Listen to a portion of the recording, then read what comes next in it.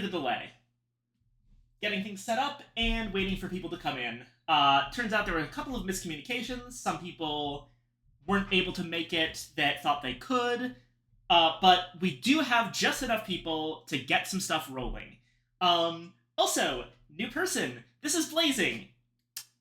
Blazing's first time on the stream. Hi. Welcome. It is always wonderful to have new people.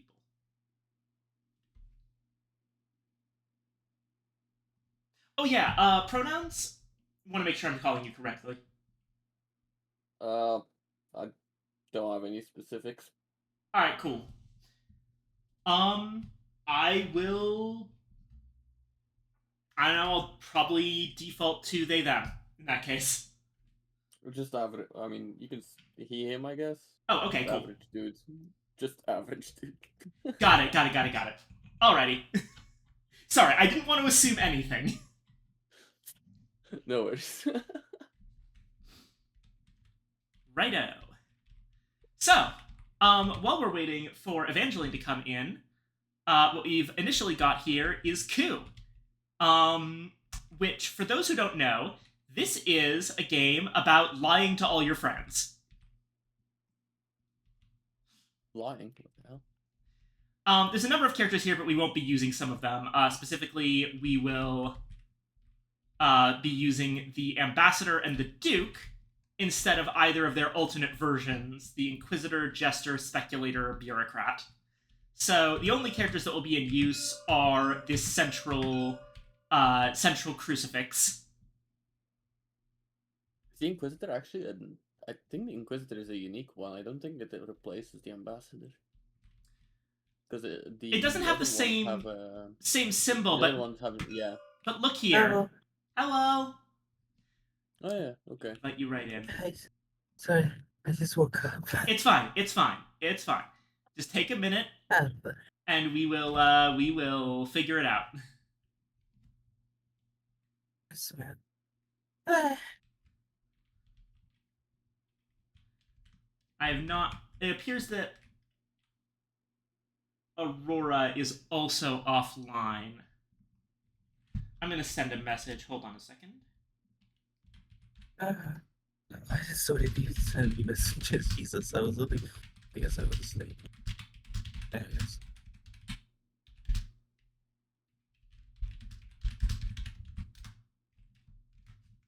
Right. Thank you for coming. But yeah. So here's what the general idea is. In the not-too-distant future, the government is run for profit by a new royal class of multinational CEOs. Their greed and absolute control of the economy has reduced all but a privileged few to lives of poverty and desperation. Out of the oppressed masses rose the Resistance, an underground organization focused on overthrowing these powerful rulers. The valiant efforts of the Resistance have created discord, intrigue, and weakness in the political courts of the Nouveau Royal, bringing the government to brink of collapse. But for you, a powerful government official, this is your opportunity to manipulate, bribe, and bluff your way into absolute power. To be successful, you must destroy the influence of your rivals and drive them into exile. In these turbulent times, there is only room for one to survive. So yeah, we're not playing as the good guys here.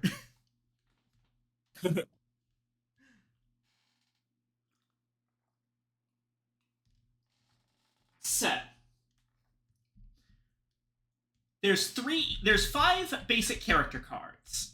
The Duke, Captain, Ambassador, Assassin, and Contessa. Again, ignore the ones on the corners, those are from the expansion, and they're alternatives to the Ambassador and the Duke.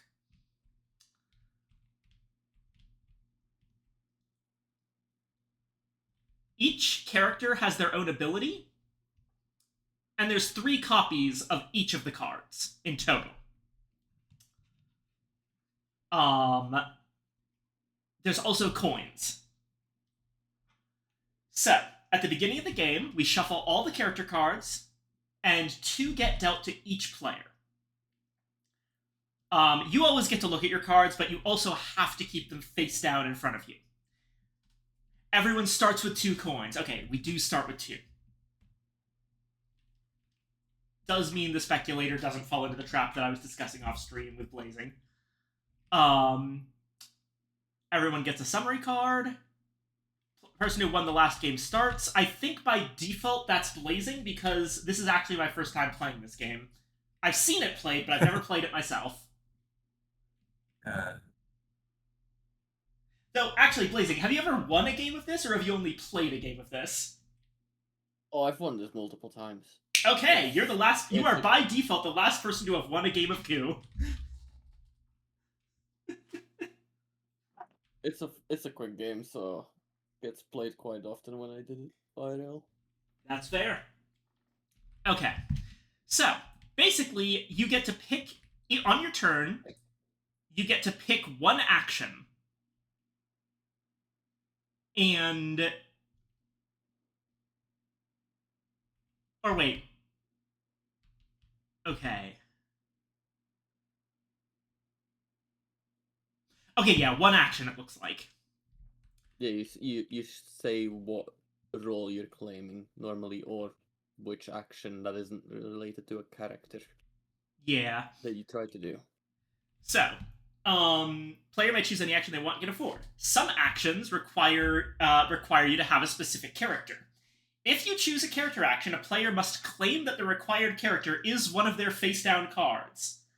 They may be telling the truth or bluffing. So yes, you can lie. Technically, you have access to any action you want. But if you take certain actions, you have to be officially claiming that one of your character cards is the card that lets you take this action. So, for example, if I take the tax action, that means I am claiming the Duke as one of my characters. Now, you don't need to reveal any of your face-down cards unless you are challenged. If you are not challenged, you automatically succeed. So this is a game about lying, like I said. If a player starts their turn with 10 or more coins, they must launch a coup that turn as their only action. So you can't stall out the game. So, your general actions. Income. Take 1 coin from the treasury. Anyone can do this at any time. It requires no claiming. It's also the most useless action in the entire game. But sometimes you gotta, you know? Foreign aid. Take 2 coins from the treasury. But if someone else is claiming the Duke, they can choose to block that foreign aid. Or you can coup. If you have 7 coins, at least, you can pay those coins to the treasury to launch a coup against another player. That player immediately loses an influence, i.e., you get to randomly select one of their 2 character cards to be permanently discarded.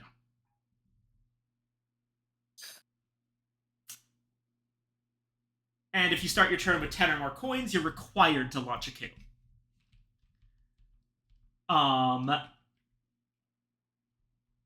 The winner, for the record, is the last person standing. If you lose both of your character cards, then you are out, and the last person in the game is the winner.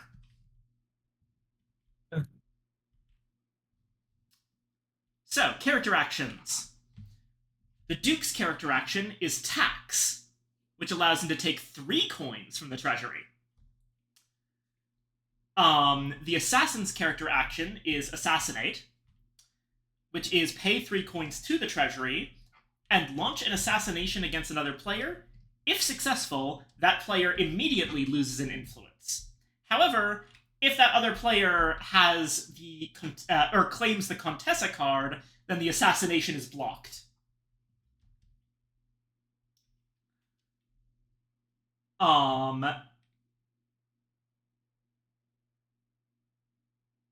The captain's ability is steal. Takes 2 coins from another player.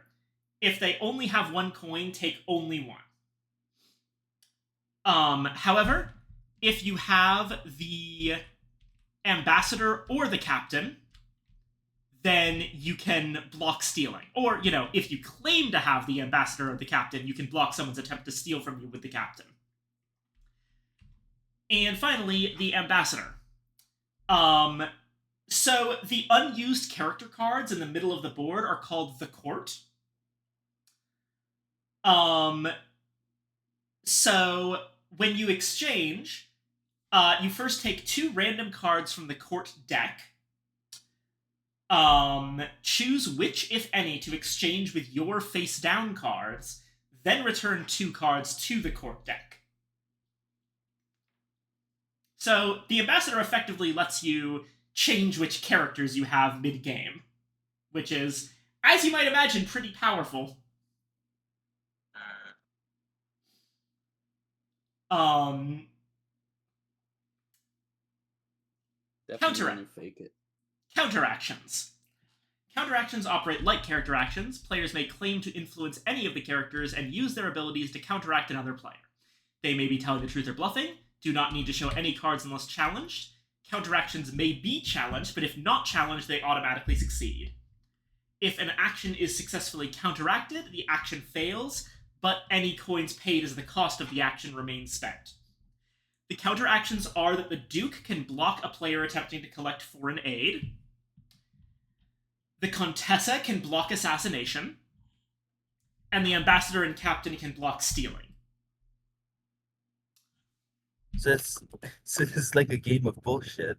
Yes. It is quite similar to the card game that in some places is called BS and in some places is called cheat. But yeah, it's exactly that. It's that kind of thing. Yeah, I was realizing that there's a lot of claiming and like cheating that you don't have something, and that's like it's very bullshit. Yeah. So, okay, where in the rules do they actually explain the concept of... Okay, these are double-sided, I see. Hold on a moment. Let me unlock these.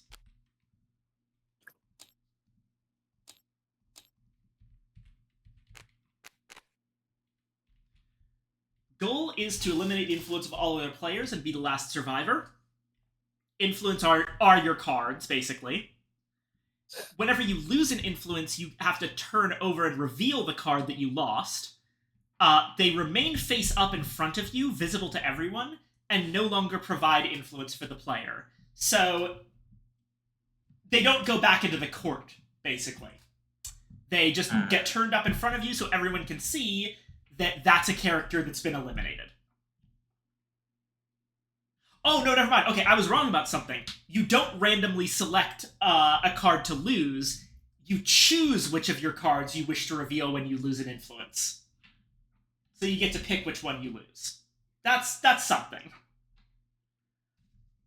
Clockwise order, 1 action only. You are not allowed to pass.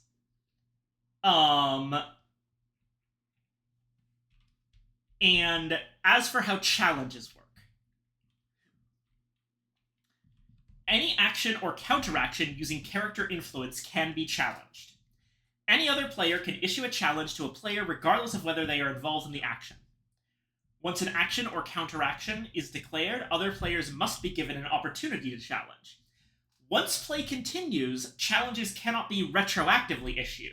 So basically, the only time you get to call bullshit against someone is the moment of. If it passes you by and you later find out that they were lying, too bad, they already got away with it. If a player is challenged, they must prove they had the required influence by showing the relevant character in one of their face-down cards. If they can't or do not wish to prove it, they lose the challenge. If they can, the challenger loses. Whoever loses the challenge immediately loses an influence. So that's important. Challenges are costly. You don't want to be throwing them out randomly. Because if you get it wrong, you're the one who... Remember, you basically have 2 hit points. And if you get a challenge wrong, you lose one of them. If a player wins a challenge by showing the relevant character card, they first return that card to the court deck, reshuffle the court deck, and take a random replacement card. That way, they have not lost influence, and other players do not know the new influence that they have. Then the action or counteraction is resolved. If an action is successfully challenged, the entire action fails, and any coins paid as the cost of the action are refunded. Okay. And yeah, that's the game. That's all the rules. So basically, there is no reason to not to show because that would just cost you your life. Yeah, so if you're challenged and you have the card, there's no reason not to show it. Technically, you do lose the card, but, like, this is a game about lying. You can just claim you have the card again, or if you want that card again, you can claim it, and you want to actually have it, you could claim the ambassador and just get it back. You see how this all works? Now that I know it's basically a game of cheat, my understanding of it has risen. Yeah, it's a very That's a game I simple. played a lot. It's a very simple game, honestly, but it's a really good one. Let me switch to a more appropriate color. I am green. Alrighty. You are now green. Yeah. Alright, shall we get started?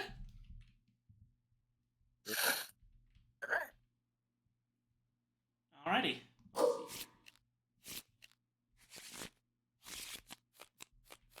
Fancy. Oh.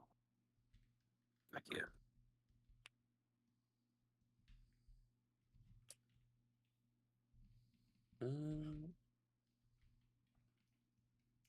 Alrighty, so starting with blazing Oh, is the and button going of, clockwise. so is the button in front of us like the challenge or Oh, there's no button in No, front of me. I think I don't see a button either, to be fair. oh, Yeah, there's only a button in front of pink. What does this button even do? I don't think it does anything.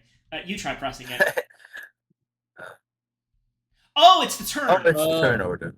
Oh, okay, wait. Let me. Okay, that makes sense. Alright, should go to blazing. Yeah, Oh, yeah, so actually, take it back. That's my bad. Oh yeah, I have to put my Oh wait, no. Hold on. How does this work? I guess we can keep them. Or no, okay, this I is mean, for. no one can see them, so I guess you would only really show them if you. All right, fair enough. Okay, I'll just put mine face down right here, and as a reminder, in Tabletop Sim, you can look at the opposite side of a card by Alt and then Shift.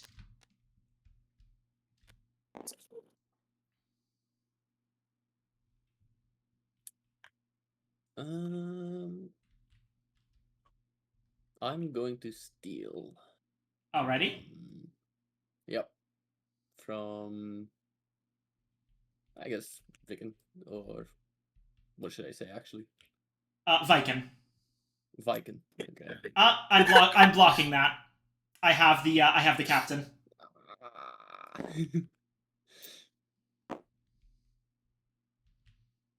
I'm So not you gonna said contest that. Oh, what the? What the fuck happened? I pressed the button. What? Okay, you know what? Okay, we're starting over. What does that do? Okay. I have What no does the clue what button happened do? there. Let's just do this. Oh, you can't even touch our shit. Let's reset. I don't think Okay, we're yeah. supposed to put the cards in the influence slot. I have a feeling. I see. Okay, so we keep them in our hand. Got it.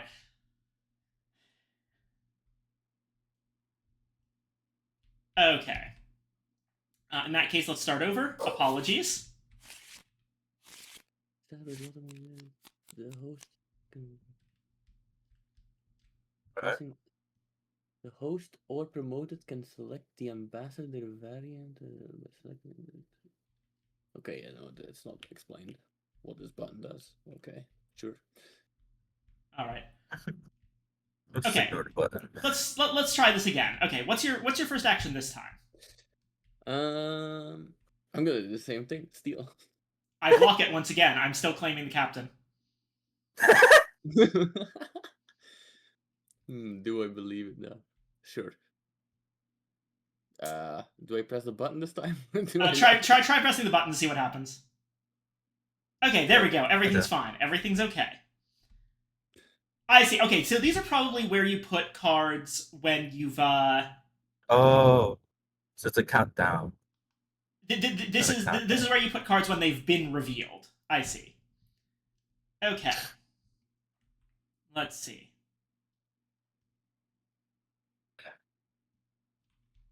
Well, I mean, I'm going to steal from Evangeline. Sorry, I have the captain. So all three of us have the captain. Okay, that seems legit. In that case, I will pass the turn marker.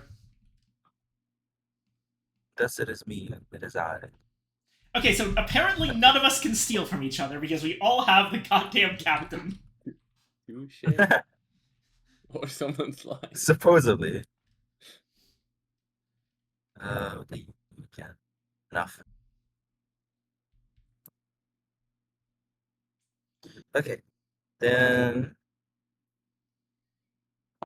I guess I'll call for an 8 to get 2 points. All right. All right. No one's blocking that, huh? So no one's gonna claim the Duke. Interesting.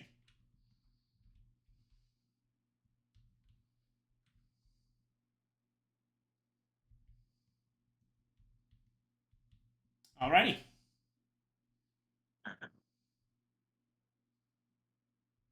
Pass the turn. Oh yeah, sorry. I'm gonna claim ambassador. All right.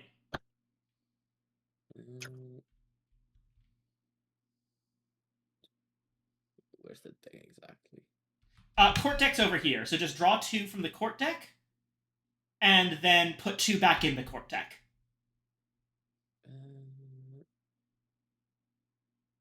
So You can just hover over the deck and press the number 2.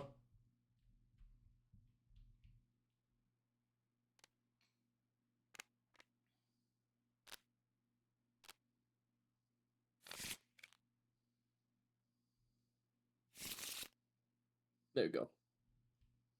Alrighty. Go ahead and pass. Oh yeah. What a coincidence, Ambassador! Oh, quite a coincidence. Alrighty. Let's see here.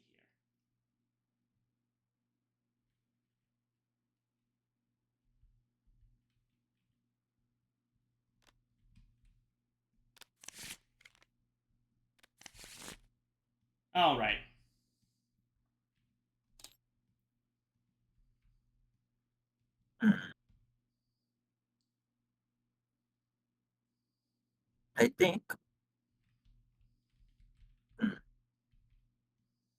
I think I'm going to steal from a blazing. I'm gonna block that with the captain. Hmm? I'm Oh. blocking that with the captain. So you still have the captain, huh? Do I? Do you?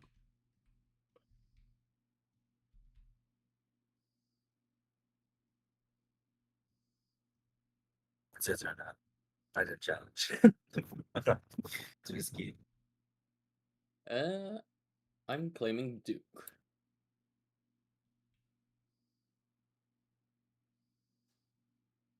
I assume no counters. No counters to that. Okay, that's that. Okay. So Blazing claims to have the captain and the Duke. Yeah. Alrighty. Thus was claimed.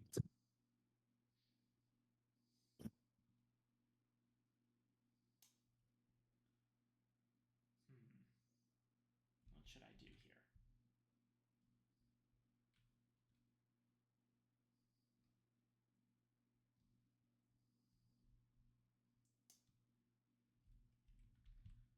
I'm just gonna take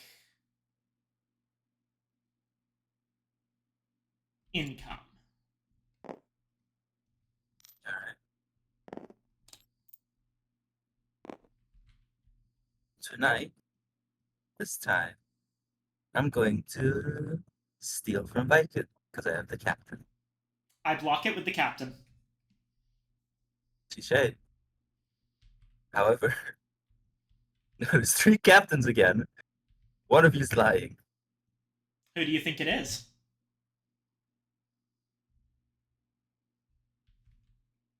I haven't a clue.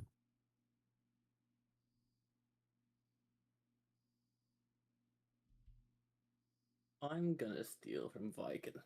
I block it with the captain. I do not believe you. All right, is that an official challenge? Yeah, sure. Here's the captain. Ah.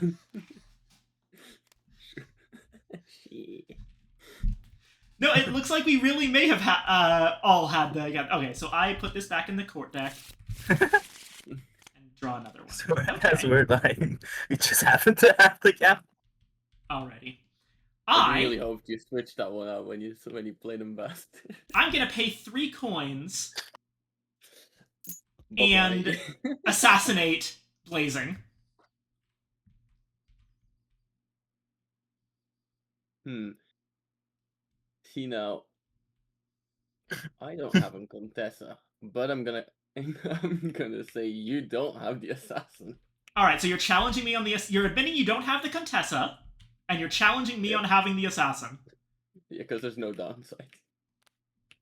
I have the assassin. That's really fucking fair. Goodbye.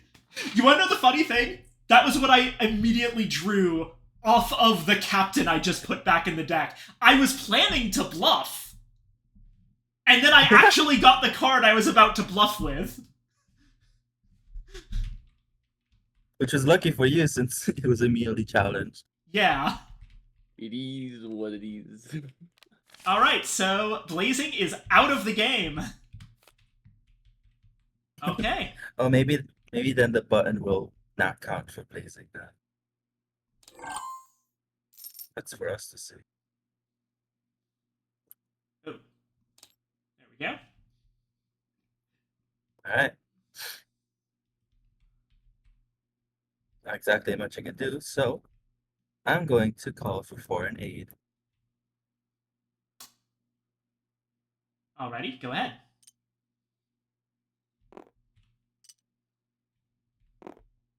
Such is my turn. It does! Okay, that's what it does. Alrighty.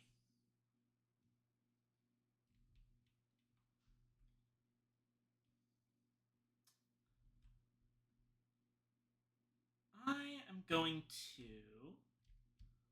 Let's see here.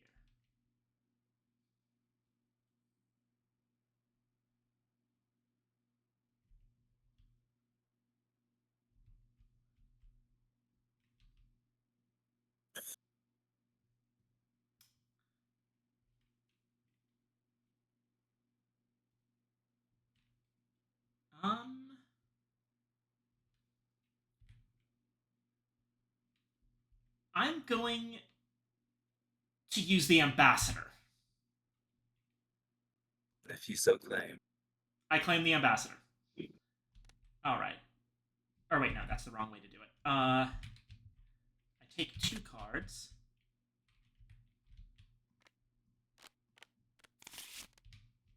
There we go.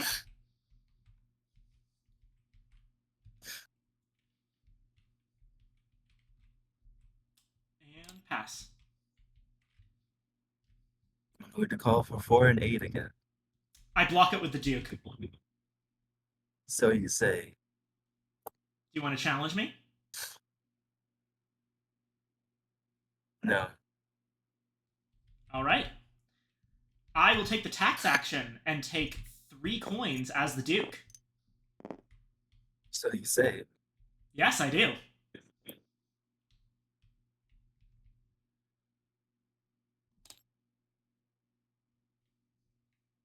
Then I'm just gonna steal 2 coins from you.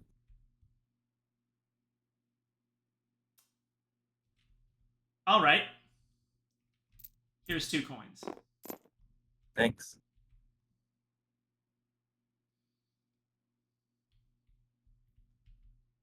All right, pass the turn. Oh, wait, sorry. Oh boy. See how this can get chaotic with a lot of people.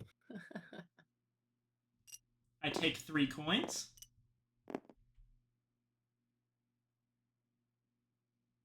And pass. And I steal 2 again. I'm getting there. Go ahead and take your 2. Thank you. You only need 7 for a coup, by the way. I know. I I like having leftovers. Alrighty. I take 3 with the Duke.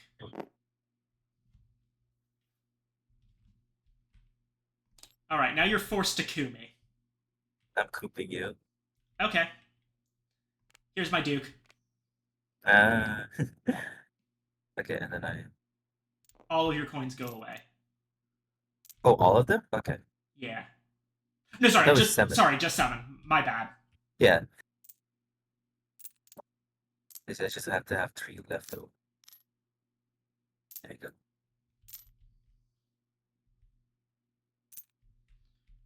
Right.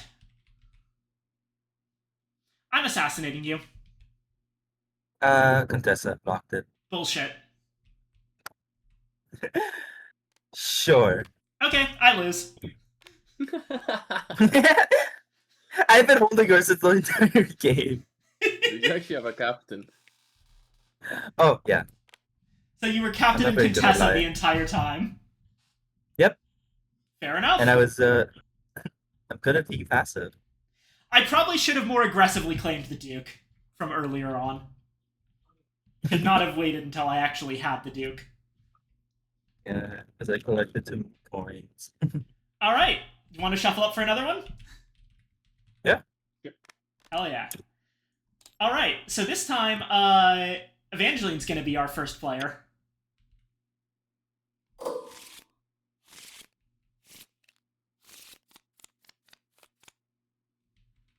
Go. Alright, let's go ahead and pass it over to Evangeline. It's up in front of you, Blazing. There we go. Shall we start? I'm ready. Yep. I'm gonna call for 4 and 8. I block it as the Duke. So you say. I do. You Duke.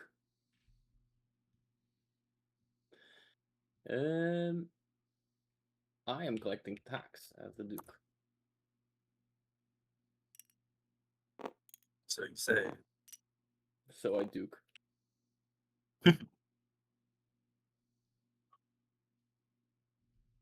Right. Tax has the Duke. So you say. I do.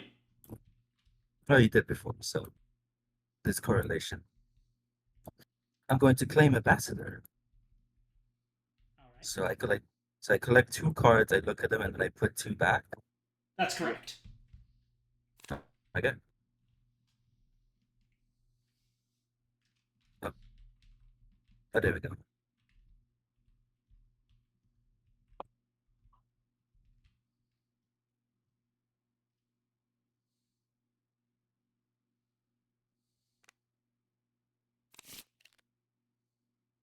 Oh, Heart of Swords. Oh, nice of it.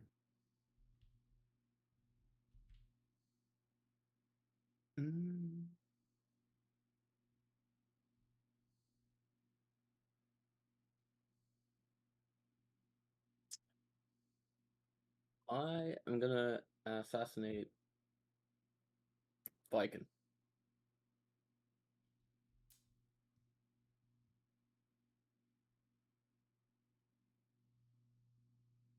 I call bullshit. Alright, fair enough. Let's see. I think that means you're out, if I remember correctly. Oh, yeah! No, it goes through, And Alright, I then. also lost one for a challenge, so that's an assassin double kill. Well, Yeah, I had to oh, start from you okay. before. I put the. So you went That high. goes there.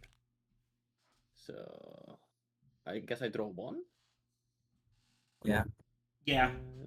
Where's the draw? Where's the deal? There. You can also just press 1 on it. Oh, okay, didn't know that. Okay.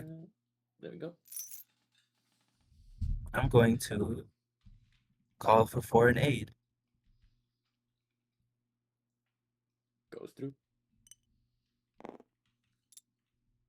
Oh, because actually no, that's an all action. Yeah.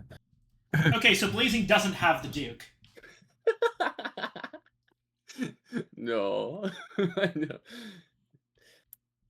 I'm going to steal from the only player left. So you say. Mm-hmm. Does it go through? Yes, it goes through.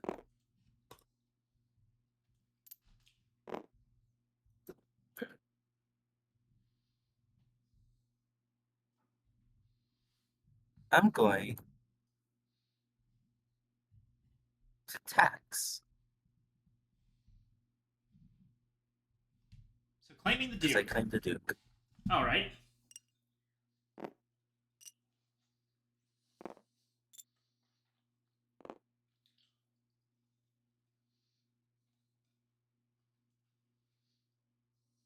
Okay. I'm gonna steal again. So you say. Mm-hmm.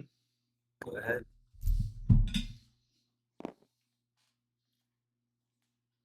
I'm going to assassinate. Contessa.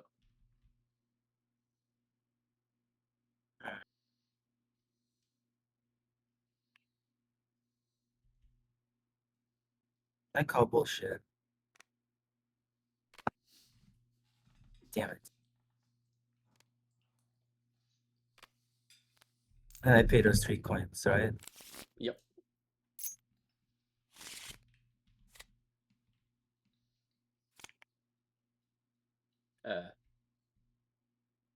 I don't think you draw a new one, right? No, you're I not. drew. I drew. You're not supposed to draw a new one now. Oh, okay. You're just down to 1. So they say. Well, they do actually. Yeah, that part I can't really lie about. That's just in the rules. I know. I'm gonna assassinate. Contessa.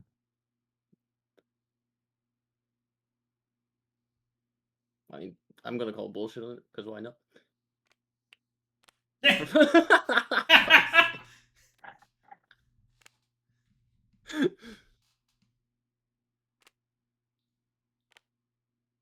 The 3 coins go into the treasury. There we go. I'm going to claim Duke at tax 3.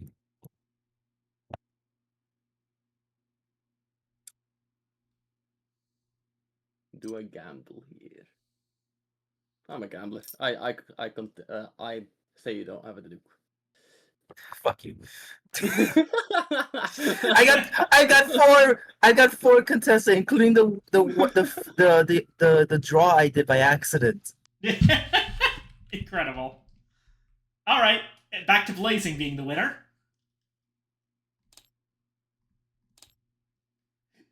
All righty. If you had to Duke, that would have been rough. Okay. If I'm gonna That's a claim continue. Duke. So you said.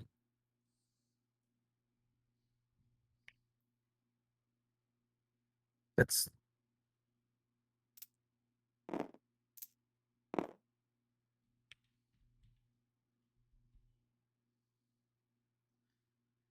All right.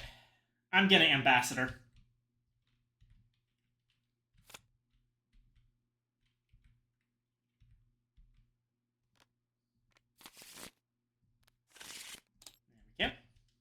Ambassador is a strong card, but at the same time, it's just a hard one to challenge.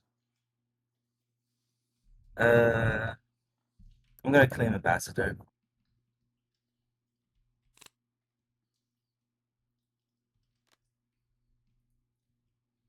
Give it. There we go.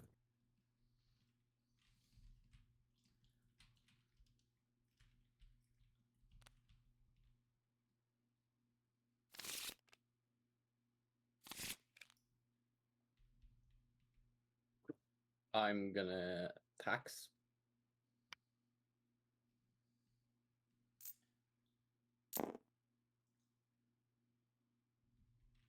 I'm gonna steal from Blazing. I block that steal. With which card? Captain. Bullshit. Ah, well. It's a challenge.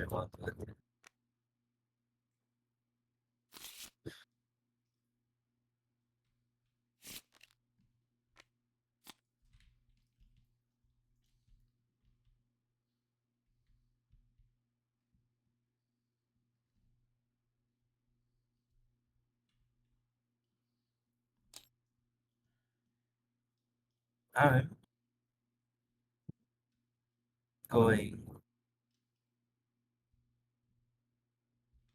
I'm going to claim Duke.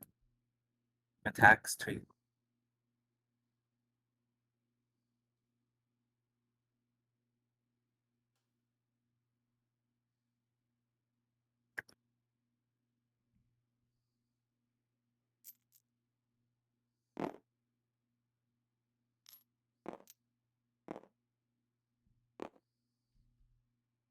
I'm gonna coup think, but what's the name I should be using? Evangeline. Eva. Evangeline? Either works. Whatever slips Yeah. the top. Anyways. 7.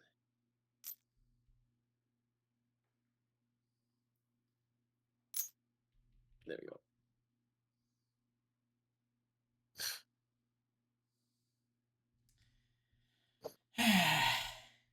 Ambassador.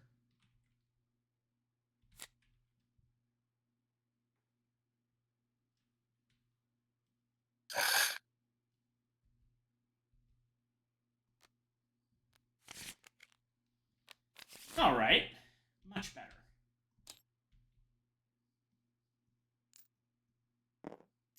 I'm going to assassinate a Blazing. Sure. Right.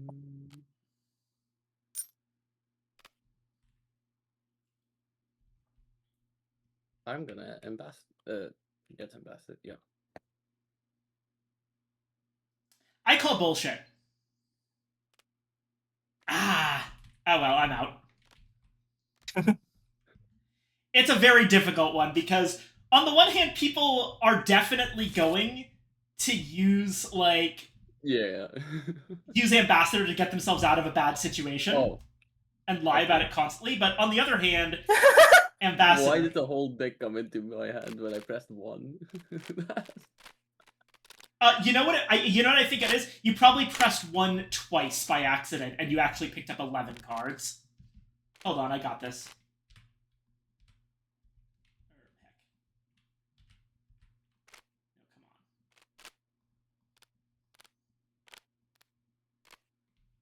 Okay, what the fuck? That should not be happening.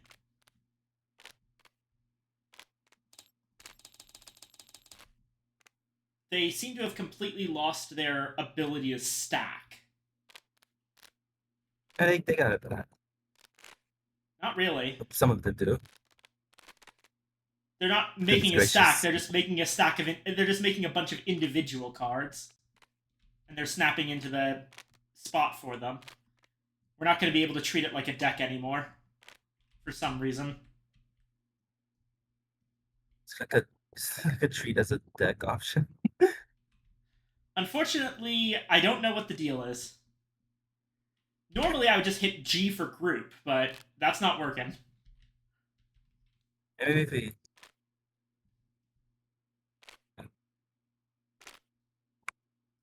The game's almost over. We'll just deal with it. Yeah, okay. Just have to do shit manually now. Yes, I'm It's okay. drawing the top card. Okay. I'm gonna steal.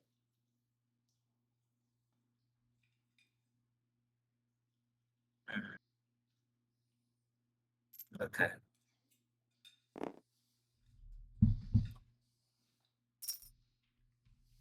I'm going to get income.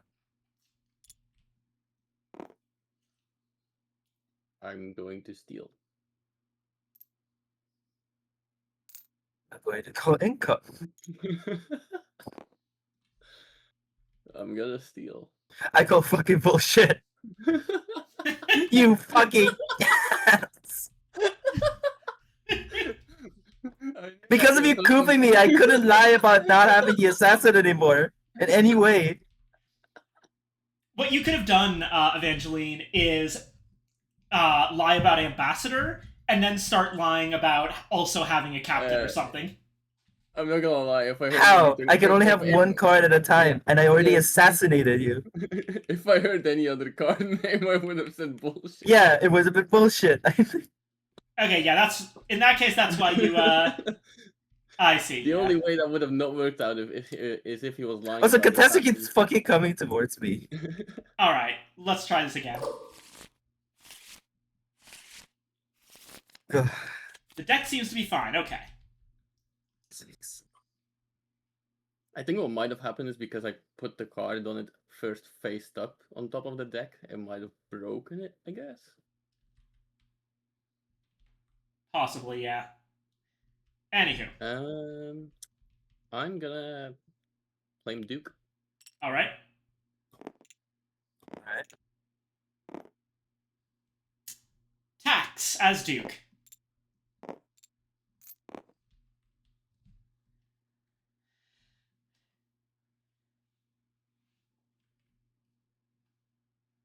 Oh, yes, sorry. I'm also going to claim taxes, Duke. Neat.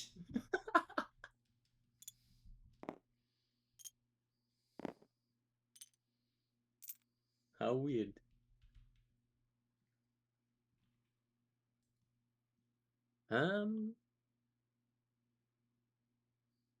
I'm just gonna tax.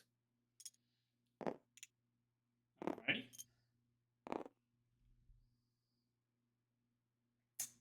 Let's see. Yeah, I tax. You won't believe this.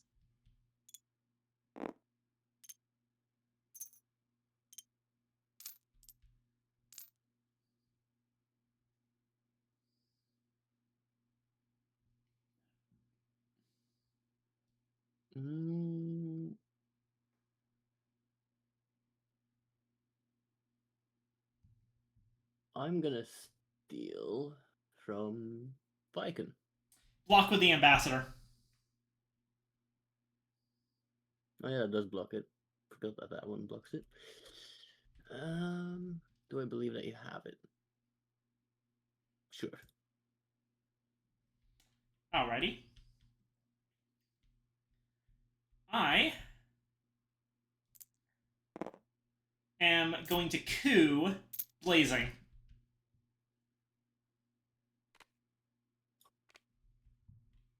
Alright. I'm going to assassinate Viken.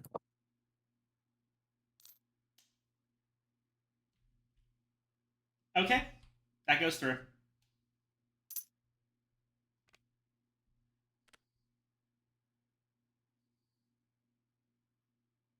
I am going to coup. Fuck, I'm gonna get the name now. Evangeline? Yeah, Evangeline. Because it's Eva or Ava or I I'm think just this is bad a at different general spelling of it. names. Well, Here, I'll remember. spell it out for you in pen. Actually, can I give you a nickname in this? Oh no, I can't. Okay. Oh wait, maybe I can do it on Steam actually. You can, yeah. Okay, here you go. It's in big bold letters and it is capitalized. Unfortunately, if you do it on Steam, it won't show up in Tabletop Sim. Yeah. Oh, it doesn't? Oh, okay. I just spelled out my name. Thanks. Oh yeah, you cooked me. Yeah. Yeah. Alrighty. Oh yeah, forgot about that. No, my turn is already done, so. Gotcha. I tax.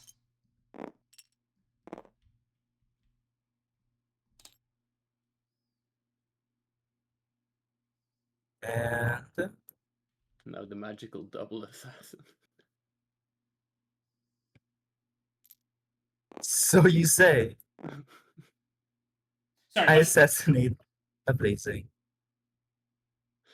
See, I have nothing to lose to say. I don't agree. I don't believe you. Sure. Fuck. Alrighty. Surely you don't pull another assassin. Well, actually, you don't have the coins for it. What? Oh yeah, sorry. You Forgot have to to put pay it the, back. yeah, you have to pay the 3. Yeah, because you called it my BS. And 3. failed. I take 3 coins claiming Duke. So you say I do. I'm going to steal it from you as the captain. All right.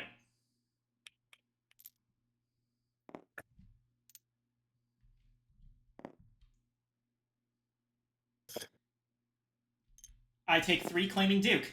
I swear if you actually have an assassin.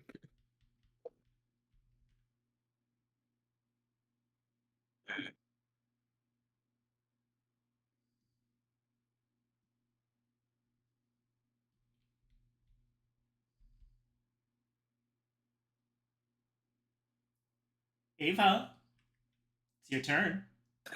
Don't call it like that. That's odd.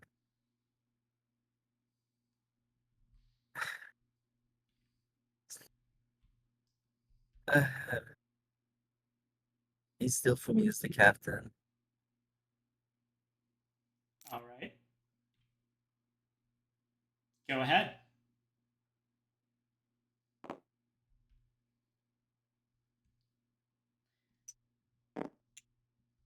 Take 3 as the Duke. God.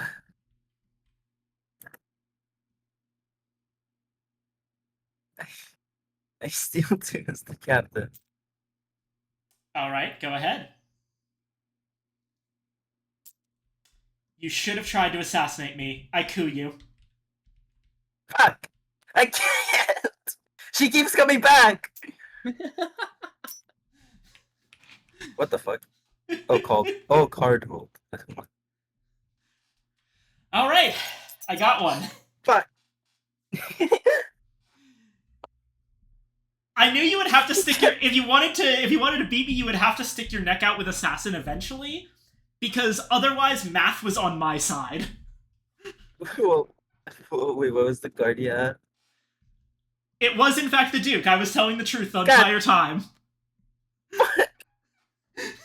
Yeah, was either calling bullshit on Duke at the end before he got 7, or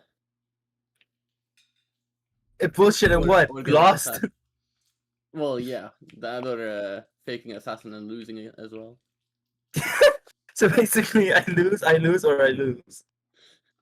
If you Instead had of a real assassin, you would have won. If, unfortunately, someone took it from me. All right. I could go for one more, and then we can switch to another game. Sure. Yeah, sure. All right, I'll take first this time.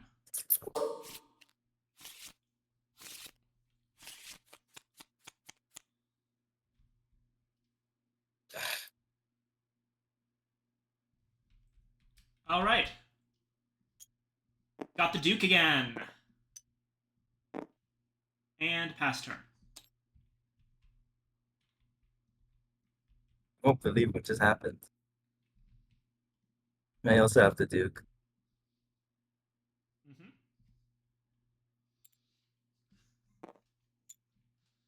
I mean, I honestly don't believe either of you, but sure. I believe you too. If you're going to say I claim I mean- Duke. I mean, I claim Duke.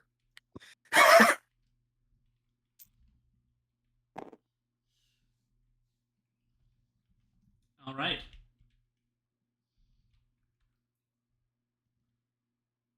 Let's see here. I assassinate Blazing. Contessa. No, you don't. Oh, yes, I do. All right, fair enough.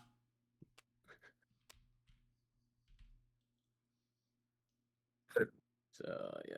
You should stop putting it in the influence hole before the button is pressed, or it's gonna be locked there. Draw.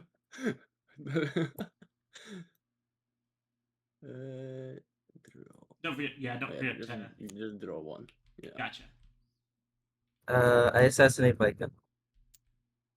Contessa.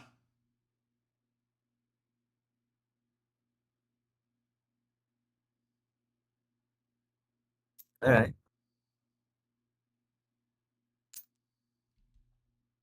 Okay. So you're claiming Duke Assassin.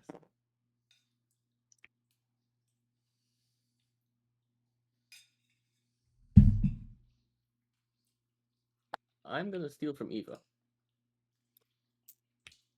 That's what? As the Cap- captain. Captain's the only one who can steal. Oh, okay. Ambassador can block stealing, but can't steal himself.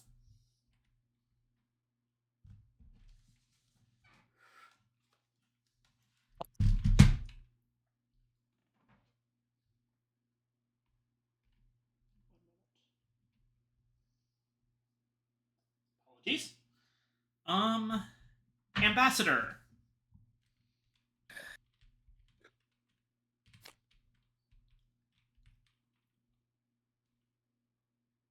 And No, wasn't neither of us are whiskey. No, is that an ambassador or is that a Contessa?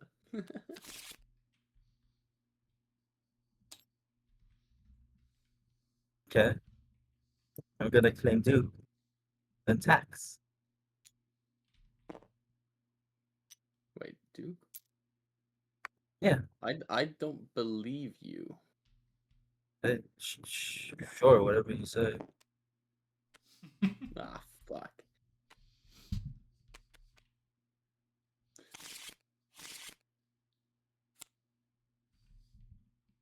Wait, that means you never had the assassin, did you? Oh wait, no, you did. Oh yeah, wait, you didn't lose a card yet. Fuck. I'm claiming ambassador. All right.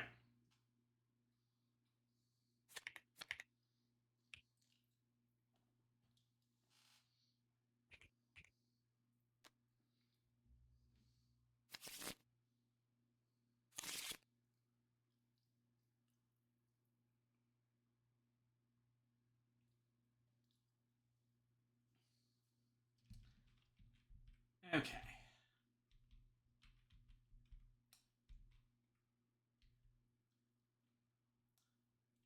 I take foreign aid. Oh, sorry, Duke locks it. Bullshit. Sure. Okay, I'm out. I had 2 assassins. Oh my god.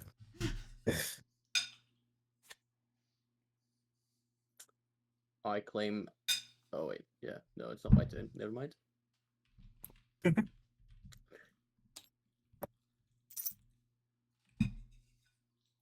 Okay. I'm going to claim Captain and steal from you. Sure.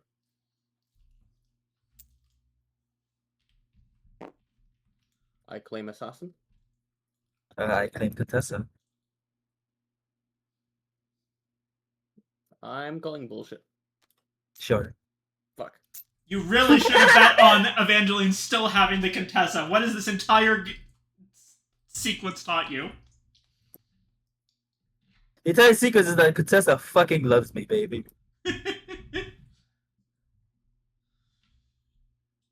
And yet, and fucking getting duped twice and claiming assassination when I didn't have it. God, I love bullshitting. 3 assassins on the board, Jesus. That's why I knew you didn't have the assassin at that point.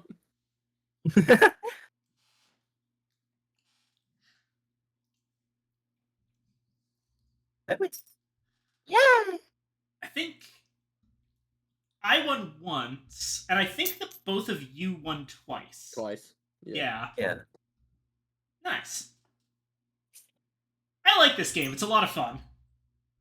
Yeah. It was a little scary. What would be the word be? It was a Well, little scrousing. It was a little scrousing when you said eventually do something.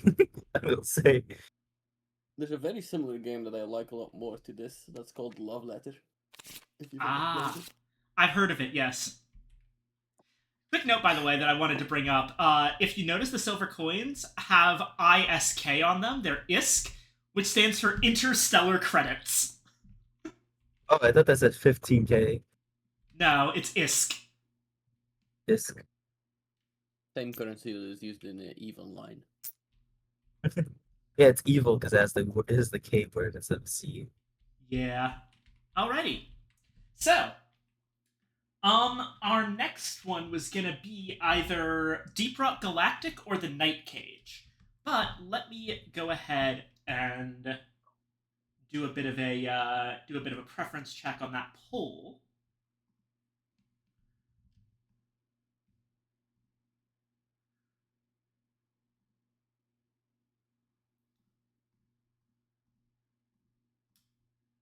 Gotcha. It looks like Ava voted for both Deep Rock and Night Cage, but Blazing voted for Night Cage specifically. That is a Yeah, rarity. I didn't really look at the Deep Rock Galactic one, so I didn't vote for it. I'd have to look what it's about. Let me show you. It's a board game based on a popular video game. I've played the game. I just don't know what the board game would be doing. Oh, let me introduce it to you.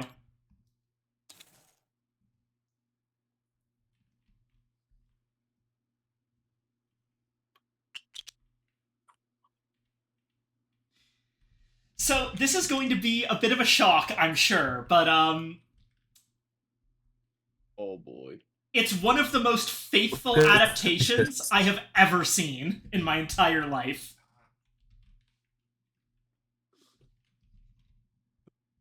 Oh boy. What is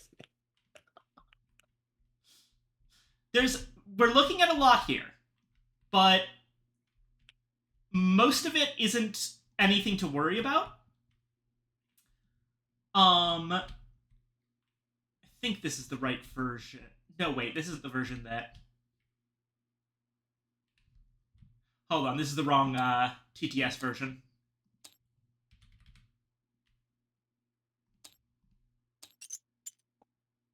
Here we go. This should be it.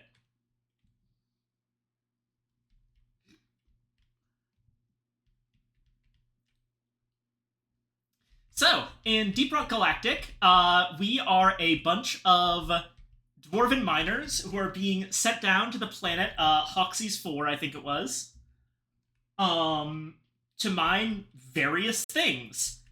Problem, there's bugs here. Oh. It appears that Manhattan Cafe has disconnected. Too many assets to install. Probably.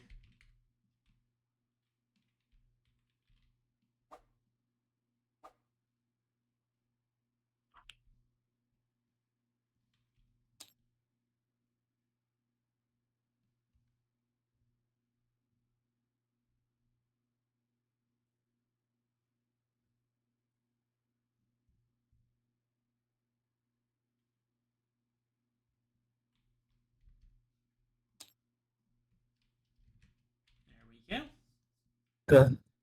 Sorry about that. There's actually no precedent. What do you mean? So Sorry, I think my internet like died or something. Ah, I see. Sorry, what were you saying, Blazing? there's actually no precedent. So what the hell?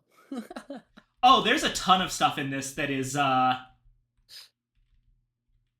kinda crazy. This does seem to be differently or oh, I see. You can now enable expansions. Um Timeout client. What? Okay, I'm gonna reset the game Gotcha. just in case. Lordies, let me show you something here, Blazing. yes.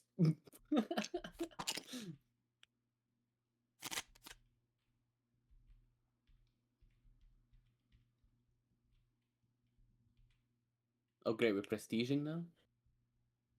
Yeah. So that we've got various mission types. We've got drinks at the bar. Doubts. We've got warnings and anomalies.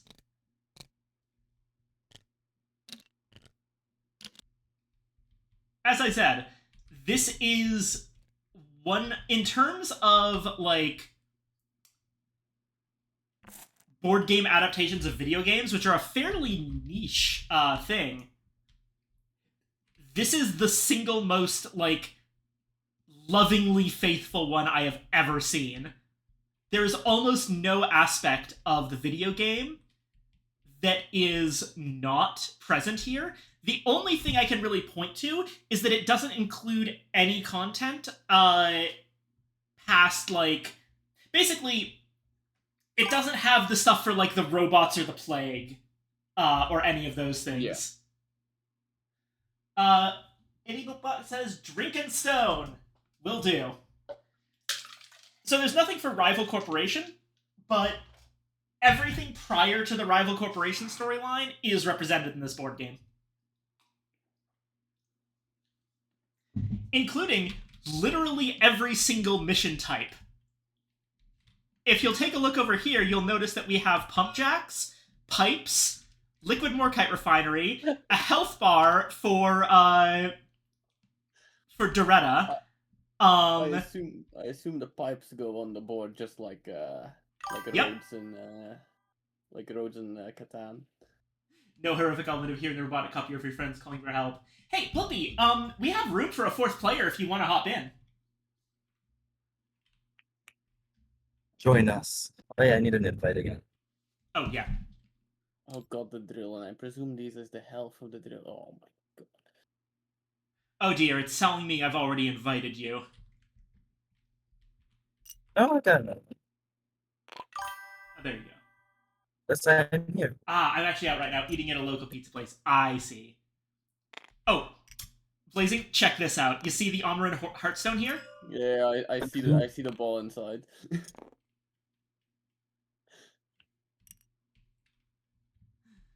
Gem, drill dozer, all that stuff. And it's got It's a ball.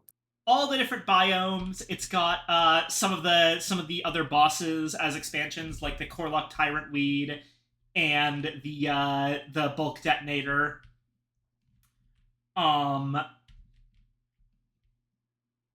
It's got a truly ridiculous amount of content. There is so much going on in this game. And yet it's still honestly not all that long or difficult to understand from what I've seen. So let's go ahead and disable the space rig. We're gonna need to reset it. Hold on. Oh dear. Manhattan Cafe is disconnected again.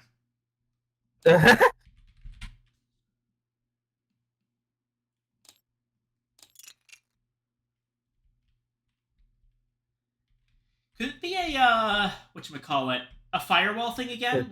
We've had that problem in the past. Yeah.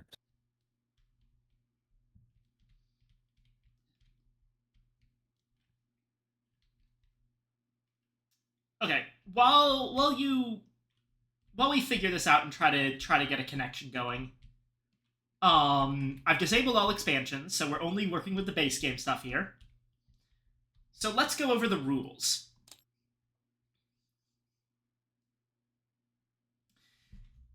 A letter from management. You and your team are being dispatched to the remote planet Hoxie's 4 immediately. Your orders are to mine and retrieve morkite, nitra, gold, quarks, and other valuable resources. More information on these materials can be found in the attached reference documents. Your team will be equipped with standard mining equipment as listed in your handbook. If you would rather embark on a solo mission, you will be assigned a Bosco unit. Warning, Hoxie's 4 is inhabited by a hostile, oviparous species classified as the Glyphids. Encounters with various malignant creature types are expected to occur. Be prepared to defend the operation against all sorts of creepy crawlies and flying horrors. Management expects delivery of all mined resources in a timely manner, even in the event of death, as per your contract. That's all. Good luck down there.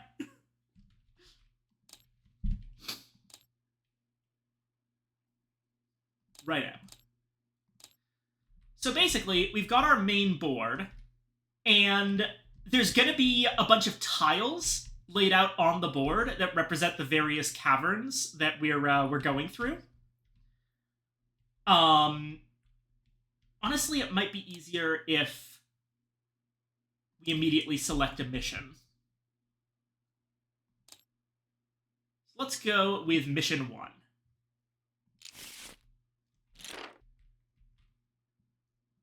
Yeah, this is easier to explain. So this is what it looks like. This is where we start. It's the, whatchamacallit, the drill elevator. And you might notice that some of these areas are disconnected from each other. Well, check this out. There's a stack here of empty cave hexes, and we can mine through the wall.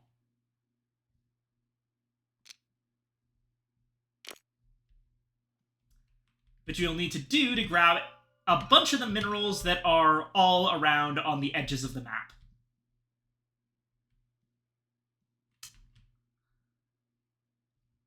There's various little question mark things. These are various, to show what they are, these are exploration tiles, and they can be one of these things. Barley bulbs, red sugars, eggs, apoca blooms, loot bugs, and fossils. Oh dear. If it's an egg, you get Okay, a what the reward. heck? So, It yeah. takes like forever to load and then suddenly kills me. How's the storage space doing on your computer? Strange. Should be fine-ish.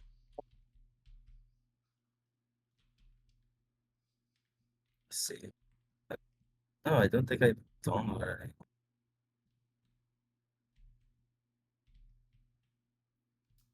Unless it somehow takes 102 gigabytes, it should be fine.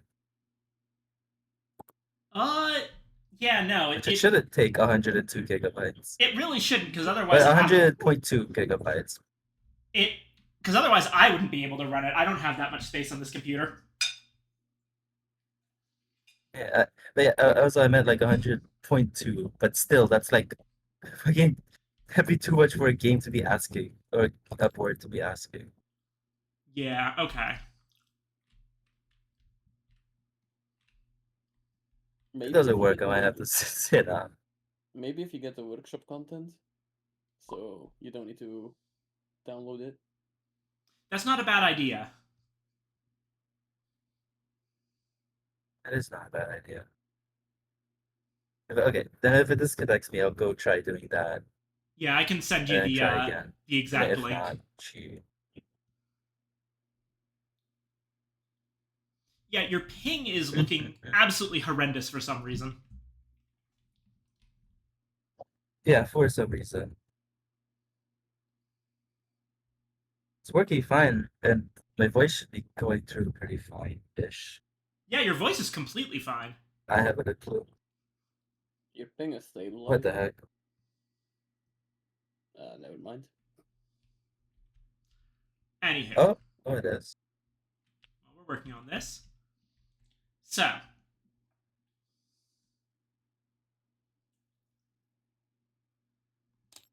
we've got a bunch of various things here. The event deck, the swarm, which is just like we regularly draw events to see random shit happening in the mission. There's the swarm deck, which is whenever glyphids spawn, this tells us which glyphids spawn and how. There's the rock and stone deck, which are various good things. And the supply pod deck, which whenever we call down a supply pod, the supply pod deck will tell us what's in it. There's also a throwables deck, as well as a deck of secondary weapons. This is one of the big differences. Secondary weapons are not character locked. You can mix and match all you want. So you can do silly things like those electric SMGs that the engineer has, yet you can give them to the driller.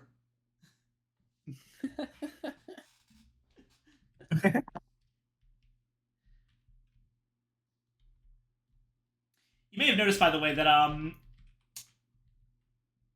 each character has access to one of their other weapons. Specifically, while the engineer automatically has the grenade launcher, it can be swapped out with the breach cutter.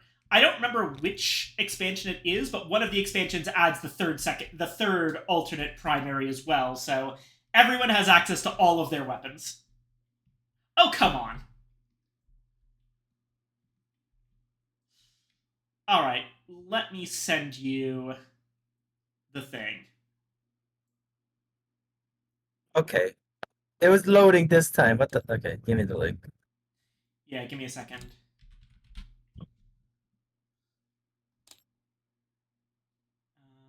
Info.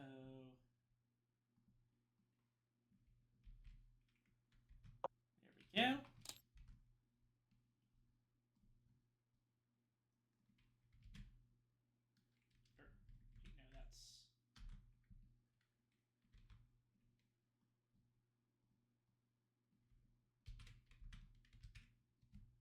we go. There we go.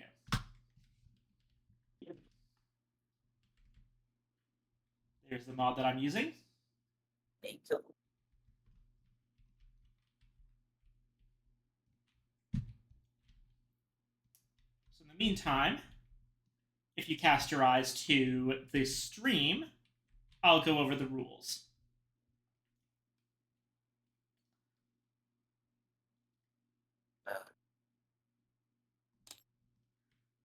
So we select a mission.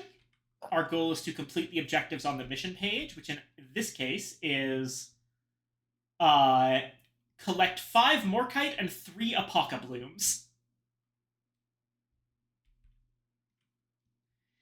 It also specifies that the exploration tiles that have been placed face down on this board are 3 Apocablooms and 2 loot bugs.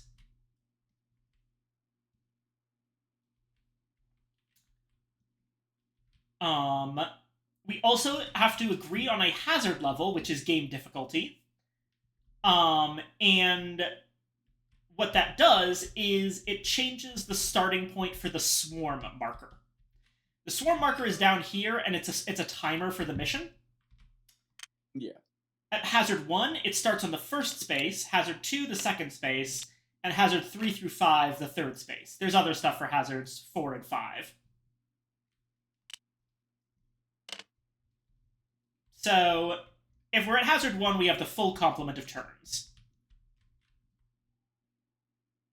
Specifically, hazard 4 and 5, we place an additional grunt at each tunnel exit at the start of the game. And at hazard 5, grunts become stronger. And there's more die faces that result in a damage.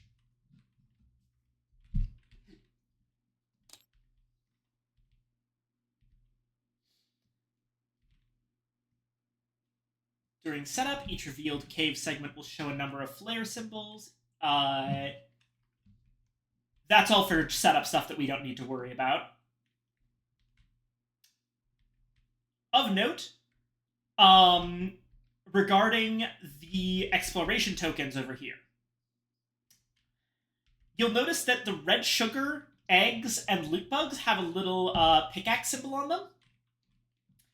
Basically, if you just walk on top of a barley bulb, a pocket bloom, or fossil, you can just pick it up. But with the other ones, you actually have to take an action to mine the object. Just hit it with your pickaxe.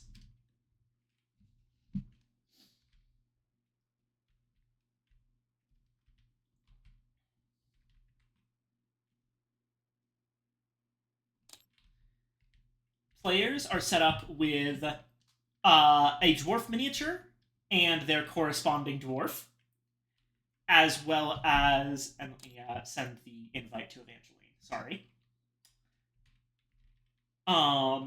The default primary weapon, which has 5 primary ammo tokens. You also, at the beginning of the mission, take a secondary weapon of your choice from the secondary weapons deck and give it 3 ammo tokens, with the overclocked side facing down. It mentions, if you're not sure which weapon to pick, we recommend choosing a secondary weapon that shows dice that are different from those on your primary weapon. There's basically 4 different types of dice in this game that broadly correspond to the 4 classes. There are bullet dice, which are green, armor-piercing dice, which are blue, flame dice, which are yellow, and explosive dice, which are red. So yeah, gunner dice, scout dice, digger dice, engineer dice, basically.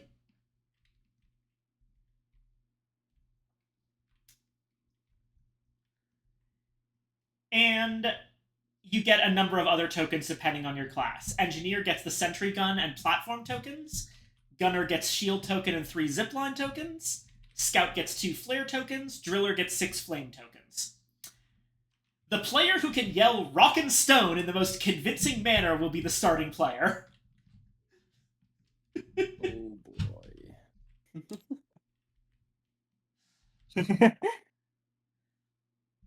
Alrighty. Turns go clockwise. Consist of an action phase and an event phase. During the action phase, you get 3 actions, which you can carry out in any order, and you get the same action multiple times. You can also end your turn without taking all 3 actions if you want.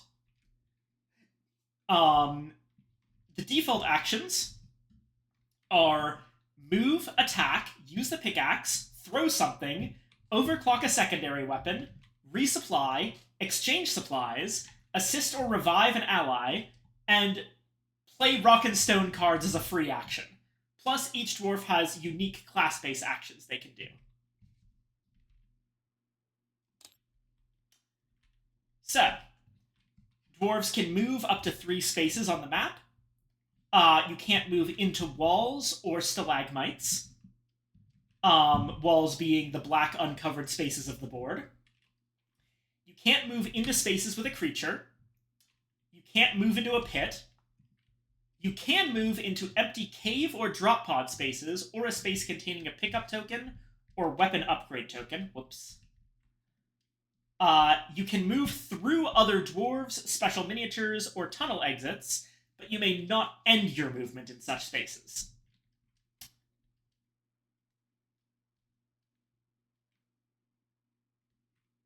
And when we all move off of the drop pod space over here, we effectively flip it over to become empty cave. Because it's just cave on the back. We would do it like... Yep. I have my degree rotation set incorrectly. There we go. 15% should do it.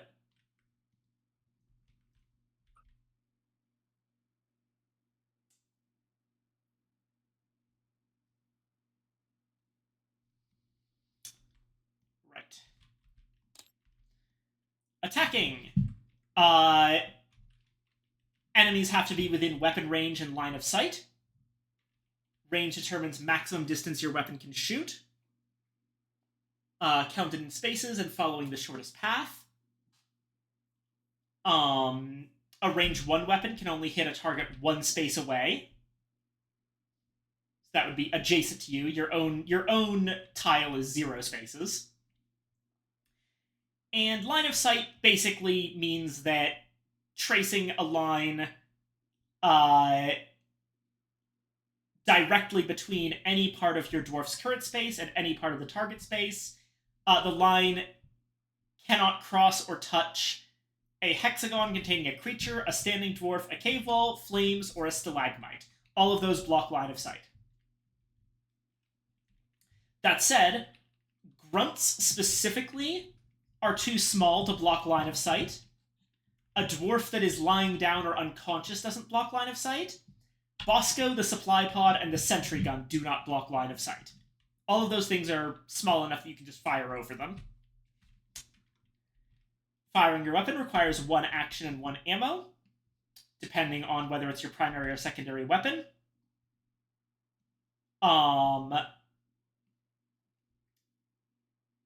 Grab the color and number of dice depicted on your weapon, and roll. Most dice work the same way, either hit or miss. If the die face shows 2 identical symbols, it counts as 2 hits. And while inside the drop pod, dwarves can attack but cannot be attacked. And it also protects you from event cards. After rolling your weapon dice, you must assign them to the targeted spaces. The first die you assign must be a hit. You may assign the next die, hit or miss, to the same space, or an adjacent space that is also within line of sight and range. Basically, you can do a sort of a weapon spread situation if you're rolling multiple dice. They show an example here of the driller spraying with the flamethrower. Even misses are useful. Creatures can have resistance, so if it shows that a creature has resistance to a damage type, each point of resistance reduces that damage by 1.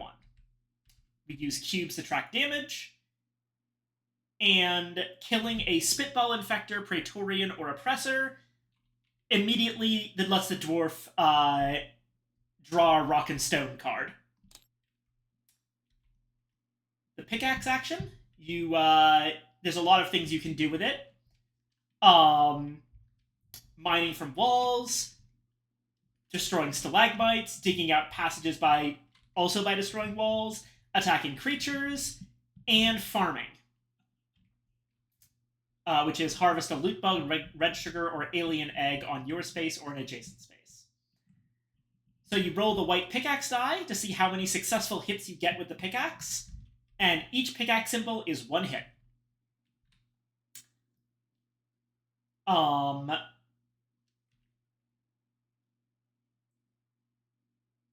And yeah, that's basically it. There's a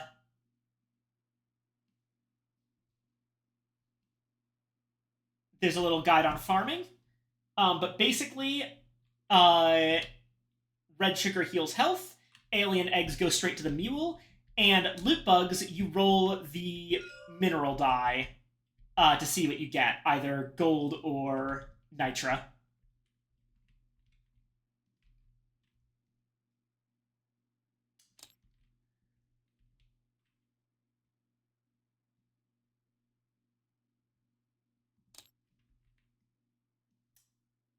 Each dwarf starts the game with 1 or more throwables, most of which are grenades. These are one-shot cards. Follow the text on the card, then put it in the discard pile. Throwables also have range, but just follow the text on the card. There's a lot of specific rules here, but most of them are clarification rules, just to make sure that they go through the entire thing each time. Everyone keeping up so far? Yep. Right. In a way. If you have a gold in the shared supply space, you can spend 1 action and that gold to overclock your secondary weapon. Which, along with changing its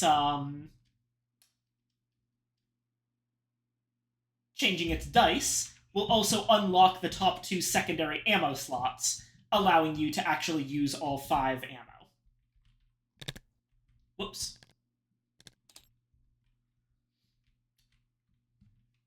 when resupplying, you can either spend an action and 3 nitra to call down a supply pod. Gold can be used to substitute for nitra. You can put the supply pod token on any empty ground space in the cave system except tunnel exits or pits, and you draw a supply pod card to discover the contents. If you're adjacent to a supply pod, you can also use this action to collect supplies, which just means take as many supplies from the pod as you feel you need, though you cannot take more ammo than you have room for in your character board. Generally, supply pods contain primary ammo, secondary ammo, and health. I think I might have to sit out of this. Oh no. Okay, I've got one more idea. Why don't you try hosting it? Thank you. Sorry. Go.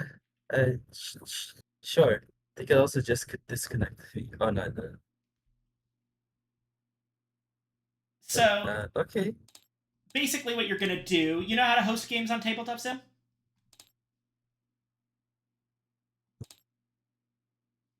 I can try that. Yeah. I think I do. Head back out to the main menu. Amazing. Give me your I already sent the invite. Well, the Steam shit. I sent the Steam friend request. Nice. All right. While Evangeline is doing this, exchange supplies just means that you can trade a bunch of stuff with an adjacent dwarf. Oh, sorry.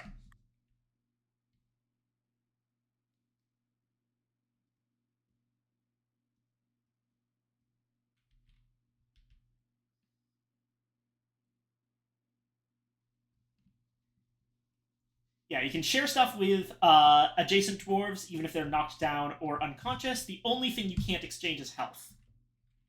Because duh. And then you can assist or revive. A dwarf that's been knocked over or is knocked out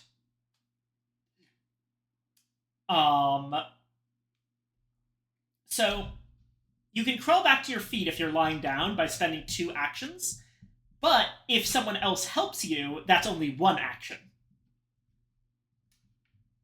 A dwarf that ran out of health is just unconscious. If a dwarf is unconscious at the start of their turn, advance the swarm threat marker by 1. Dwarves that are unconscious skip their turn and don't draw an event card, but a standing dwarf can spend 1 action to revive an adjacent unconscious dwarf. The dwarf stands back up and receives 1 health cube. Playing a rock and stone card is a free action that doesn't count towards your 3 actions on your turn. You can even play them during another player's turn. You can't play them while a creature is moving or attacking, unless the card says otherwise. They're 1-shot cards, so they get discarded after use. Most cards will affect another dwarf, but sometimes also your own. And if you're playing solo, you can play rock and stone cards on yourself.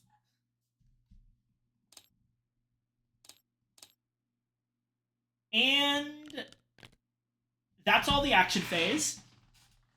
At the end of your turn, you draw an event card and take the instructions on the card.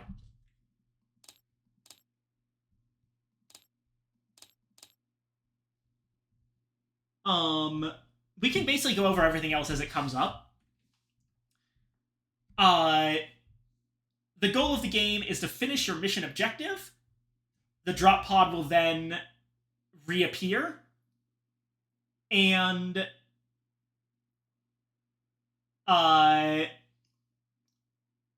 everyone has to go back to the drop pod. If everyone is unconscious simultaneously, the mission fails. If the swarm threat track runs out, the mission fails. But if the swarm threat track runs out, but at least one dwarf made it onto the drop pod, the mission is considered a modest success. And yeah, that's the game.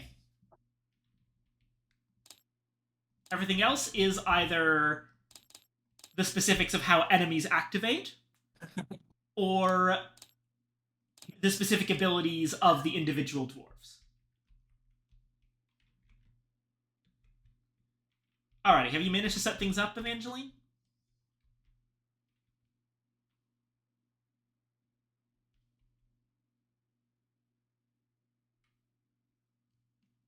Let's see, it's taking long to load here. Yeah, I'm sorry. It's alright. I was asking if you'd set things I up. think I might have to sit. You can't. Yeah, you can't set it up for some It's reason. loading for so long to load. It's been Hmm. stuck at 41% for at least 3 minutes now. Oh So it dear. might just be an issue on. Yeah. Hmm. Yeah, there's probably some downloading issue. I don't know why this game of all I games would. just sit it out, it's fine. I don't know why this game of all games would make that Yeah, happen. especially because I've loaded it before. That's so weird. Yeah, because Alright. it's like it's loaded before. You showed me before. Hold on. Let's try a Hail Mary. Restart your computer Huh? and see if that fixes anything. Uh, If that doesn't work, then yeah, maybe we can't do this. You okay with that? Well, alrighty then. while you do that, I'll go take a quick bathroom break. Alrighty.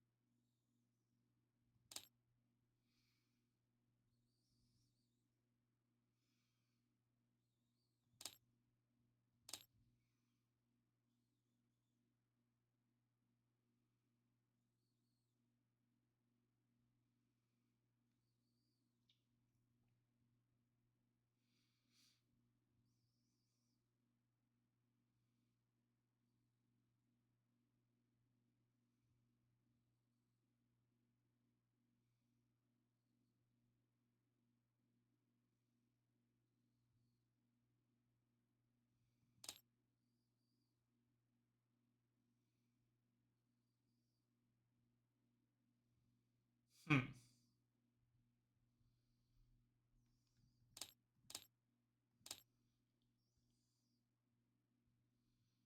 Let's see.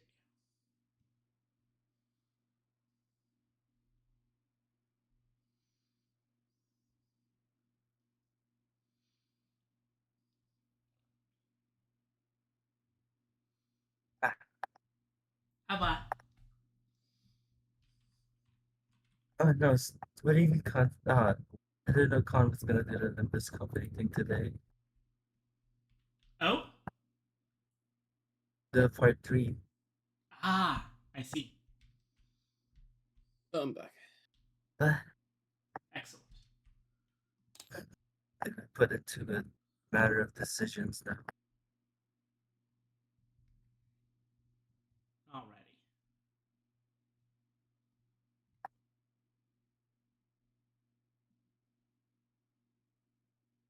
Let's try this one.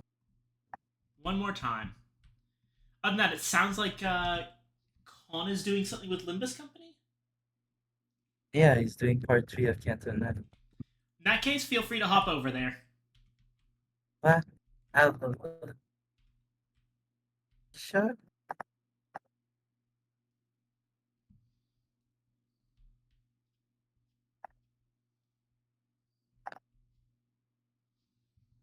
I did probably want to. Like, can you sure? Oh, I meant like, let's check and see if it works, and then we can make a decision. But Oh. if it doesn't work, then definitely feel free. Okay. I mean, obviously, feel free to do whatever you want, but this can be played 2-player. Hell, this can be played 1-player. I've mostly been going so hard on it, right, because I don't want you to just sit it out, because that would be really boring. But if you have something else to do, then it's not as much of a problem. I see.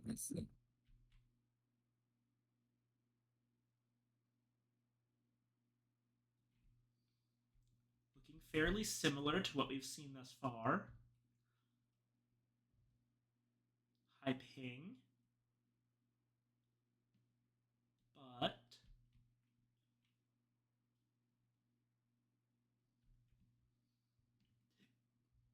loading seems like somewhat more stable. I can't quite tell from here. Somewhat, but it has a percentage of like getting stuck on. Admittedly, a percentage is to be expected. This is a fairly complex game. Though not particularly difficult or long, which is what's so impressive about it. It's admittedly especially easy to understand if you've played Deep Rock Galactic.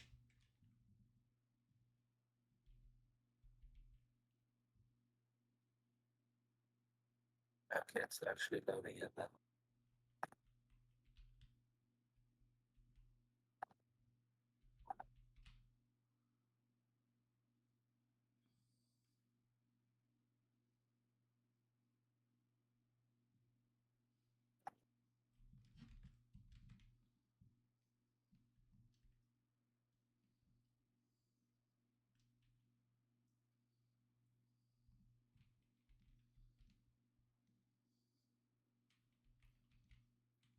There we go. It's at 55%, it looks like.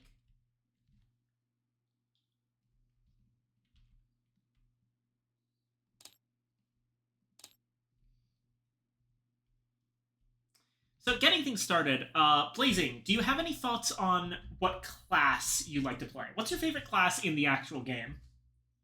Driller. Driller, good choice. My favorite's Engineer.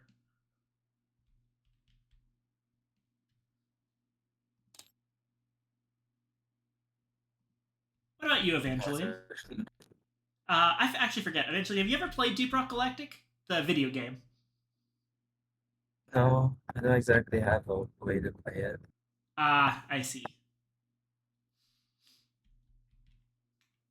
Well, to give a quick rundown of on what each of the characters do, Gunner has a minigun, zip lines, and a shield, a little shield bomb that, when used, sets up a big old defensive location. He specializes in mostly just killing enemies. Scout is a fast dude with a grappling hook and a rifle or a shotgun, depending on which version of him in the game you use. As well as a flare gun for lighting the place up. In this game, that's represented by making it easier for everyone to hit some of the enemies. Driller is a digging specialist with massive drills, as well as a flamethrower. And Engineer has a placeable sentry turret, as well as a platform gun that creates terrain for people to climb up walls or cross cross gaps. Uh, So that's the setup. It sounds like Blazing would be interested in Driller and I'd be interested in Engineer. So do either Gunner or Scout speak to you?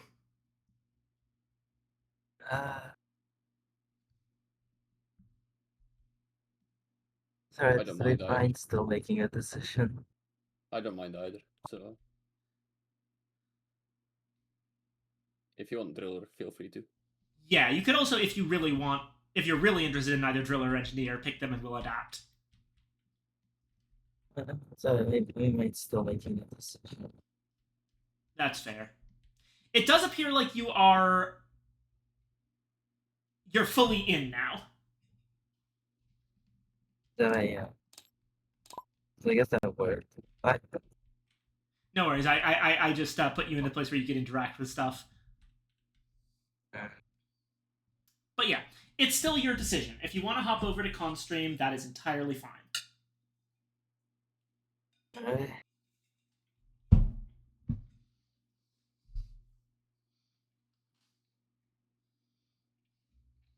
mean, I at least played a little bit with y'all, All at right. the very least. Alrighty. Sounds good. I love that. Yeah, I was like, looking forward to it, and I didn't expect it to be today. I thought it was tomorrow. Oh, you disconnected. No, that was of my own volition. I think I want to go to the Lupus Company thing in Saki. It's fine. It's fine. Hey, if you still want to do this in a bit, come back in and later on. All right? Well, part 3 took me like 8 hours, so I don't think that's gonna be a thing. All right. Fair enough. Yeah. Hey, Saki. Bye-bye. Bye. And have fun with this. Yeah, we will.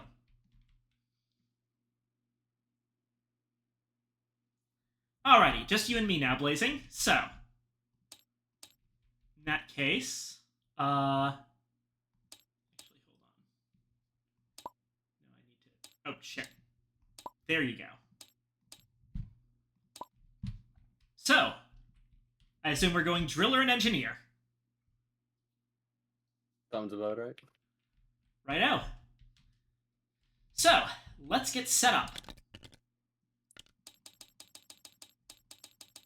Most of the setup has been done already, but we still need to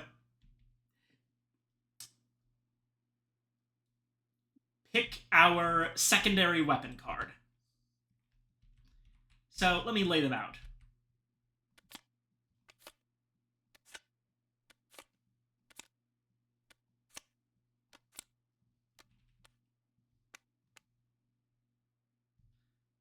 There we go. These are all 9 of them.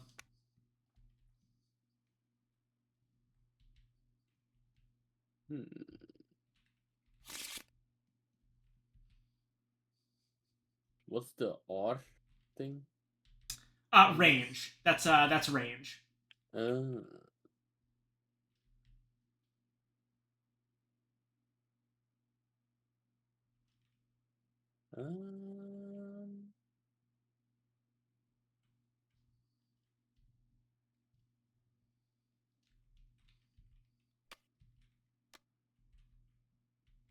Think I might just take this one.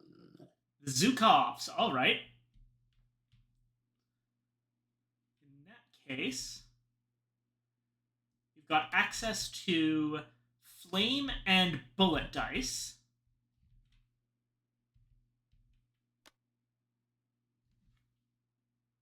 So Backside, please.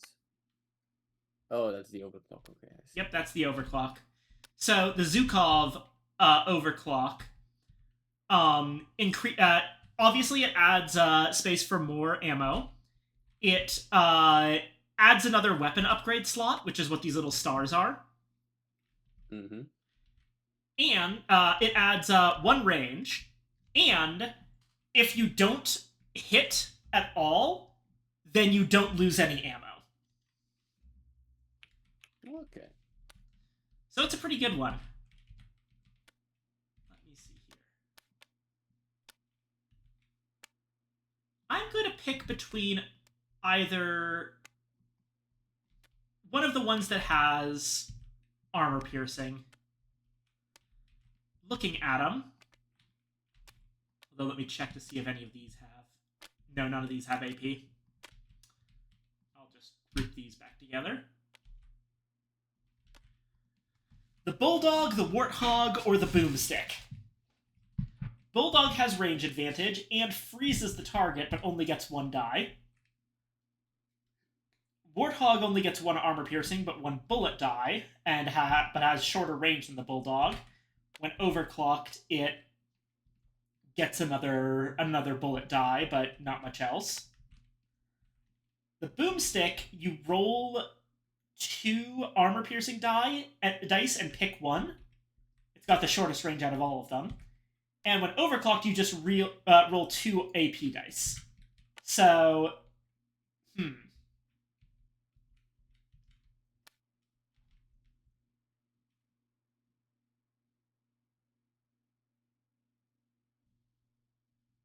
do already have decent range with the grenade launcher.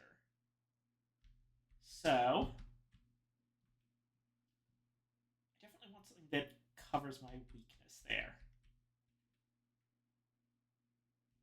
I think the Warthog's probably the best pick for me.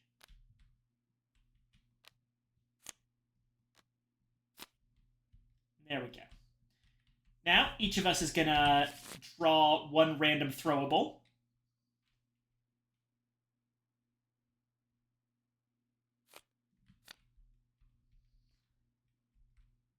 Alrighty. Mine was, let me put it over here. I got the Satchel Charge. Inhibited field generator. Ah, neat. And we each draw a random Rock and Stone card.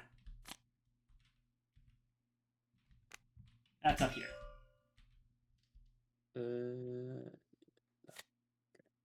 Ooh. I got Hello, Steve.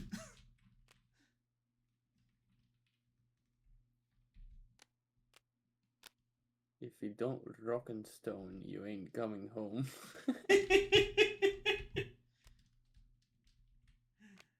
Excellent. Right. Got all of our special stuff. You've got your flame tokens, and I've got my sentry gun and platforms.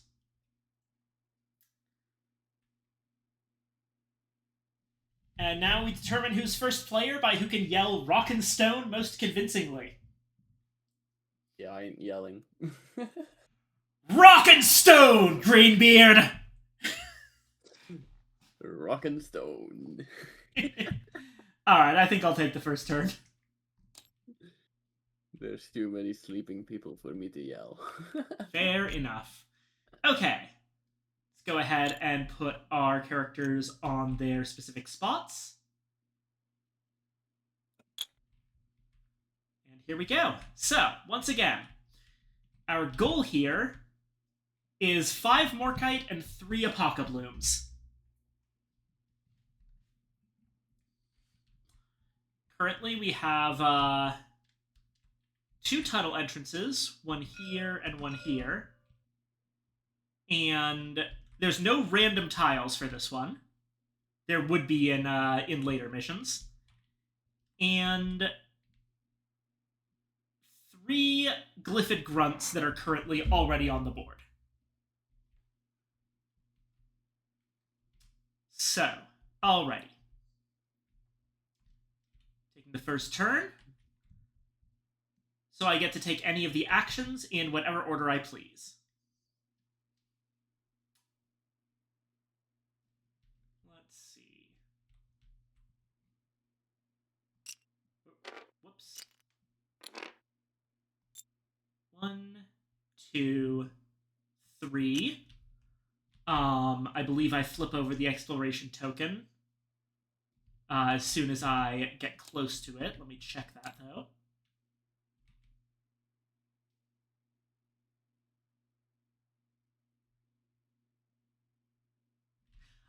I flip it over the moment that I get adjacent to it. So I go to here, and it's an Apocabloom.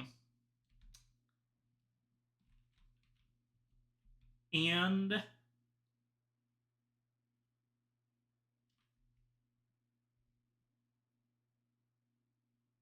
yes, I can collect it by just going on top of it. So I'm going to hop on top of this Apocabloom, and it is collected. We put it in this space right here, which is Molly.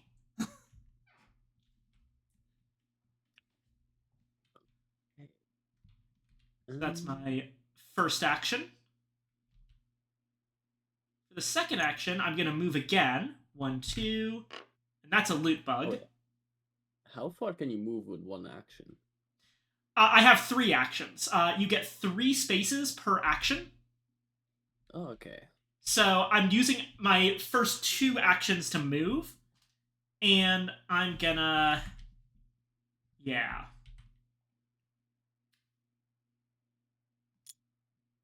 Move here. And then for my third action, I'm gonna attack the grunts. Okay.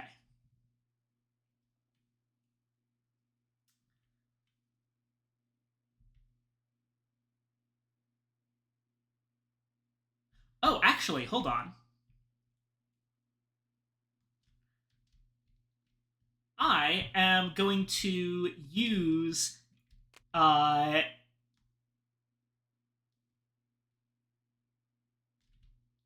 see here. Should I? No, that wouldn't be good at this point. Okay, I'm gonna attack with my grenade launcher. Now, I'm gonna use the high explosive grenade, which I roll one die. Now the Glyphid Grunt is up here. They have 1 health,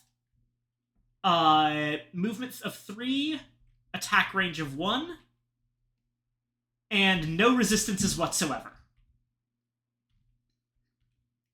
So you can target 2 with that 1 attack. Exactly, yeah. That is the idea. Let me just make sure I'm doing that right, because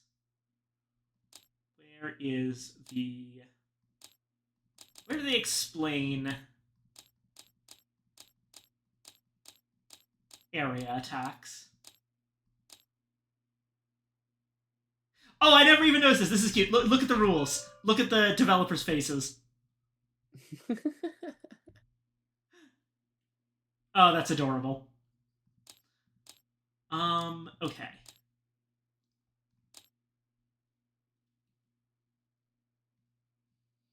Spend 1 action and 1 ammo to target 1 space within 4 spaces of your current location, then target 2 spaces adjacent to it, creating a triangle of 3 hexagons. Roll the explosive die and apply its effects to any creatures and dwarves on the affected spaces. Got it, okay. So yeah, I am going to be targeting effectively this space, but making it a triangle with these 2 grunts.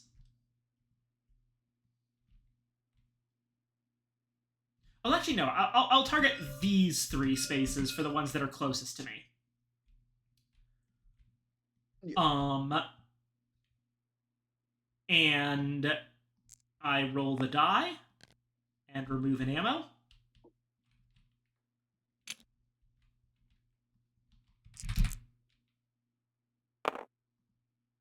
Two hits, which is massive overkill, but that takes out 2 of the grunts.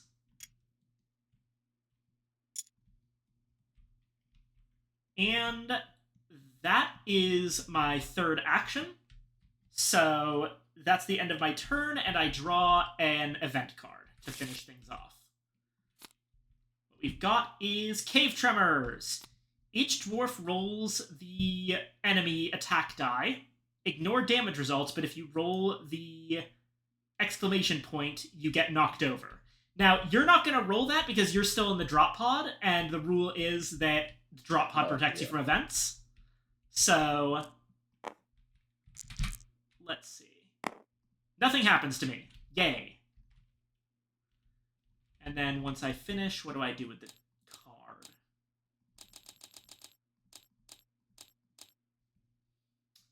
I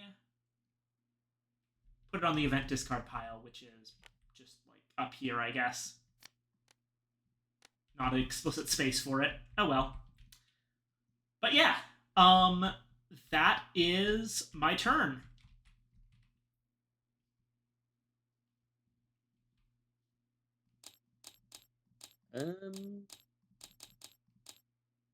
I'm gonna do movement into the wall here, which ends my first movement, and I'll say Yep, you've got a thing. You can move into walls to destroy them or stalagmites, but end your movement. So, yep. Yep. And then I do movement again, because I think that works that way, right? Yep. Which, now we flip this here. one. Ah, Apocabloom. And then I will be attacking the grunt with, I guess, Flame Haze, which is just a single target attack, but now range of 3. One thing to think about is that it might be better to use the secondary weapon here, since you're only hitting one guy. Right, yeah. I forget it. Yeah. Then I would use 1 or 2 ammo then. You would only use the 1 ammo, and you would roll 2 dice. And it's this ammo, I guess. Yes, it's the secondary ammo. Yeah. Okay. So. Oof. That's unlucky. It is what it is. And I guess that ends my turn. Right. Go ahead and draw your event. Then draw the event. Tough spots. You spot a lost ammo crate that was left behind on an earlier mission. Unfortunately, it's surrounded by jagged razor sharp crystals. If not knocked down, I guess. If not knocked down, lose 1 health to get the ammo crate. Fully restock a weapon of your choice. Well, I guess I'll just get my ammo back. Fair enough. And I lose 1 health, which I guess is... Yep, it's that. Oh boy. Right over here. Okay. And that's both of us. And yeah. Now we've both exited the drop pod, so it flips over and becomes regular cavern floor. Yep. And yeah, it doesn't seem like we actually do anything with enemies until an event happens. Let me check this. Yeah, swarm threat events, spawning events. What about the bottom track? Does that need to increase at all? Not unless an event says it does. I think they've just gotten lucky with event cards. Okay. All right, back over to me. Let's see here.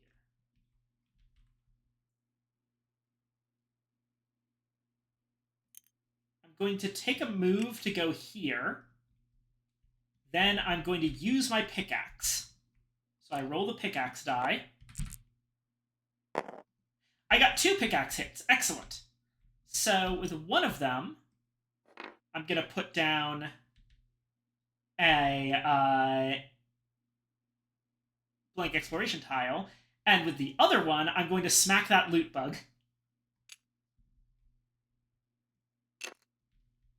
And in doing so, loot bugs make me roll.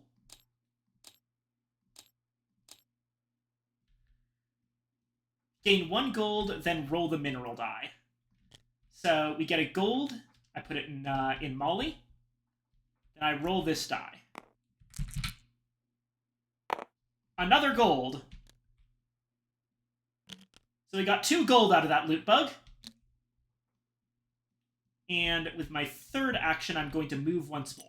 1, 2, flip another loot bug, 3.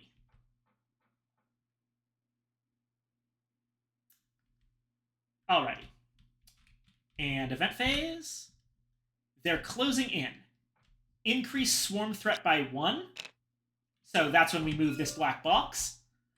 If this didn't trigger a swarm, activate all creatures. So now we actually activate something, which, let's see here.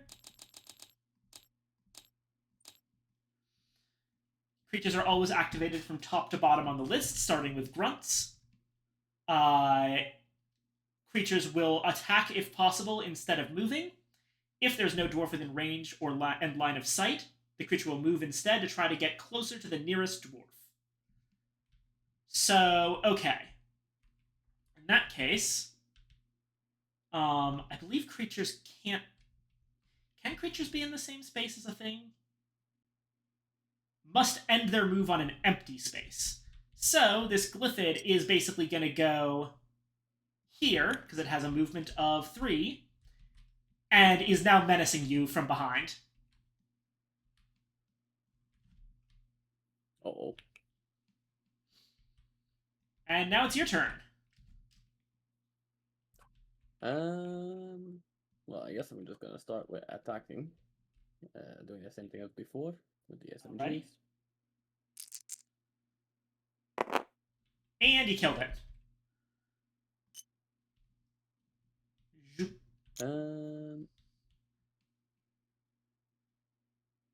Then to take up things, do I have to be on it or? Yes, but you can do a weird. If you end your move here, basically, you can move back, and then move here. I think I'll do pick up. So Ooh. that goes into Molly. Go Yeah. here, and here. Excellent. So let's grab a empty cave hex. There you go. And then I'll move 1. Oh, you're moving the empty cave 2. hex with you. Oh. And yeah, that's the third Apocabloom. And then I'll take that. There we go. All right, we've got all of our Apocablooms.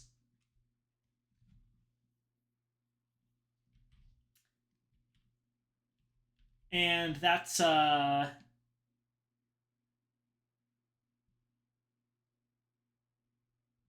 was 2 actions, so you still have your third left. No, wait, you attacked, right? I killed. So You attacked, so go ahead so and draw your event. draw event. I hate bugs. Place a grunt at exit 1, all creatures activate. So grunt over here at exit 1, and then it's going to start moving towards me.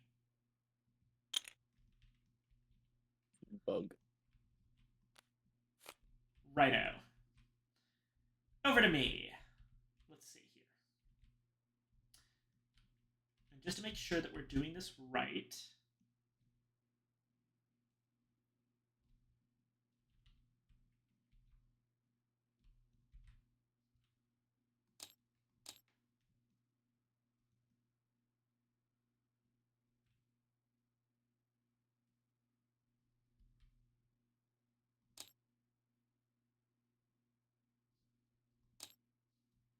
Oh yeah, I'm not seeing any issues. I suppose this is the beginner setup. Okay, I'm going to take a special action, which is Platform Shot. 1 action to place 1 or more platforms, unlimited range. So what we're going to do...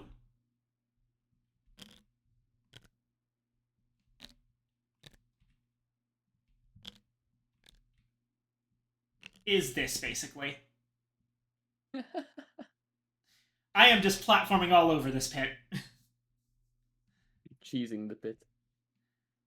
And then I'm going to move 1, 2, 3, and then I'm going to mine.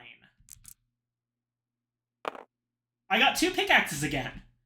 Well, I'm basically going to grab 2 Morkite and put empty cave hexes in their place. Oh, so you don't have to stand on the actual Morkai tile? No, you let me find where it says that just to make sure I'm right about that, but I'm pretty sure I'm right. That'll be under pickaxe. Okay. Whack the wall and collect the reward. Collected minerals are immediately added to the mule/shared supply space with the Deep Rock Galactic logo. You can use them immediately or store them for later use. Yeah, so you don't have to stand on it, you just have to whack it off the wall, which admittedly is exactly how it works in the game.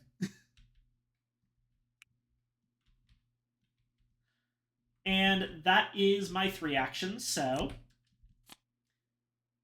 Increase swarm threat by 1. If this didn't trigger a swarm, place a web spitter at the exit closest to a dwarf. Well, it... Yeah, we've got a web spitter right here. What does a web spitter do? A web spitter over here. It rolls 2 hazard dice. It has 2 health. Range of attacks have a range of 5, so it doesn't have to be next to you like the grunts do.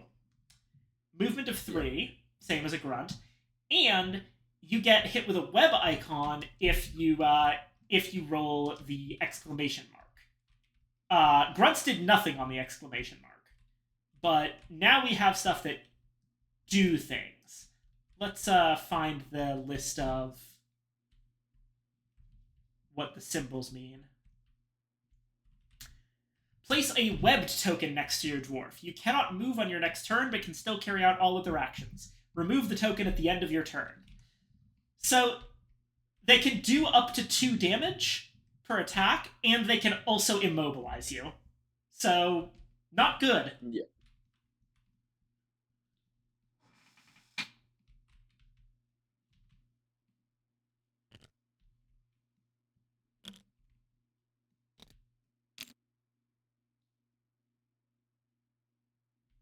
Alrighty, it is your turn. Oh yeah, because this guy isn't activated yet, I guess. Correct. The card did not say to activate the thing, so you have a little bit of a grace period. Yeah, but I'm not gonna risk that, I guess. I will move, and I guess if I attack now, it cancels the movement, or does it not? You would have to end your movement to do that. Yeah, okay. I'll just use Fire Haze, I guess. Alright. You could do that before moving. Could you though? Because it's not technically line of sight, right? It's not direct line of sight. No, it is. Line of sight is right. just means okay. you can trace a path to it without anything else being in the way. Right. Then I'll do that first.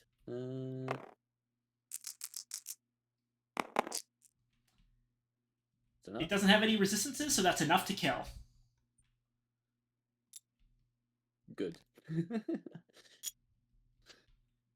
Let me just check and see. I'm pretty sure that the things that make you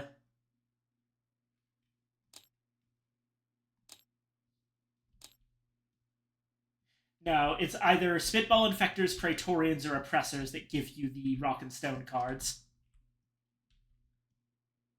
Alright, you have 2 more actions. It says it on the cards, actually. You can see it on the creature cards.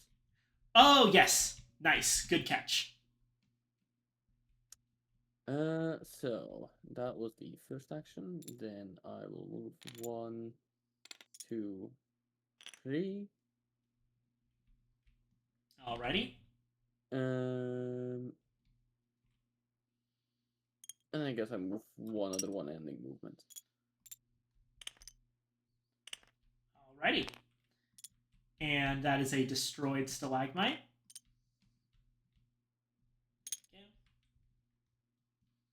And that's event card now. Place an exploder at exit 2. All other creatures activate. Oof. Okay, we got an exploder here. That is the third one on the list. It only has 1 health, and it's a range 1. But instead of rolling the hazard die, it rolls one of our explosive dice. It also has resistance to explosive. Yeah.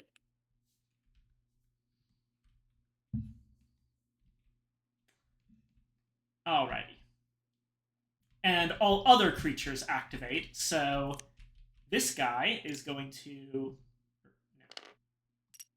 1, 2, 3, I think. It's going to get onto the platform. Would make sense. My turn. Okay. I'm going to turn around and use the Warthog.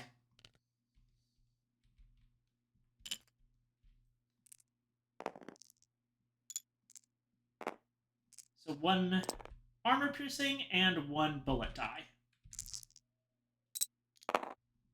Yeah, he's dead.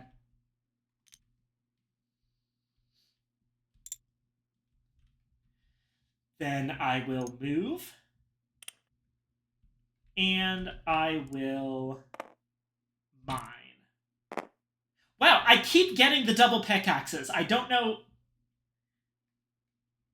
I am ridiculously lucky today. What are the chances of that? Hold on. Double, single, blank, single, single. Okay, so there's 2 faces that have double pickaxes, so it's not... Yeah, It's about a 1 in 3 chance each time. Well, I take a gold and our other Morkite. We're getting pretty close. Oh, I see. Seems the explosive die has a move monster side on it. Yep, explosive die is single hit, double hit. That's the scare die, so that's technically a miss, but it makes the monster move. Double hit, single hit. So that's a note. The move monster is the closest thing the explosive die has to a miss. Notably, it does not work on dwarves, so it is a miss if it hits you, but explosive dice are scary. Like, compare that to the hazard die, which is... or enemy die, which is damage, damage, enemy effect, blank, damage. Yeah. This thing is very likely to just do damage. And, notably, this die, unlike the regular enemy die, can do 2 damage. So exploders are scary. Alright, so those were my actions. Gun inheritance. You spot a gaggle of glyphids chowing down on one of your former colleagues. Among the carnage, you notice a shiny gun. If not knocked over, replace your secondary weapon with a new overclocked one. Fill its ammo to 5, then increase swarm threat by 1. Oh, interesting. Okay. You know what? I'm gonna take that. I'm replacing my Warthog with a fully overclocked jury-rigged boomstick. And you get 5 ammo. Yep.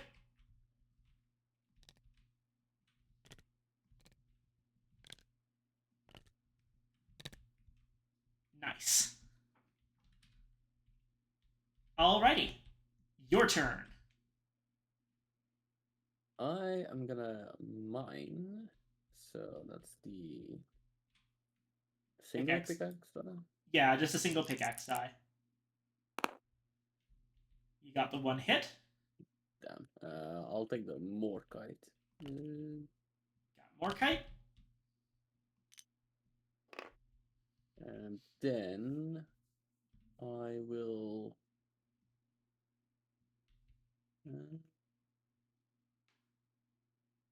That's a range of 4. I'll just move 1, 2, 3, and then I'll attack with the pistols. So 2 green die. There you go.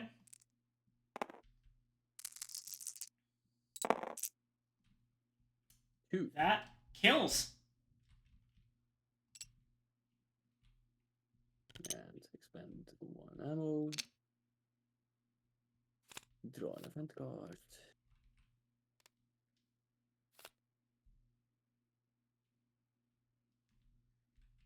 Increase the swarm threat by 2, but no further than the next swarm space.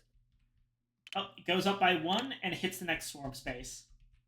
So realistically, me increasing the swarm die from that other card actually had no effect because it would have been here anyway. Yep. Alright, so now we draw a swarm card. Right here. Place 1 slasher at exit 2 and 2 grunts each at exits 1 and 3. We don't have an exit 3 on this map, so... yeah. Okay, so we've got a slasher here. And then... 2 grunts. I think that... let me check the rules on spawning multiples. Slasher has a movement of 3. Fuck. Okay. Okay, yeah.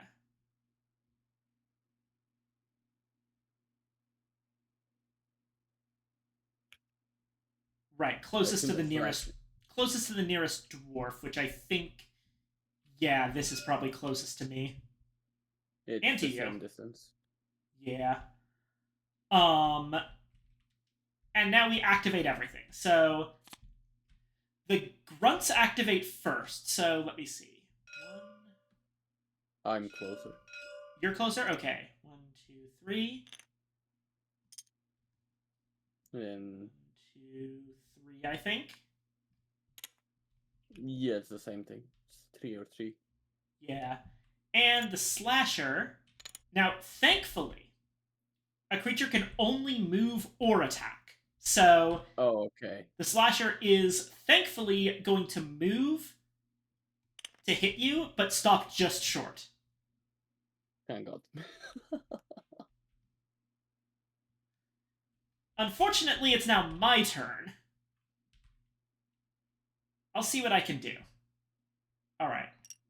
1, 2, 3.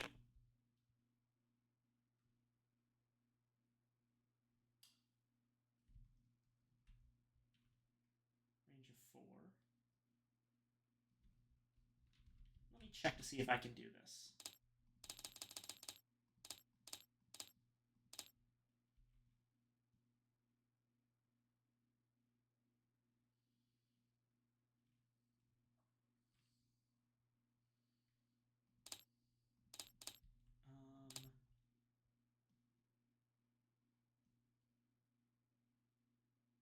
Okay, only one of the spaces that I'm targeting has to be within my range. So I can move for my second action. Leaving the platform behind, please.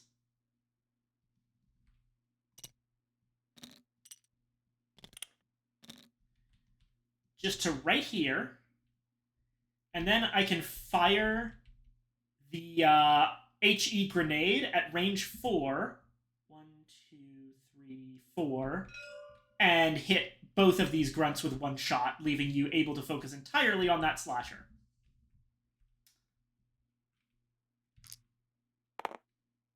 One damage is enough to wipe them both.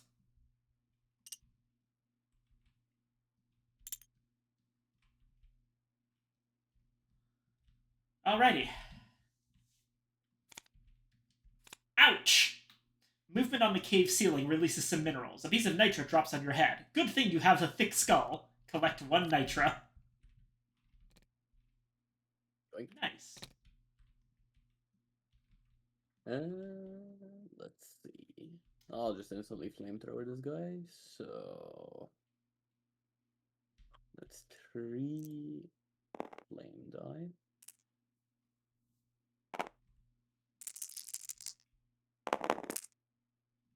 Oof. It has 2 health. So I assume I can attack again. Yes, you're allowed. I'll use my secondary this time. Just enough. Oh, wait, hold on. I just realized. It has both flame resistance and bullet resistance. So neither of those attacks went through. I'm torching it again. Alright. 1 I damage. took 1 damage. Alright. That is rough. You know, honestly, just keep the dice in front of you. You're the only one using those dice. Oh yeah, right.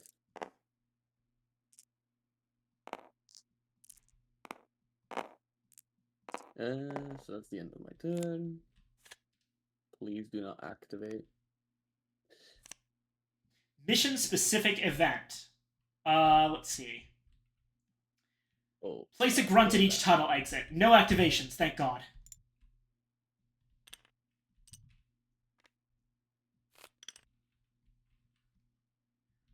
Alrighty. I will mine and grab the last piece of Morkite.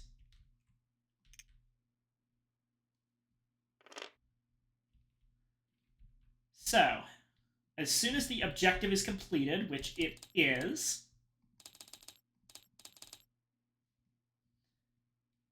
we flip the drop pod back over.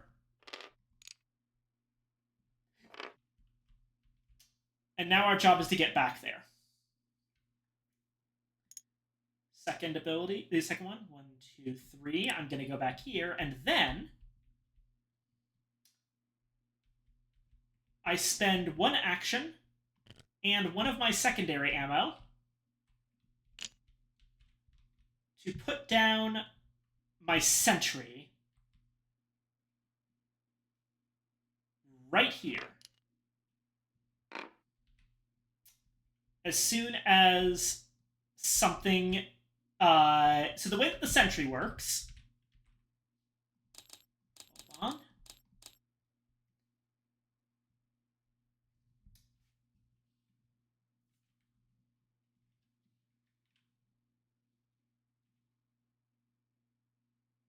Range of 3 spaces. As soon as a creature comes within range, roll 1 bullet die, check for resistance, and apply any damage.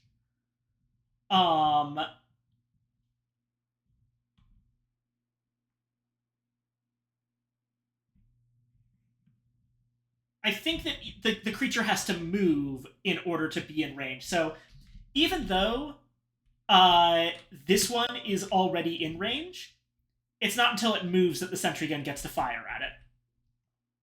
Yeah. All right. Here goes. They're closing in. Oh dear. Increase swarm threat by 1. If this didn't trigger a swarm, activate everything. So I'm getting attacked. Yeah. The grunt's not going to be able to actually reach you to attack you, because it has to move. But... and this grunt is going to move and then get interrupted by the sentry gun, which is going to try to shoot it. Sentry gun kills the grunt.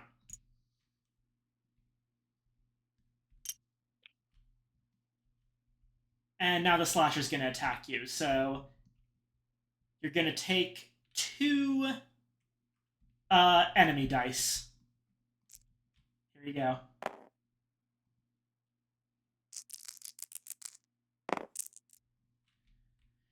Not the worst it could have been.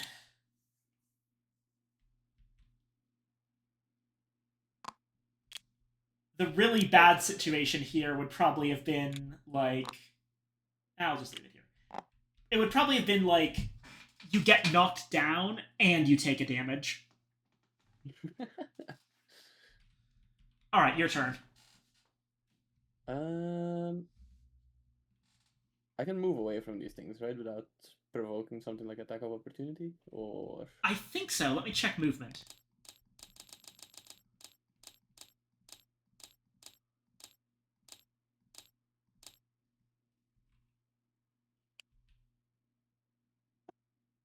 there don't appear to be any notable rules on attacks of opportunity, so go ahead and move away.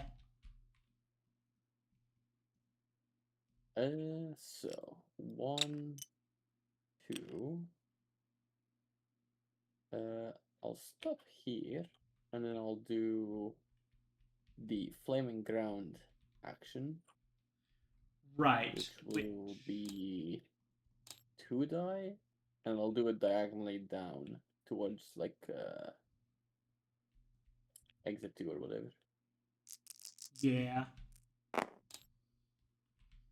which will deal 1 damage, which would kill the ground, and it puts down. You take your Flame flame tokens, place up to 3 of them. First token is placed on the space that was initially targeted. 2 others are placed on connected empty spaces within range 3. Flame tokens block creatures' line of sight and movement, even the flying ones. Oh, that's what it is. Okay, sure. And then. Wait, hold on. You put down 2 flame tokens. Did you want to put down your third? Well, it says we're targeted, right? You put down the I first one on the space that was targeted, and then you put the other 2 adjacent to it in any combination you like. Oh, you can just go in any? Oh. Yeah, I would just make a wall here. Then I would just, yeah, just... Yeah, now the slasher literally can't get to you. That's not how I assumed that would have worked, but yeah, that's pretty cool. And then I will. Can I use the inhibitor field generator still, or how do you use this? You can take an action to throw things. I'll do that, and where should I put this? I guess since I don't really care about zone 2, I'll just put it. Where's the token for this thing? Here. Throwable. I'll put it over there. It's a range of 4, so I assume I can do it. Yeah. Over there.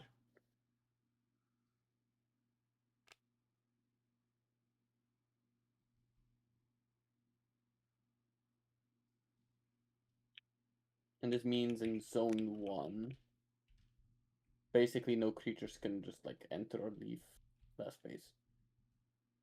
Yeah. Okay. So basically, yeah. If you throw it at the where the slasher currently is, and it doesn't specify that it can't be. Basically, it doesn't specify that creatures can't leave. So wait, 1, 2, 3. I'll just put it there. Oh, nice. All right, fair enough. Because otherwise you can't leave the space. Oh, it's only creatures. It doesn't apply to us, but yeah. Oh, okay. Then I'll just move it back there.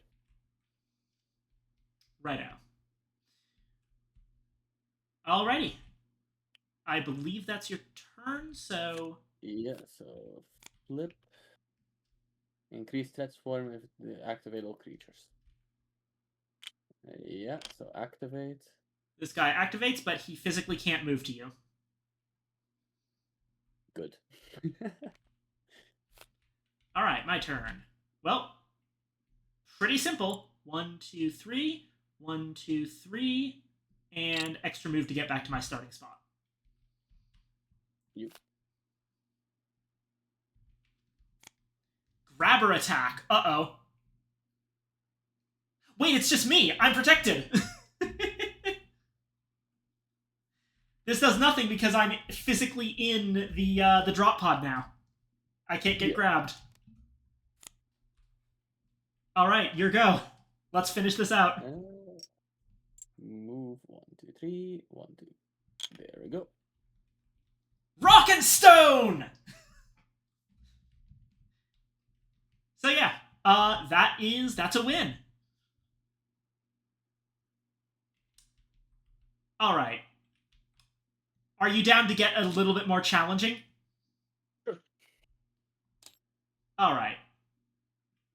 Let's take a look at some of the other, let me check on mission setup.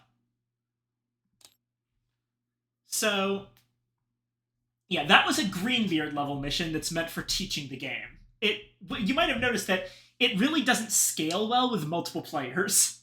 Or more specifically, it's really, really easy no matter what. I'd say probably try doing the mission 3, I guess. I think novice would The Great still... Unknown. Yeah, that's an egg collection mission.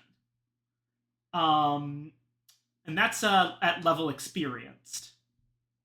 So yeah, I think that we're good enough to go on to experience level stuff. So I agree. So let's do that. Mission 3, The Great Unknown. Though first off, let's go ahead and clean up. So we put this in the final space.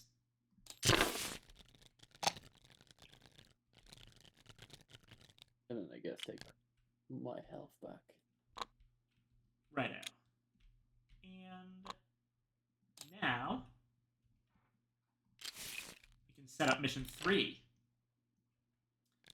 So this is where it gets a little bit more complicated, as you can see. Oh yeah, and we'll oh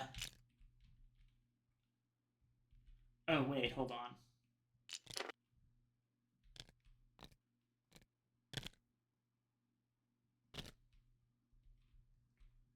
I assume these 2 cards go back in their original piles. Yeah, they do.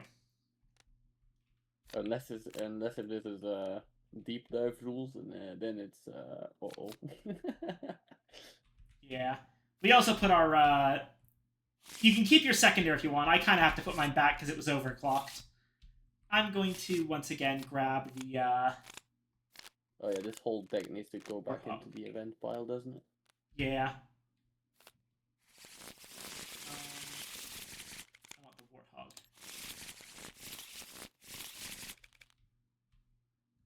There we go.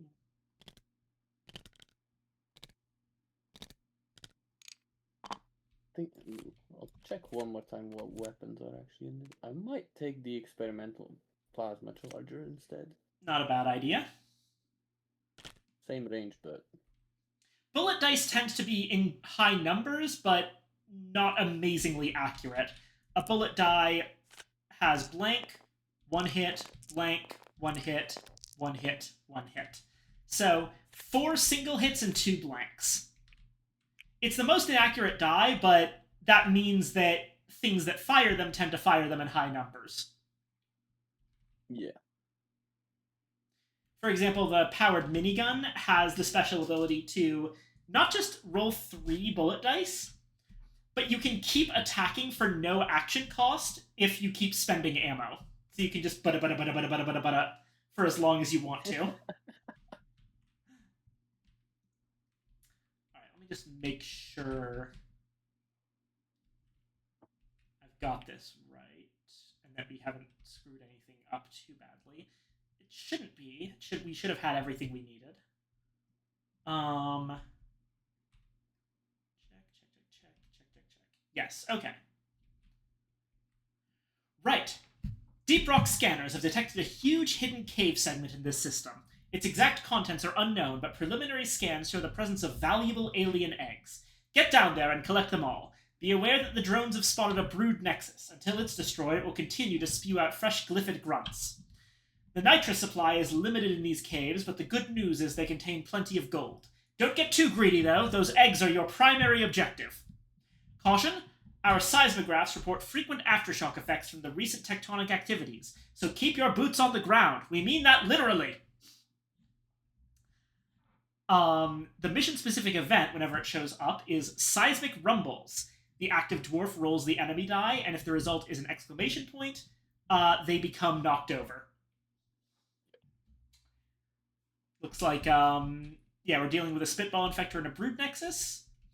And our exploration tokens are 4 alien eggs and a loot bug. And our job is to get the 4 alien eggs. Alrighty.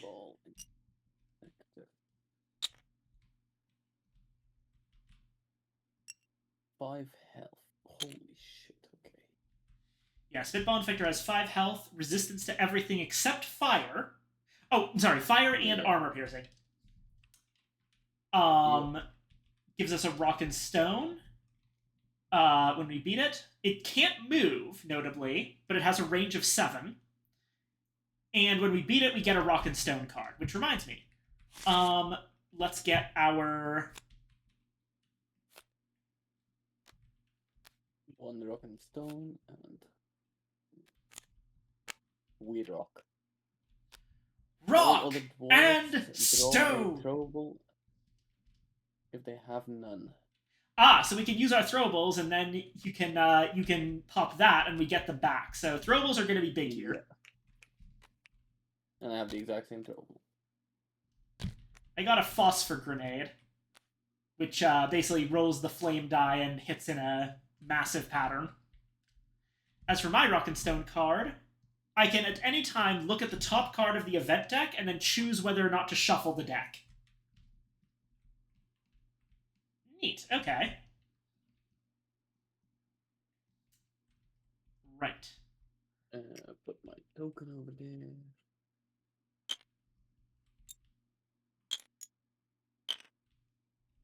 And if I remember correctly, we are allowed to move through other dwarves, so you being there is not going to be a problem. Yes, okay. We can move through fellow dwarves. Alright. Yep. That Spitball Infector is going to be a problem right away, because the second we move out of here, we're going to be in its range. I think that killing that thing is... Top priority. Yeah. Unfortunately, it's resistant against bullets and explosive, which are the main things that I can deal. I have like 1 AP. Starting. Sorry? I don't mind starting. Go ahead. Alright. Then I'll just instantly attack because it's in the range. I think. Oh no, wait, range 3 on this weapon. I'll move first then. I'll do what's a good way to move here? I'll do 1, 2, 3, revealing this. That's a loot bug, so every other exploration token is going to be an egg. Yeah. So then I will attack, doing 3 damage. Not bad. Which is 3 of its 5. And then I'll attack again. It's dead. Oh, it's dead. So that's 2 ammo. Spitball Infector down, and you draw another rock and stone. And then rock and stone. Hey, Steve! I could have had a friend. Yeah. Oh wait, actually no. Can't make that guy friendly. Shame. No, it's just grunts and slashers. Now, admittedly, slasher friends are nice, but also it's less powerful than it is in the game because you don't keep it around, because that would be a massive amount of work to track. It just immediately attacks. Alright. So then, end of my turn, which is event. Thank God. So, increase swarm threat by 1. If this didn't trigger a swarm, place a web spitter at the exit closest to a Oh, dwarf. shoot, we didn't actually decide. Were we going to do this on Hazard 1 or one of the higher hazard levels? I'll leave that one up to you. I don't mind. Hazard Okay. 2, I guess. Sure. Sure, Hazard 2. Alright, so now we go up here, and didn't trigger a swarm, so we get a web spitter. Right here. Yep. My turn. 1, 2... I think that... Yeah. And... there goes the Drop pod. Okay.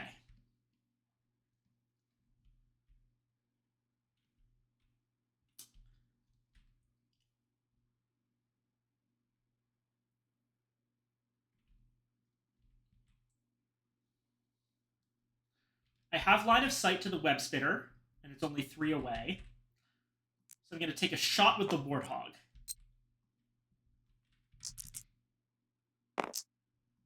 Two armor piercing, 1 bullet. Web spitters have no resistances, so that kills it. Next question: when does this Brood Nexus spawn? Is that when it activates, or? It's when it activates, yeah. It spawns grunts. Basically, it just always rolls a 2, and if it does a exclamation mark, it spawns, I guess. Yeah, it can't actually attack because it has a range of undefined. Yeah. It's got resistance to bullets and stun. If we had anything that dealt stun. Glad I didn't take the stubby Voltaic, because that's its main thing is stun. Alright. And then I'm gonna platform gun here.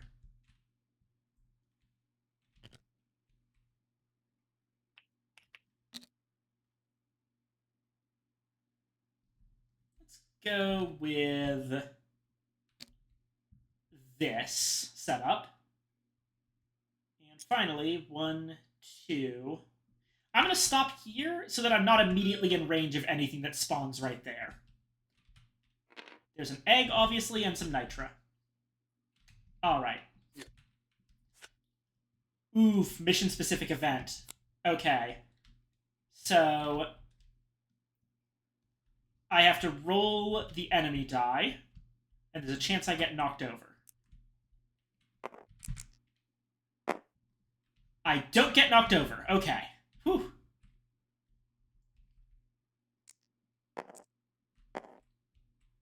Alright, your turn. So I'm going to move over the loot bug, because I think I can do that. Let's check.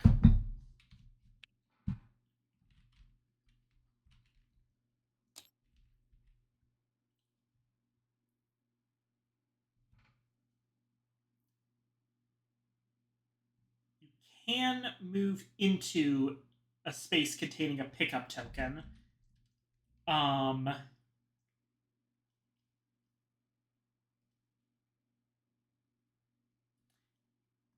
me check.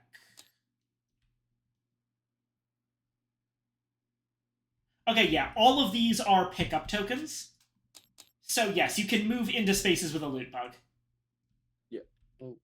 Heck, apparently you can even stand on top of a loot bug if you want. I mean, you can do it in the game, so sure. Fair enough. Fair enough. Then I'll pickaxe.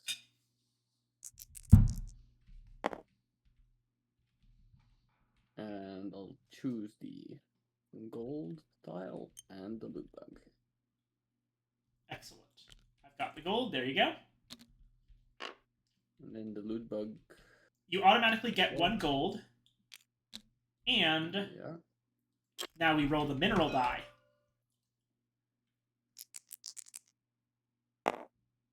Another gold. That was the second action, so I think what I'm gonna do next is 1, 2, 3. Alrighty. Then event. Increase 1 by 1. And an exploder spawns right here. Yeah. Okay. Let's start things off with a pickaxe swing.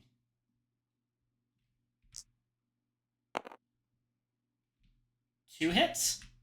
So I collect the alien egg. Now, something special happens when I collect an alien egg, as I recall.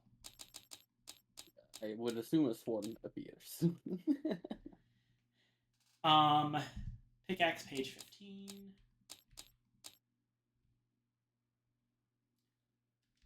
Each revealed tunnel exit, roll 2 creature dice and place 1 grunt at the corresponding tunnel exit for each exclamation mark. So, okay. So, 1 glyphid at point alpha.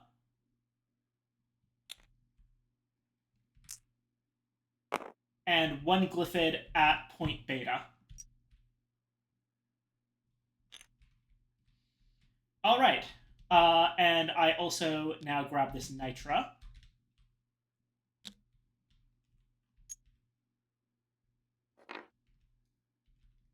We have enough combined gold and Nitra to call down a supply pod. You have and 2 actions left. Yeah. Okay. So, I think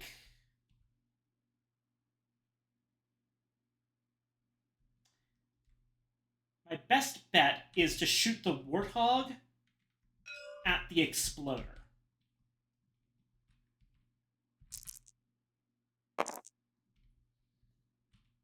That does kill it.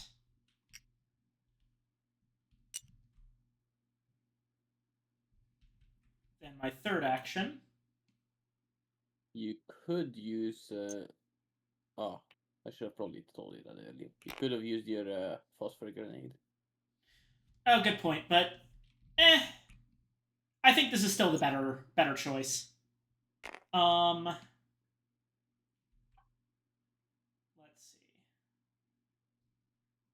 1, 2. I'm gonna move here in preparation for some mining next turn. Yep. All right, let's see. Starch nuts. You come across several delicious starch nuts. What a find! However, taking time to collect them all might disturb the local wildlife. If not knocked down, there are 2 rock and stone cards that increase swarm threat by 1. That would cause a swarm.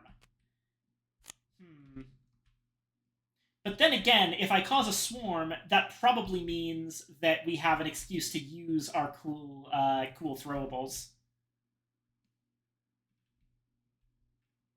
What do you think? Yep, sure. Alrighty. I draw 2 rock and stone cards. We got Rock Solid! Deal 1 additional damage to an attacking creature, and, my favorite, I think we might actually get out of this alive. Distribute up to 2 health from the general supply to other dwarves. And we increase swarm threat by 1. And what's that buzzing sound? 3 grunts at exit 1. 1, 2.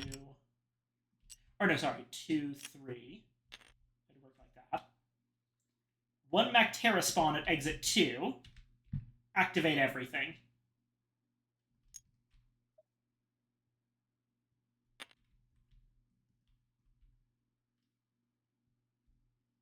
Alrighty. So we start with the grunts. Basically what's going to happen is this guy's going to try to bite me. He succeeds, dealing 1 damage. And the others are going to move to try and get to me. As for you, the grunt's going to get started by moving here. Oh, okay, yeah. And then the Mactera is going to have possibly some trouble getting to you, but I think it may be able to fly. Let me check that.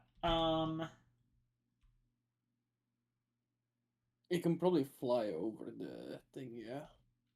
Thing is, I don't see... Let's see here.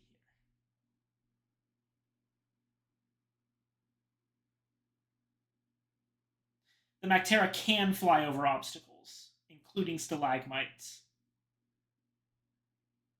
And it also has, let's see. Its attack is range 3. So it can actually just hit you from here.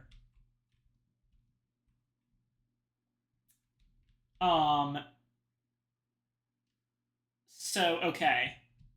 Roll 1 die, and if it's a exclamation point, then you get stunned.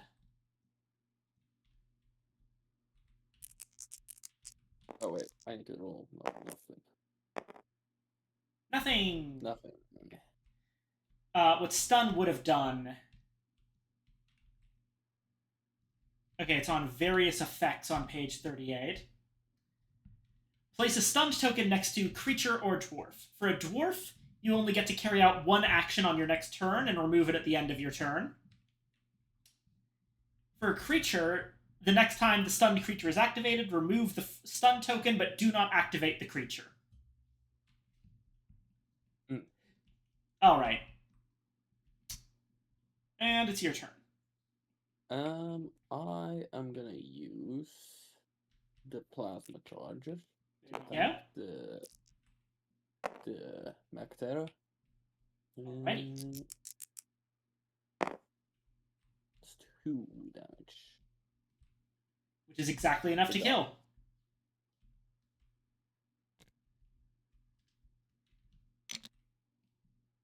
And then I'm gonna do the same thing, but for the... Wait, no. Am I gonna do this? Can you attack with your pickaxe? Yeah, you can totally attack with your pickaxe. If you roll the double pickaxe, then you can reveal this cave and probably kill the grunt at the same time. Okay, I'm gonna attack with the pickaxe. Only the one. Only the grunt. I'll remove the grunt. Alrighty. And then how much health does the thing have? 5. Yeah, I guess I'll just do a fire haze, which is 3 times flame. 2 damage to the...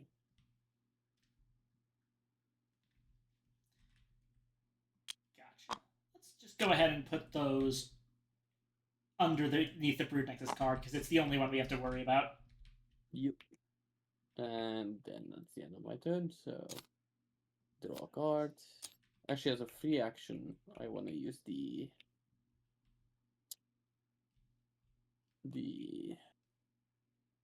inhibitor field generator, and I'll put it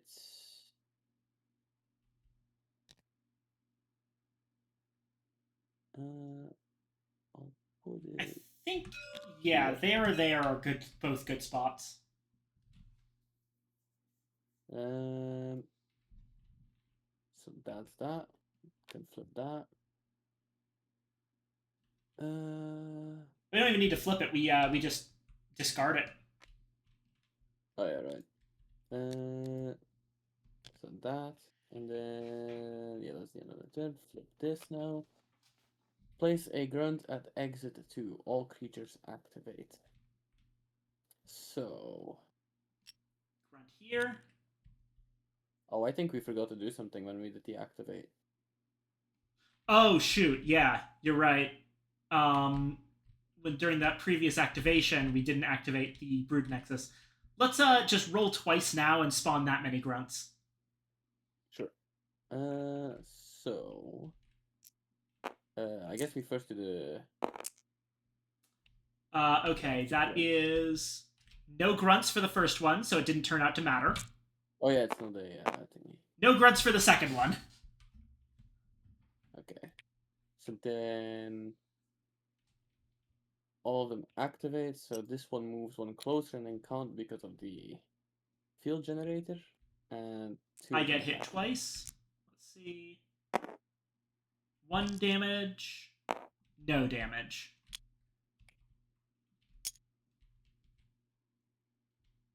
Oh, it's only damage on the hazard 5, I see. Yeah.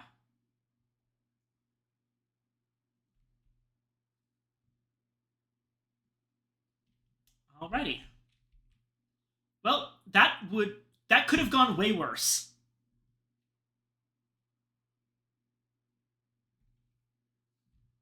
So that's done now, and now it's your turn. Alright. I'm tossing my phosphor grenade. Right here. Glad I saved it. Alrighty. let's see here.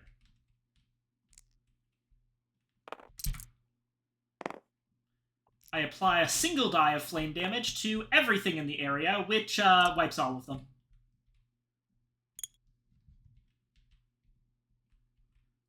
Then I'm gonna mine. I'm gonna put this here, and now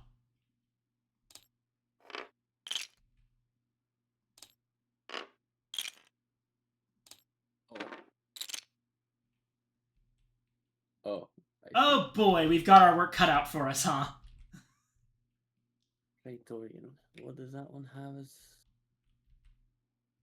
6 Oh, health, God. 2 range, Okay. movement 3. On an exclamation mark, it does 2 damage. It's very resistant to fire and slightly resistant to bullets and melee. Resistance ignored when attacked from behind, though. That's cool to know. Yeah. And we've got another Brood Nexus down here. Alright, so that was my second action. So now 1, 2. There's another egg. Oh. And Behind is kind of subjective as well. whenever it attacks something, it's going to turn to face it. Yeah. And it marks, you know... Basically, the nice thing is that no matter how weird this thing looks, it's a hexagonal base at the bottom. So we can match up. There's, like, the closest face of it to its mouth. And then that's treated as its front, basically. I'm actually going to land on this space and pick up this weapon upgrade token. Which is, let's see, +1 bullet damage and stun. So, shotgun. Yeah.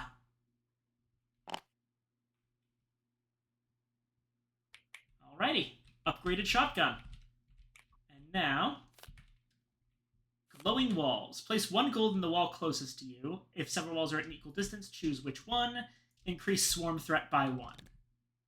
So another gold gets placed here, but swarm threat go up. Alright, your turn. So maybe don't dig through that wall. Yeah. So this now goes away. We both don't have items, so I might as well already immediately use We Rock. We rock! Alright, So I get a tunnel carver. Okay, remove all walls and stalagmites in a straight line of 3 spaces. Minerals are left on the ground for easy pickup. Neat. I got a satchel charge.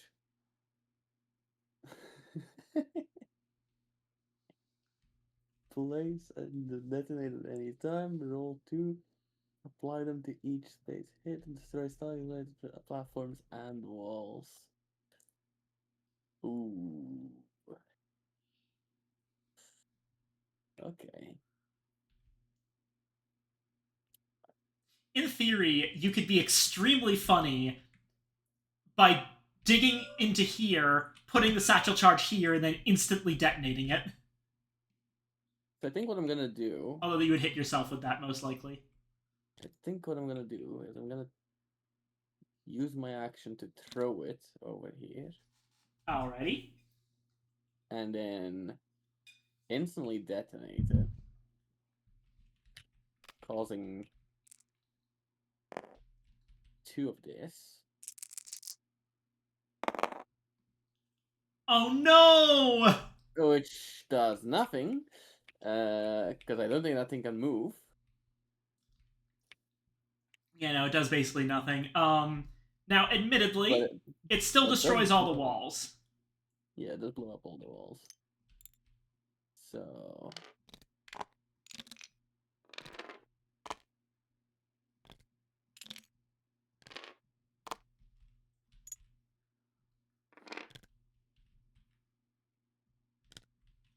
So now I'll move 1, 2 to pick up this gold. And then I think for now I'll just move like this to mine out a space. Gotcha.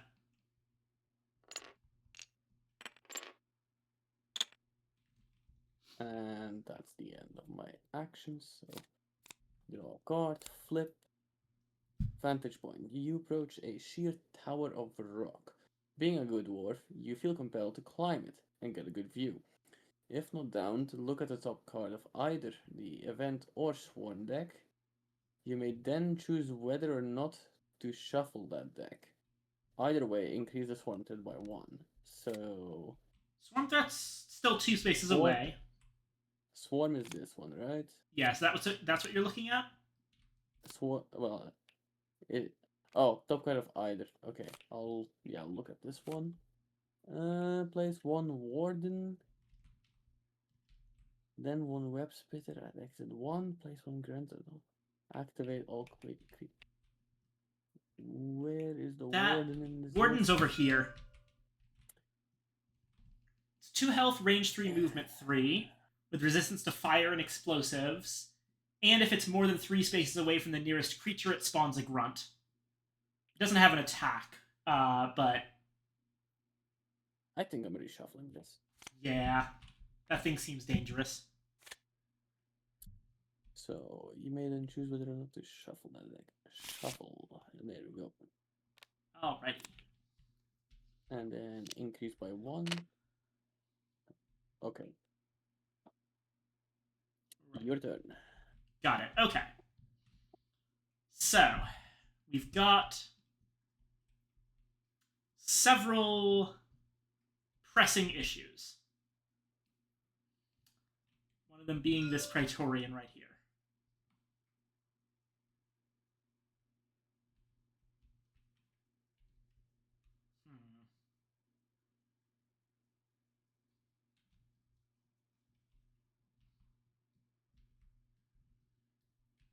Praetorian has no immunity to explosive damage.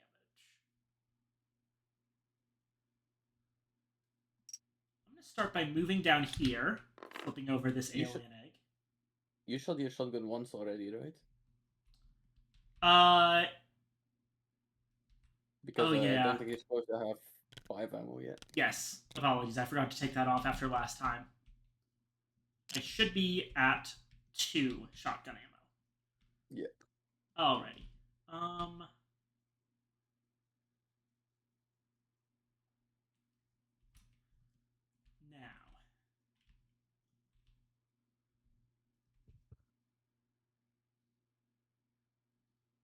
We're gonna...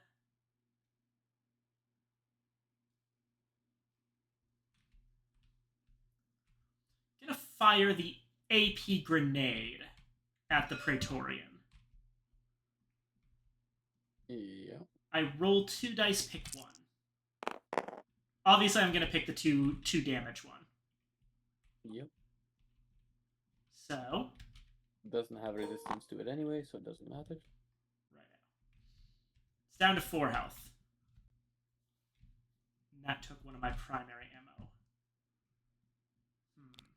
Should I do it again or back off a little bit? Its movement is 3, so it's not gonna immediately hit me, no matter what. It also can't really go.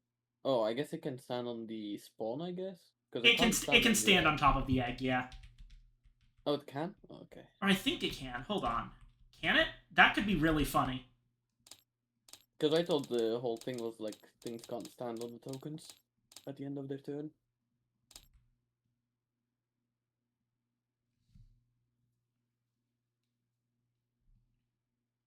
Must end their move on an empty space. Oh, but apparently it also includes... No, wait. Creatures can move onto pits. Oh. So it could just move here. Oh, yeah, because they can walk. Yeah, okay, yeah. Right, yeah, they can climb on the walls. Of course they can. If there was a roof, they could even go on the roof. I'm gonna fire at it again. Same deal.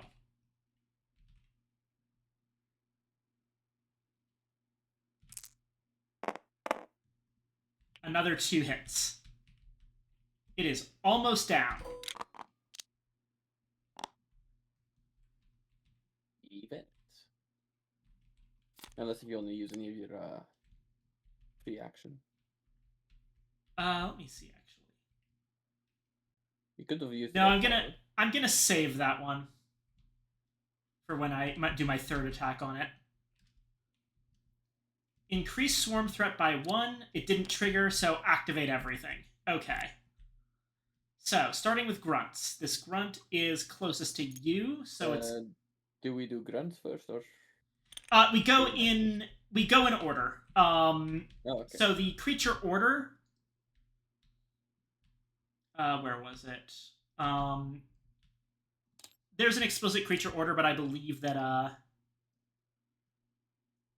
yeah, Grunt, Webspitter, Exploder, Mactera Spawn, Slasher, Brood Nexus, Spitball Infector, Praetorian, Oppressor, Warden, which I believe up here, the creatures are actually laid out in activation order. In fact, it's the little green number. So grunts are always first. Yeah, okay.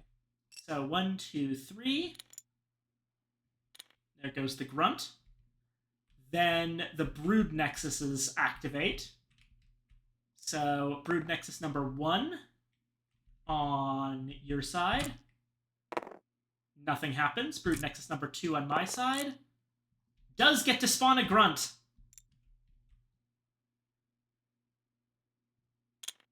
Oh wait, no, that has to be on an empty space. There we go. And then the Praetorian will activate and is going to... He's just out of range of actually attacking me. He's going to turn towards me.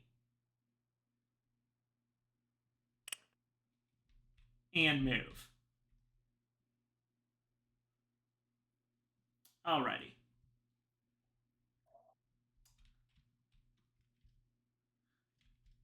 Your turn. Okay.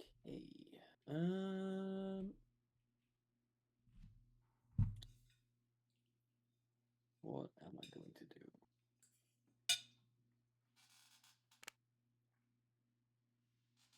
do? Cycle charge have already been used, so that can be.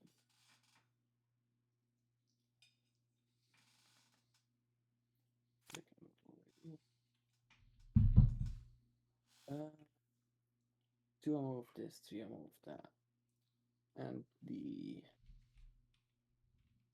that is at 5 health. So I'm going to flamethrower it.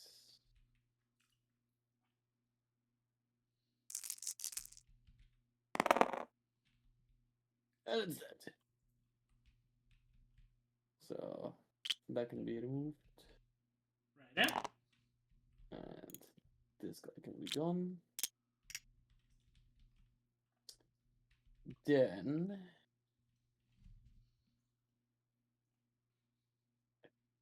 think I'll just mine. Sounds good. Roll. Which is 1. So Right there. yeah. Can I see him at the moment or no? 1. Oh, Yeah, you can see him. Oh yeah, but I don't have the range because range 5. He's 5 tiles out. So Yeah. yeah, it doesn't help.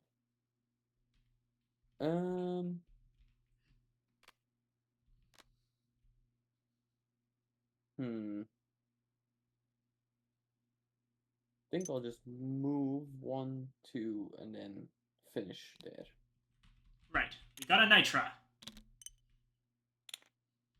So pile there and there. There we go. And event. Flip.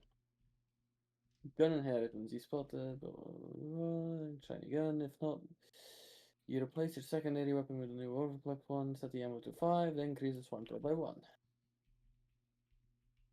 which causes a swarm. And that's Yeah. increased. That would cause a swarm, and that might make things activate, which could mean I get hit by the Praetorian. It's fine if you still want it. I think that's probably still potentially worth doing. Optional, but it's up to you. But there's three weapon upgrades, so no, I don't think I will. All right, cool. In that case, over to me. All right.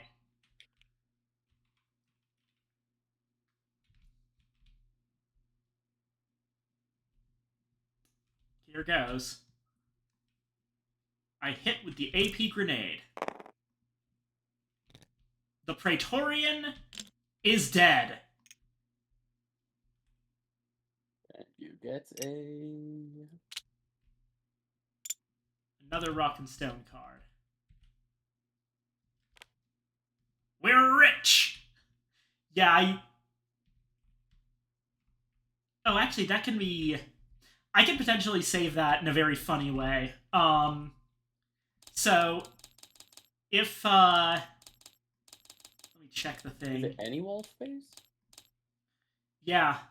I would say put it, if I can ping, how do you ping in this? Tab. Right there? Because then I can do 1, 2, 3, 1, 2, 3. Fair enough. Alrighty. We're rich!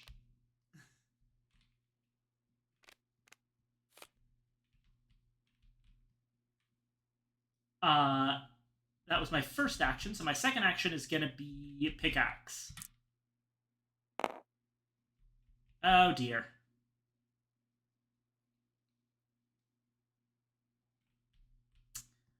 Third action is gonna be another attempt at pickaxe.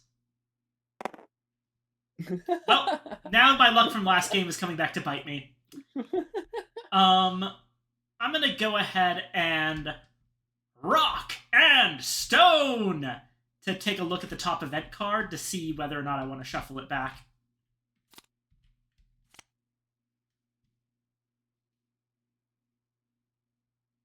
Lose 1 health to yank your foot out or take time to carefully. Yeah, I think you want to shuffle that. I'm shuffling that. Alright, now let me take my event. Activate all creatures. If no creatures are in play, place an exploder at exit 1 instead. Thankfully, we have some creatures in play, so they just activate. So this one moves 3. This one moves 3. And Brood. Brood does nothing. Just sits there. Alrighty. Your turn. So, I'm not going to go back yet, because we need to complete our objectives over here.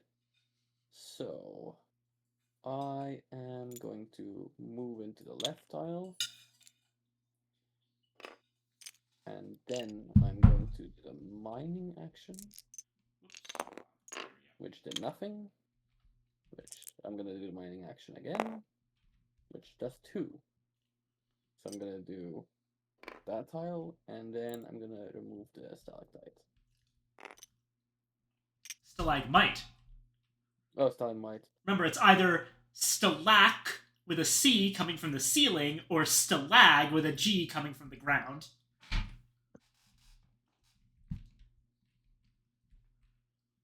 That's the end of my thing, so draw an event, flip the event. Sweet spot. The walls around you are covered in gold and red sugar. Will you take the time to gather some? If not, prone, roll pickaxe. For each pickaxe symbol rolled, gain either 2 health or 1 gold. Then increase the swarm threat by 1, but this is optional, and I don't really care for health, and 1 gold doesn't seem worth it that much. So I'm just gonna ignore the effect. Alrighty. You're very focused. Alright, let's give this another shot. I'm rolling to mine. Are you joking? There we go. Thank you. All right. So, Stalagmite that out, goes on. and I take an egg, which we got some rumbling going on. We're going to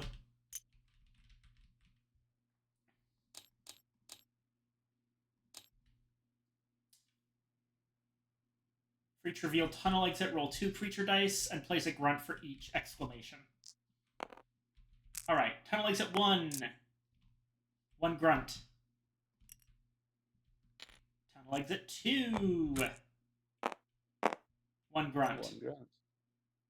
Exit 3. 2 grunts. Oh boy, that's exit 3. It's right here.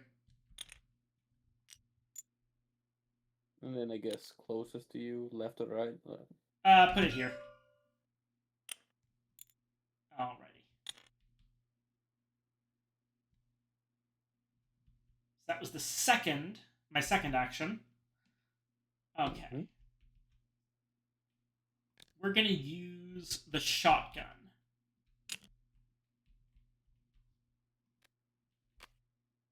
To take out the nearby grunts.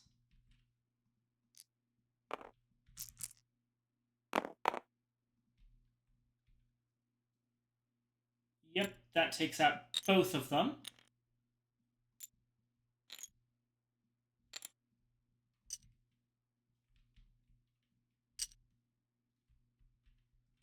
And ends my turn. Place this card on top of the swarm deck. When the next swarm activates, discard this card and draw 2 swarm cards instead of 1, placing all creatures from both cards before activating them. Oh dear. Oh dear. We have been bracing for this swarm for multiple turns, and it's about to be bad. It's about to blow up. Alright, your turn.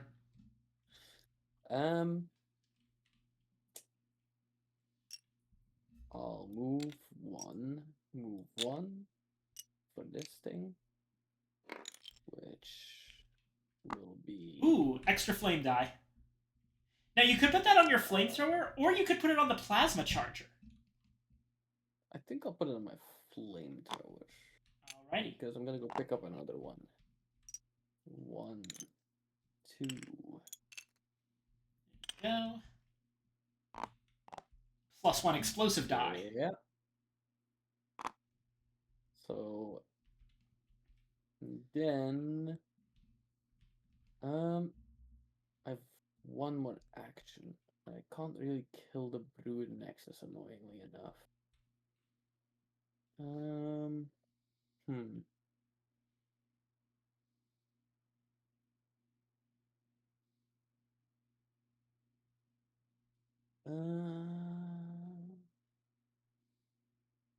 mean, I guess might as well attack the Brood Nexus, I guess. Yeah.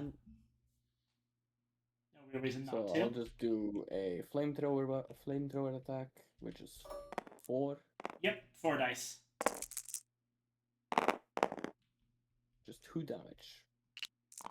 I lose 1 ammo. Alrighty. And then draw 1, flip. Tough spot, optional. If not, lose 1 health to get the ammo crate. Fully restock a weapon of your choice. Oh, that's Take probably 1. worth it for your flamethrower. Yeah, I'll take 1 health and fully stock up on the flamethrower. There you go.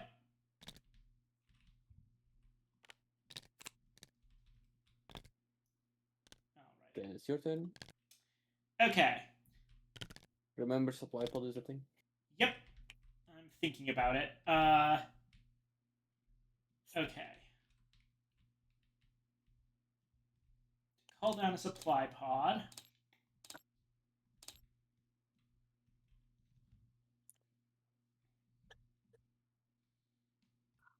Also, with the fact that we're about to get a big wave, you might want to put down your turn as well. Yeah. That's a good idea.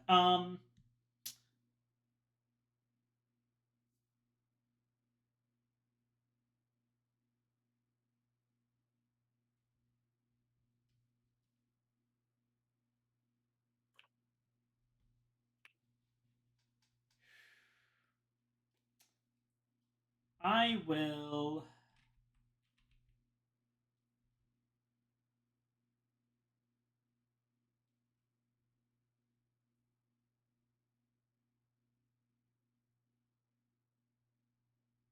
How far away can you put your sentry? Or does it need to be next to you?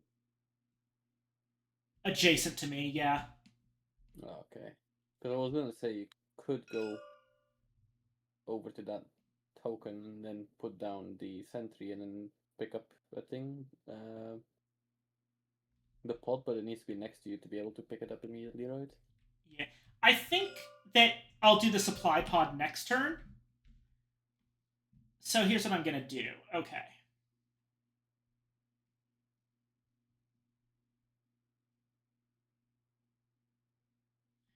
Move 1, 2, 3 over to here. Spend my last bit of secondary ammo to put down the turret right here. That's action 2. Mm-hmm. And action 3 is use my last grenade launcher ammo to fire on the grunt.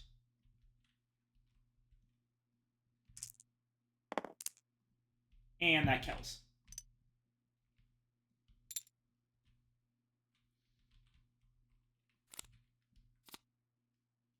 Collect 1 nitra.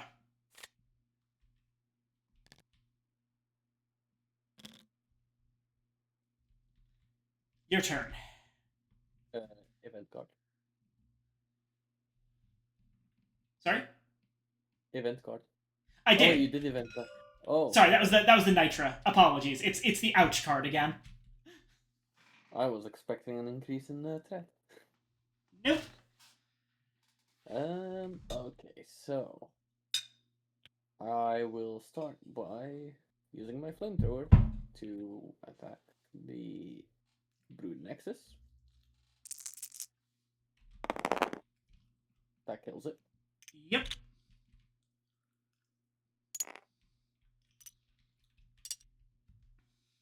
Okay. Then I will move to the stalactite here, the stalagmite, which will remove it.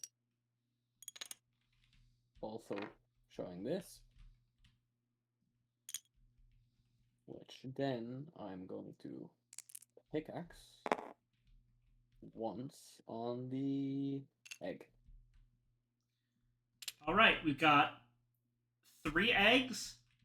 And once again, we're going to roll for all 3. Number 1, 1 glyphid. Number 2, 1 glyphid. This is probably closest to, or no, this is closest to people. And number 3, nothing. Good. And then the event. Draw. Flip. There's a pebble in my boot. Oh no. You take time to empty your boot and find a lump of gold. Collect 1 gold. Increase swarm threat by 1. Well, that's a forced event. So Yep, here it is. All right, so now creature pileup activates. And which means we get 2. Uh-oh, oppressor. Oh. And it's gonna blow. Okay. So oppressor goes at exit 2. Now that's actually not the worst because he's in a kind of a weird spot. So it was oppressor first. Oh god, he takes up 2 spaces. He's gotta go like here. Oh. That's an interesting way.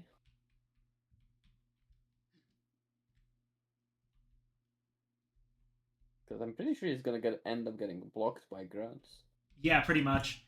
And Exploder at exit 2, which this is the only remaining location. And 3 grunts at exit 1. Oh, wait, no, hold on. This is exit 1.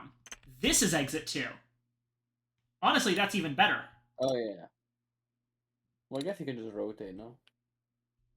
Yeah, he's supposed to be facing the closest threat, which I think is me, but he's kind of going through a wall. Well, you can go over the empty vastness of space, I guess. So, I guess the closest space would be here? Yeah, probably. The exploder, I guess, goes here. And now we put the 3 grunts at space number 1, which is just gonna fill everything up. And now we activate everything! Okay. So starting with grunts. 1, 2, 3. And the sentry gun activates. Sentry gun's going to do a lot of activation. Kills the grunt. 1, 2, 3. Sentry gun activates. Kills the grunt. 1, 2, 3. Sentry gun activates. Misses the grunt. 1, 2, 3. 1, 2. Bleh. Then these grunts activate. So 1, 2, 3. 1, 2, 3. There. And this guy will also activate, and I think that you're closer. Yeah. Oh wait, no. 1, 2, 3. It's just gonna go over the pit. Yeah. And that's finally all of the grunts.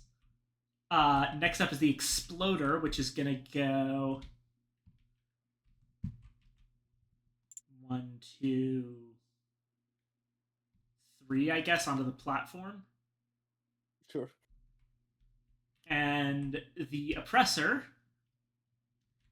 has movement 3, but is pretty much stuck in place.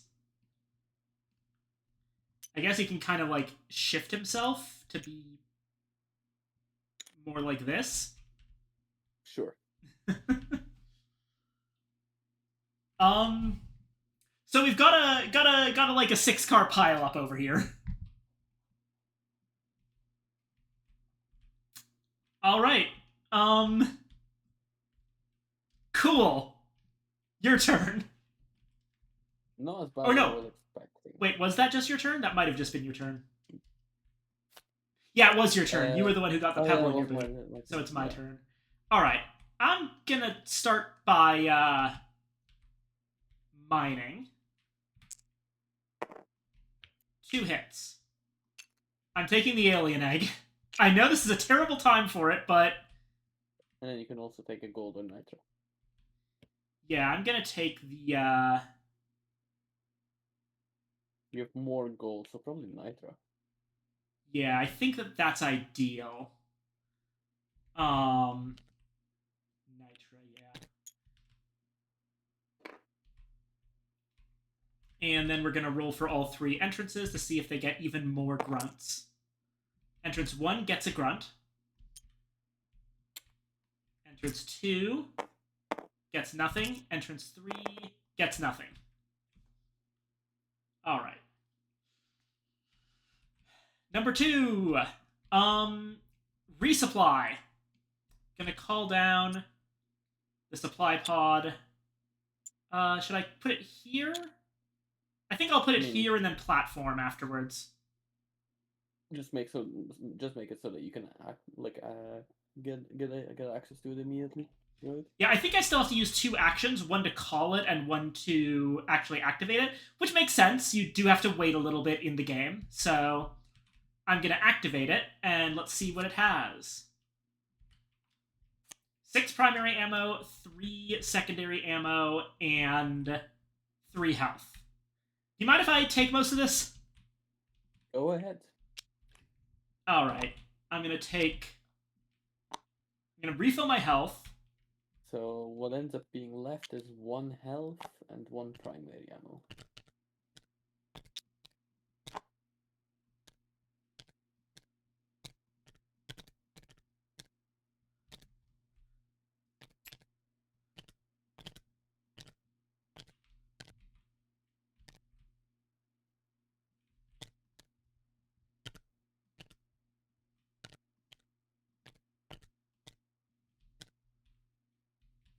So you just mined, you called them down, and then you used it. So I guess that's all of your actions? Pretty much, yeah.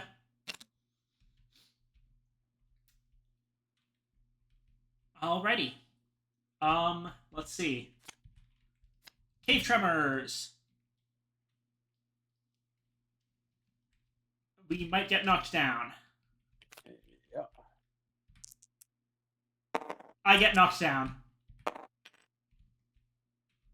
I'm not knocked down. Oh boy. Well, at least nothing else happens. Your turn. Don't bother coming over to help me up. I'll solve it next turn. 1, 2, flip before I take it. What does this mean? That is secondary ammo. Or wait, hold on. Oh, I see. It's an upgrade. Let me see. It means you can use your entire ammo pool as ammo for this weapon. So, if you put it on your flamethrower, then your flamethrower can also pull from your secondary ammo pool. I think I might just do that. Yeah, in terms of rules regarding weapon upgrades, for the record. Mm-hmm. You can discard already attached tokens to make room for new ones. Yeah. And you can choose not to immediately attach an upgrade and then attach it at a later turn for no action cost. So you could also just pick it up and then wait, if you wanted. Right. So I'm here now. Yeah. We do have all of the eggs now. So I'm thinking of how I can use the flame wall thing, maybe. There's a flame wall thing. What is the flame token exactly? Is it just blocking vision or? It blocks vision and movement.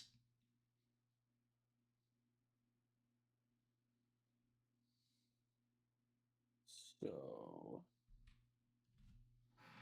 trying to find this where it is exactly. Oh, here, flame. Okay, used by flamethrower and some throwables. Deals 1 damage to. Oh, wait, no, that's not the thing.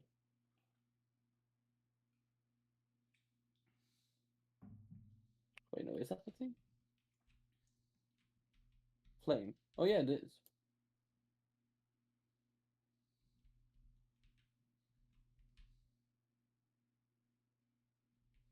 I'm not reading this wrong, right? The flame weapon effects here?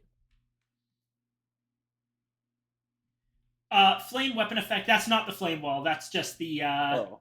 That's the actual that's what the die face does. Basically, all of the bullet, armor piercing round, flame, and explosion all deal 1 damage. As for the tokens, you're probably going to find that in the section on the driller specifically. Oh, there we go. You missed it. Here it is. Flaming Ground.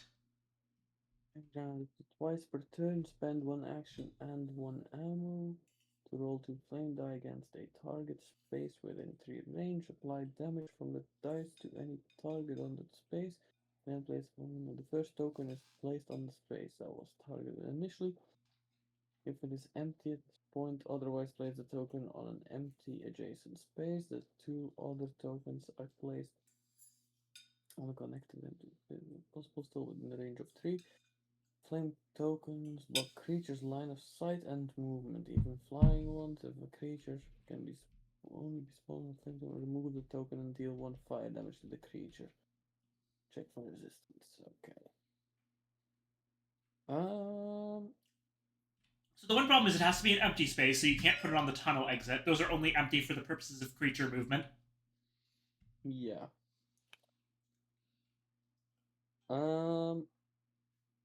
My range on this weapon is 3, so I can't even actually reach the thing. You could still... The thing is, you could still fire at a completely empty space to set up the flame wall. Yeah, but it can't be on the. I guess it could be on the spawn. Yeah, I guess. Um. Hmm.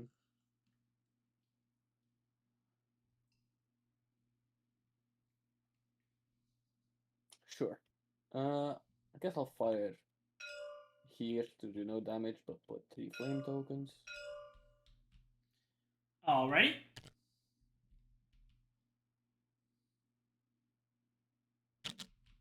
The third one can't be on the empty tunnel, so just move it here, I guess. I mean, or I just don't put third flame token because I would just block you.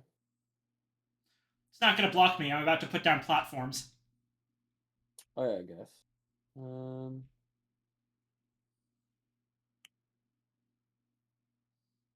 Hmm. Now, they do block line of sight, so the sentry gun is now useless. Maybe. Wait, let me see if I can change that.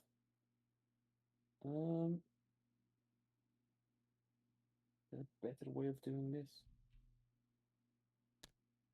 I feel like this might be better, but I don't know if I can do that like this. Like if I fire here towards the sentry and then just because sentry blocks. Yeah, you can if you fire like here or here, sentry doesn't block line of sight, so it's explicitly short. So yeah, this is a completely fine way to place the flame tokens. So that's one. So I did one movement action. I did one of this. Yeah. And then I guess I just do a movement to grab the gold. Right.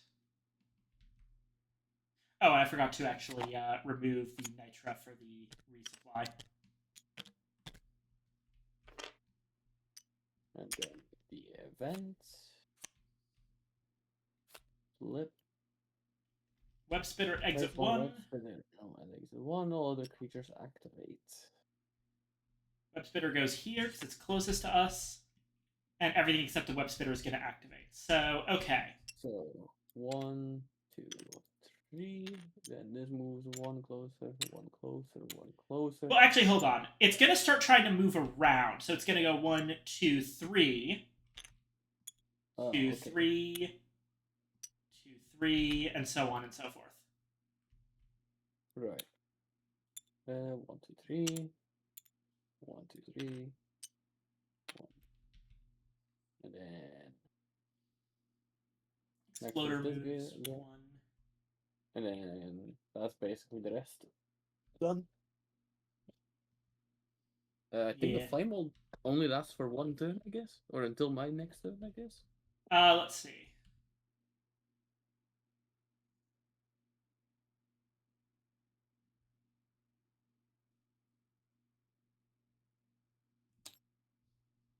It doesn't say that. It might just stick around.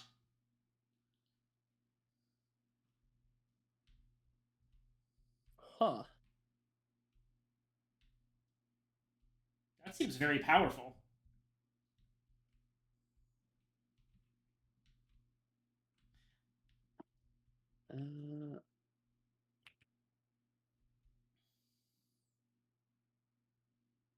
Yeah, no, I don't see any rules that say the flame wall goes away.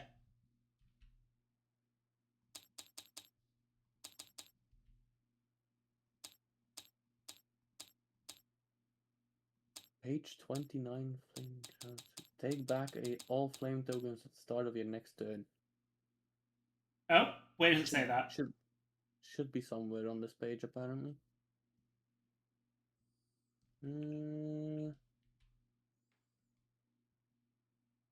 It has 2 firing.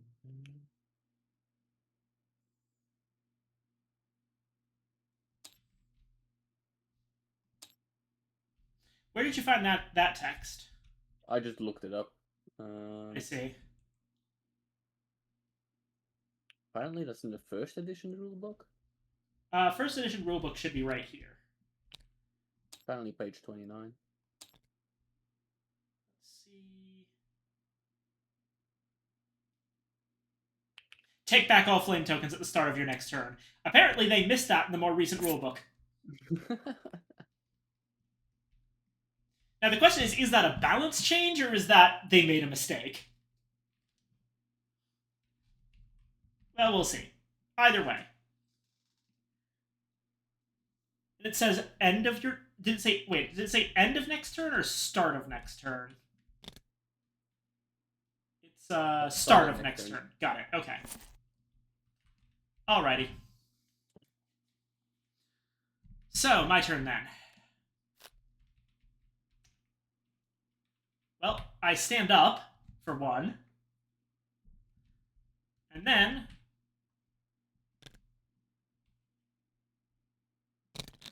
I'm going to platform spray right here. And that's my turn. Aerial Surprise. Lose 1 health or throw yourself to the ground to avoid being hit. I'll take the health loss. I don't want to delay any further. Your turn. So, flame tokens go away.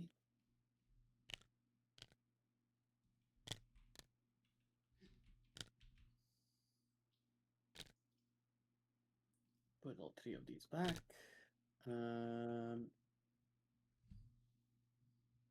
I will, I think.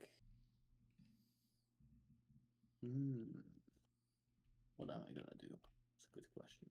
So remember, there is a funny thing you can do. So if you, let's say that you were to hit one of these guys with the flamethrower, you could spread out the damage. Oh, this is spreading out the damage.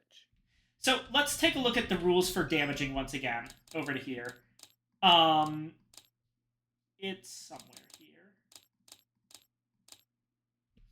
After rolling your weapon dice, you must assign them to the targeted spaces. The first die you assign must be a hit. You may assign the next die, hit or miss, to the same space or an adjacent space that is also within line of sight and range. If you rolled a third die, the same rules apply to it. So all of the spaces that you hit have to be in range, but you can kind of make a chain of attacks. So let's say you were to move like right here and then use your flamethrower. You could like probably get a couple of them. So I move here. 1, 2, 3, 4 in line of sight. And are they all in range? Your range is 3. 1, 2, 3. Yeah. This guy would not be in range.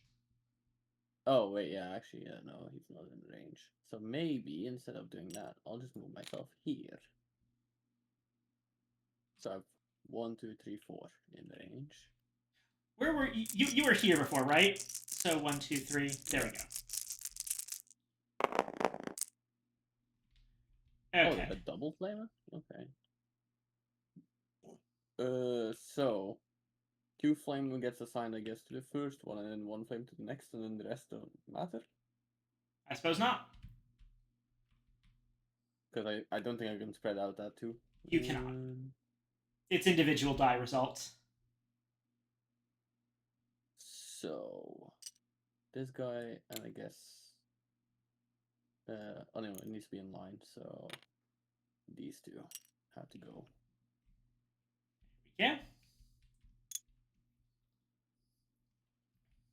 And I guess I do the same thing, but what kind Keep in mind that this is not a pit, this is a wall.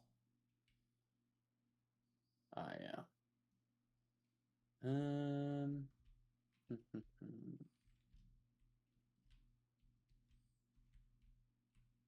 think I'll just do the same flame wall thing, but spread the damage as well. Alrighty. On the 2.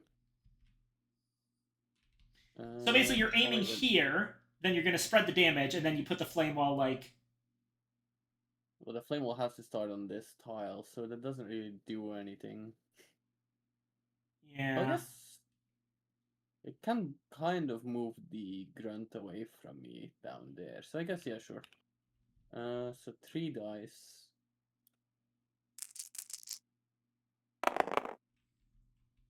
So both of these die. Yeah. And if you started by targeting this tile, which is allowed, for the record, you could have done like this, like assign that the first hit to an empty space, and the next 2 hits to spaces with guys actually on them. Yeah, sure. And then just block that one guy off. Sure. I'll do it like that then. Alrighty. And Vent guard. And I need to remove 2 of my ammo. why is there a shot twice? Flip that up. Place a grunt. Place a grunt at exit 2 and 3. All creatures activate. So I'm taking a hit. Okay. Yeah, this grunt will activate and try to hit you with 1 die. It does nothing. Nothing. This grunt is gonna move this way to try to get to you through the shortest possible route. This grunt moves. This grunt moves. This grunt moves around. So 3. yeah. This actually the web spitter moves first, but web spitter can't really do anything. Web spitter also wouldn't move up because that makes no sense. And the oppressor is still cock blocked.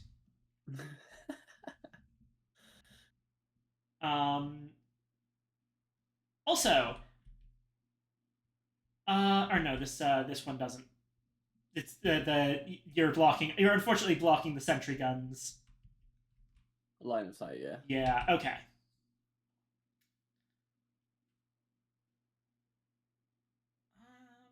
Let's see. My turn.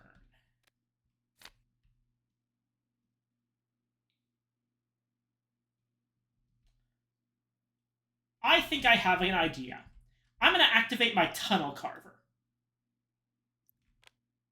I was about to suggest something similar. Basically, I'm going to do this. Giving us the ability to get the heck out of here and move around the other way. I was going to go a different way. What was your plan? I would have suggested to just like do something like, well, because of your card, you could probably make this a bit faster by moving once and then doing 1, 2, 3, and then we like and get the heck out. Yeah, I was thinking that we, since movement is faster than mining, we can only mine 1 space at a time, but we can move 3 spaces at a time. Yeah. My way's a little bit more dangerous, though, because we would be going past the oppressor. So I guess, wait, how much movement do you have after this? So 3 and then 3. So you could risk the oppressor, I guess, if you, like, bore a hole in here and then you just run past them. Yeah, that is a good idea. Okay.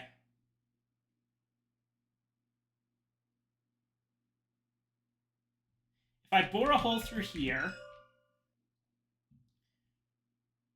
then I could 1, 2, 3, 1, 2, 3. I'd take damage from the grunt, and the oppressor would be able to move to hit me. But it only has range 1, so it can't actually hit me. Yeah, that's a better idea. We're drilling here. And then 1, 2, 3, 1, 2, 3.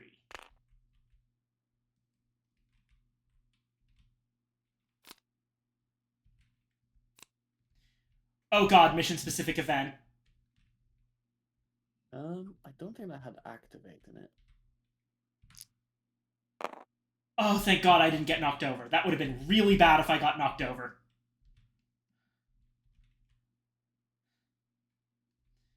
Okay, your turn.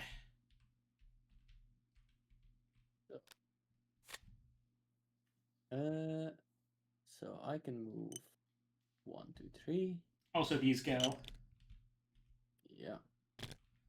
Then I can move 1, 2, 3. And I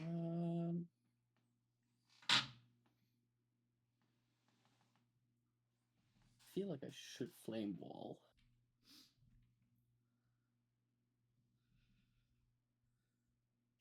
How much movement does the presser have? 3 movement. I think I'm just gonna flame wall, targeting that, and then go diagonal like this. Fair enough. Wait, can I? Oh yeah, I can do that. Yeah, I can. Yeah. So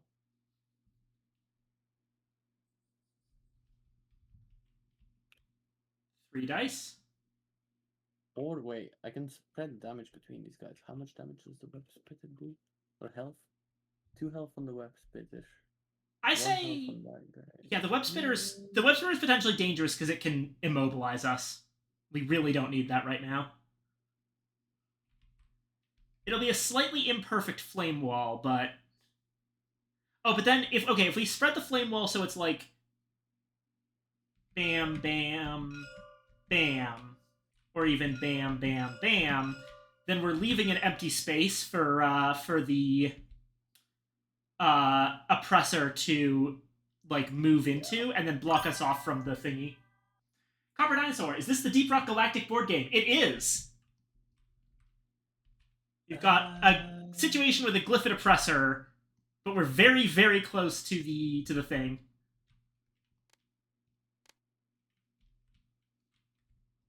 You can use the. Can you use the free actions in between movement? Yes. Oh, Steve, yes. Because then I might just move here, make Grunt friend, and then like finish off my movement in the base. Not a bad idea. The Grunt's basically gonna attack the Oppressor. For like 1 damage, which will not do anything, I think, because that's... Yeah, but you'll be safe. The point is that you'll be safe. Yep. Okay. So then, let me move Steve back over here, because that's used. Yeah, Fast critters.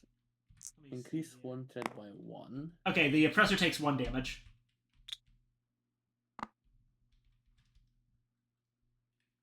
All creatures move and attack.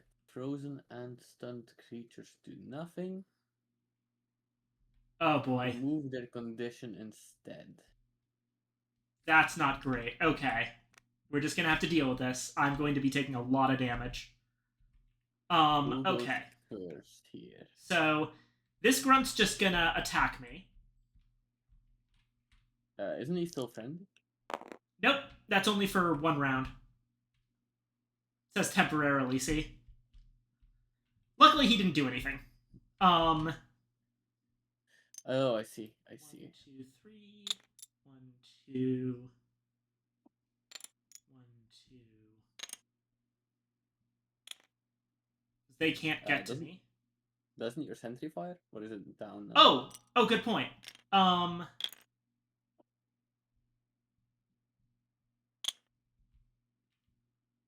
Actually, would they? I think they might attack the sentry. So this guy moves. Oh. Let's see if the sentry gets killed. Okay, dead. Second one does not. All right. Let's see if the sentry dies. Sentry dies. Sentry down. And 1.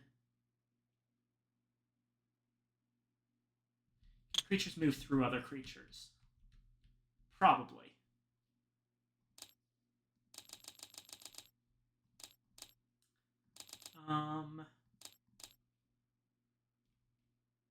Yes, they can. So 1. Oh, wait, no, if they can pass through other creatures, I forgot about that. Shit. Okay, we've been playing slightly wrong this whole time. Those stack ups still wouldn't have had a... Those stack ups still would have worked, but in this case, this Grunt will actually move over here. And attack. Right. Yeah. It Actually, misses. Wait, should we revert to the beginning?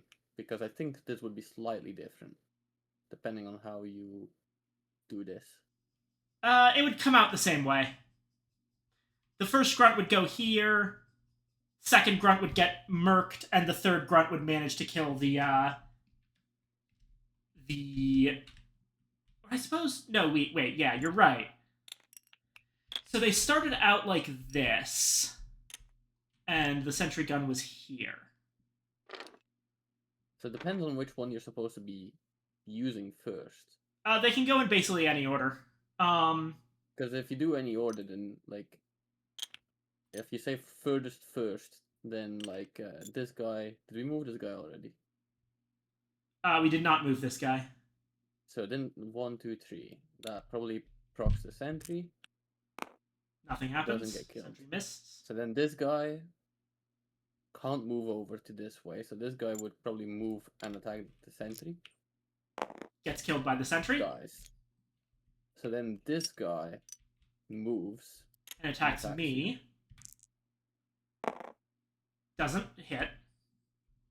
So then this guy moves and attacks you. Doesn't hit. So then closest one to you, you already rolled, I believe. Yes, time. I did. Then the web spitter is gonna do its thing. Which doesn't need to move because you're in range. Yeah, so it's just gonna roll 2 and try to immobilize me. It doesn't damage me, but it does immobilize me, which is very, very bad.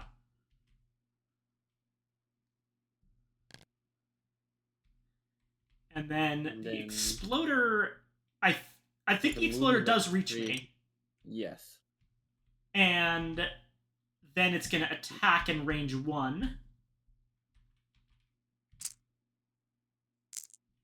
So I take a damage. Now, does that kill it? Give me a second here. Because it doesn't explicitly say It doesn't know. that it kills itself. I think it just doesn't explode itself.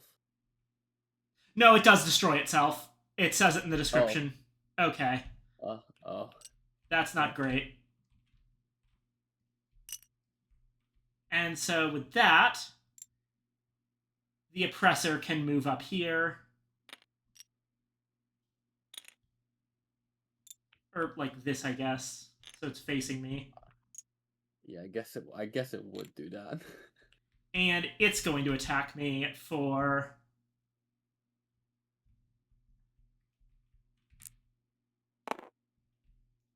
It deals a damage and knocks me down.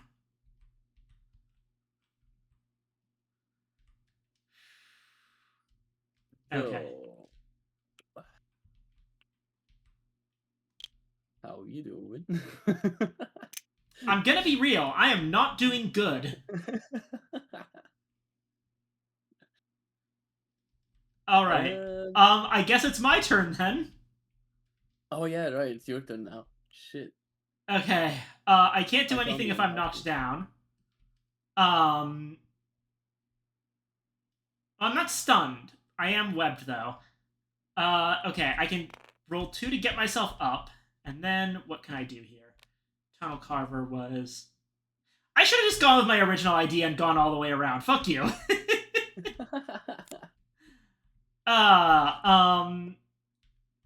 Okay. This thing has no immunity to explosive damage, so I think my best bet is to fire effectively into this space.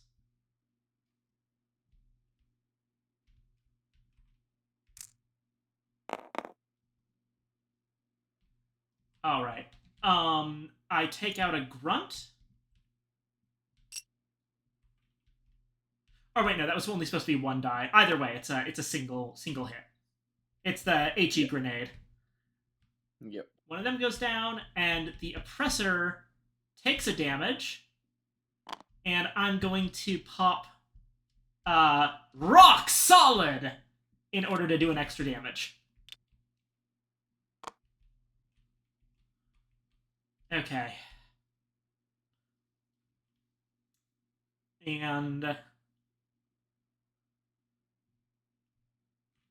that's my last action because of the thing. Loot bug. Add a loot bug from the general supply to an empty ground space that's not adjacent to any dwarves. Increase swarm threat. So I'm just going to put a loot bug. Honestly, I don't care at this point. It goes here. And swarm threat goes up. Okay, your turn. So, I'm gonna start by shooting the oppressor with 2. How do you actually duplicate these dice? Because I might as well. If I promote you, you can copy and paste them. There we go.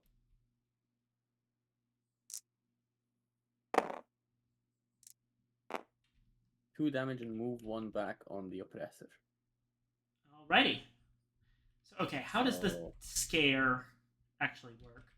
Move any affected creatures up to 2 spaces away from the source of the effect, with the exception of immobile creatures. Oh, this thing is probably immune to. Nope, it doesn't appear to be. Oh, okay, so 2 spaces back. So That's like I one, guess two. I guess I would move. Is that 2? From where it is here, I've moved its face back here. Oh, like that. Yeah. Okay. So it took 2 damage. I don't really know how And you. then Hold on, let me check to see if how the heck are you even supposed to properly move this thing? I mean, I guess it makes sense what you're saying, because the face is still gonna have to move 2 to get back to you. Count its movement from its front part and always turn it so it faces the direction it moves in. Yeah. Okay. So it's like. Oh! Follow the shortest straight path to a target and will crash through and destroy stalagmites, grunts, and cave walls. And if it ever ends its movement next to its target, it gets a free attack, though the Fast Critters event card doesn't give it 2 attacks. Oh, okay. But either way, we successfully managed to deal with it. And I don't think there was ever a time when its ability to crash through cave walls would have mattered. Yeah. So that was once. I can do that again.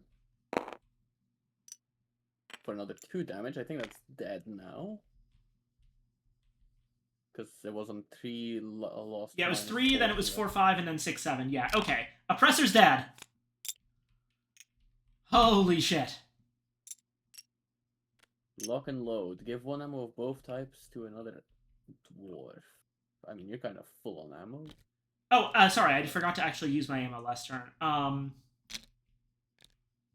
Still, it's probably not super worth using it. It's fun. I would love to give you that ability, and I would love to have you give me. I think we might actually get out of this alive, but we can't use them on ourselves. Yeah. We got the wrong damn ones. I am going to. Oh, but you're breaking line of sight on 2 of them, I guess. I think I can still hit this one and this one. Yeah, I don't you think I can. hit this one. So I'm gonna do You can't hit that one. this, Yeah. this. With the flamethrower attack. So yes, damages from from left to right. So okay, only the critter dies. Yeah. And then end of turn. So Also, thank you for coming, Copper Dinosaur. Really appreciate it. Not again. Place a grunt at exits 1 and 3. All creatures activate. Okay, this grunt's gonna attack me. He gives a nibble. Ow. Uh-oh. 1, 2, or 1, 2. 1. Oh, that one's gonna die. That one moves and Dies. dies.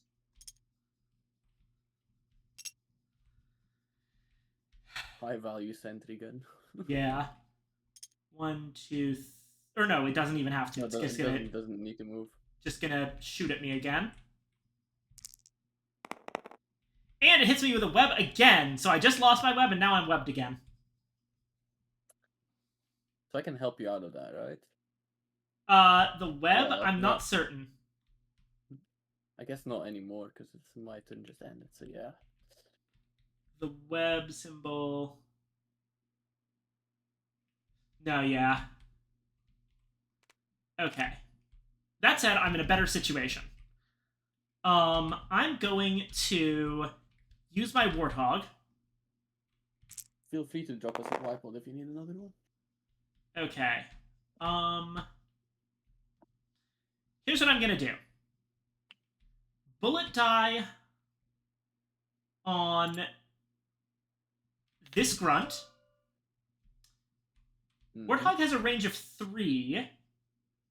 So I use the basically bullet die goes on grunt. Yep. I use the empty die to make a bridge to hit the web spitter with the double armor piercing, killing it instantly. Yep. So 1 grunt and the web spitter goes down.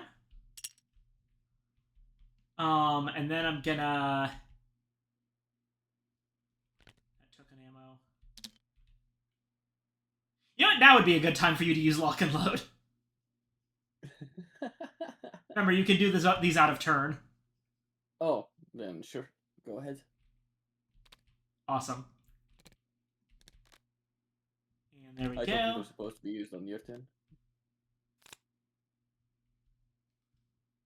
Actually, wait. I need to check a ruling. Oh no, it's just to all creatures hit by the weapon. Alright, I'm gonna do that again. Oh, forgot to roll. I suppose it doesn't matter now, but... I just absolutely obliterate this grunt. Point blank with a shotgun. And then I'm going to mine. And I am going to carve out these spaces so that I can just run straight to it. Yep. Alrighty.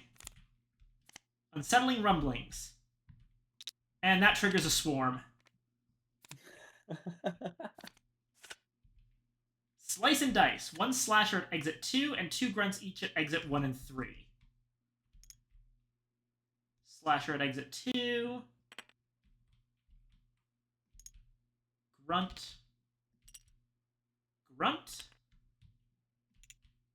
Grunt. Grunt.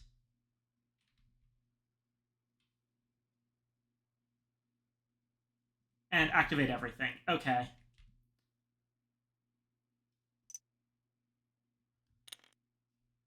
Grunt. Grunt.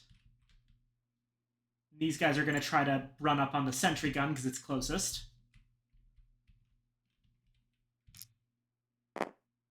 Misses that one. Misses that one. I think the sentry gun's doomed. And the slasher will just go straight here. But it won't attack me yet. And your turn.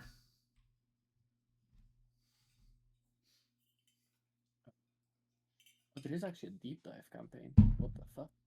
Mm-hmm. Jesus.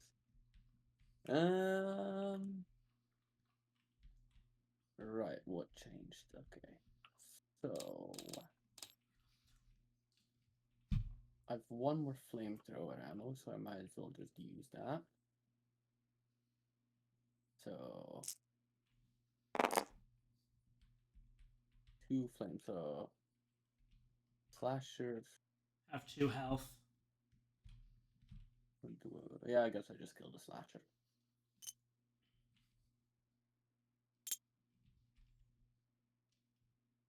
And then I guess I just we can still do another supply drop, right? We have enough of stuff for it or not? Yeah, we could. Then sure, why not? Drop that in. How much does it cost in general? 3 things. We can use gold to substitute for nitra. Okay.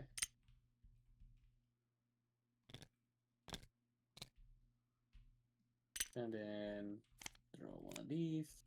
Flip.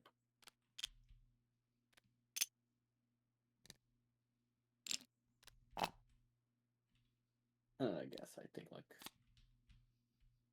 an ammo and like a secondary ammo, but I can't really shoot with it because I needed to use my other actions with it. So there's like 4 left on it. And 5 of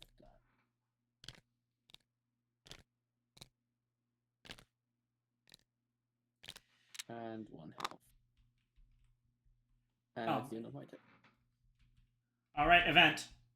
Hopefully, I don't get screwed over. Mission-specific event. Oh my god, you're the active dwarf and you're immune to events. Yes. Oh, thank goodness. My turn. I immediately run onto the fucking thingy, and I took the platform with me. I was so excited. We did it. We win. Let's go. Let's go. Hello. Hello, Aurora. Hi. Hi. I kind of pretty much just woke up. Good morning. Good morning. Well, we just finished up our second and probably last game of Deep Rock Galactic. Mm-hmm. If you'd like to... How are you feeling, Blazing? I'm up for anything. Cool. In that case, why don't we set up for our last game on the docket? One game of the Night Cage. I'll just be quickly BRB. But yeah, Deep Rock Galactic is a lot of fun. Whether it's the actual video game or the board game. Alrighty. Let me send you an invitation, Aurora. I assume you want to join us? Mm-hmm. Gotcha. I figured. Go ahead and load up TTS. I should probably deactivate my VPN Probably. again. We had a bit of trouble with Evangeline getting in as well. Mm-hmm. It's now gone off to hang out with Colin and watch Limbus Company, Kanto, whatever the hell they're on now. Yeah. I should probably know that, but I'm on Kanto like 7, so I guess it's Kanto 9? I think it's Kanto 9. That's probably right. Oh yeah. I ordered my computer. Yay! Ryzen 5 5500 and RTX 5050. Nice. I'm back. Excellent. Welcome back. There you are, Aurora. So this, our final game, is a horror board game. Ooh. This is the Night Cage. I should probably stretch. No one's told me to stretch, but I should probably stretch. Mm-hmm. When's the last time you drank?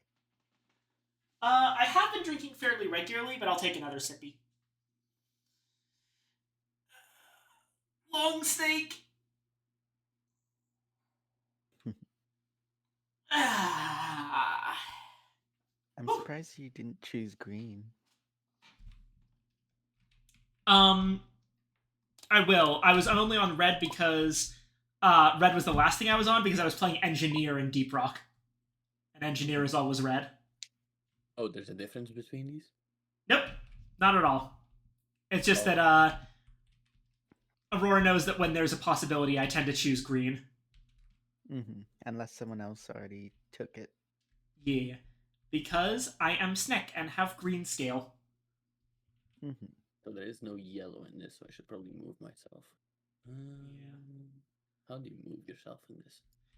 Just click on your name, and you'll see change color. Change color. Let's go with red. All right. So it's been a minute since I played this, so let's go over the rules together.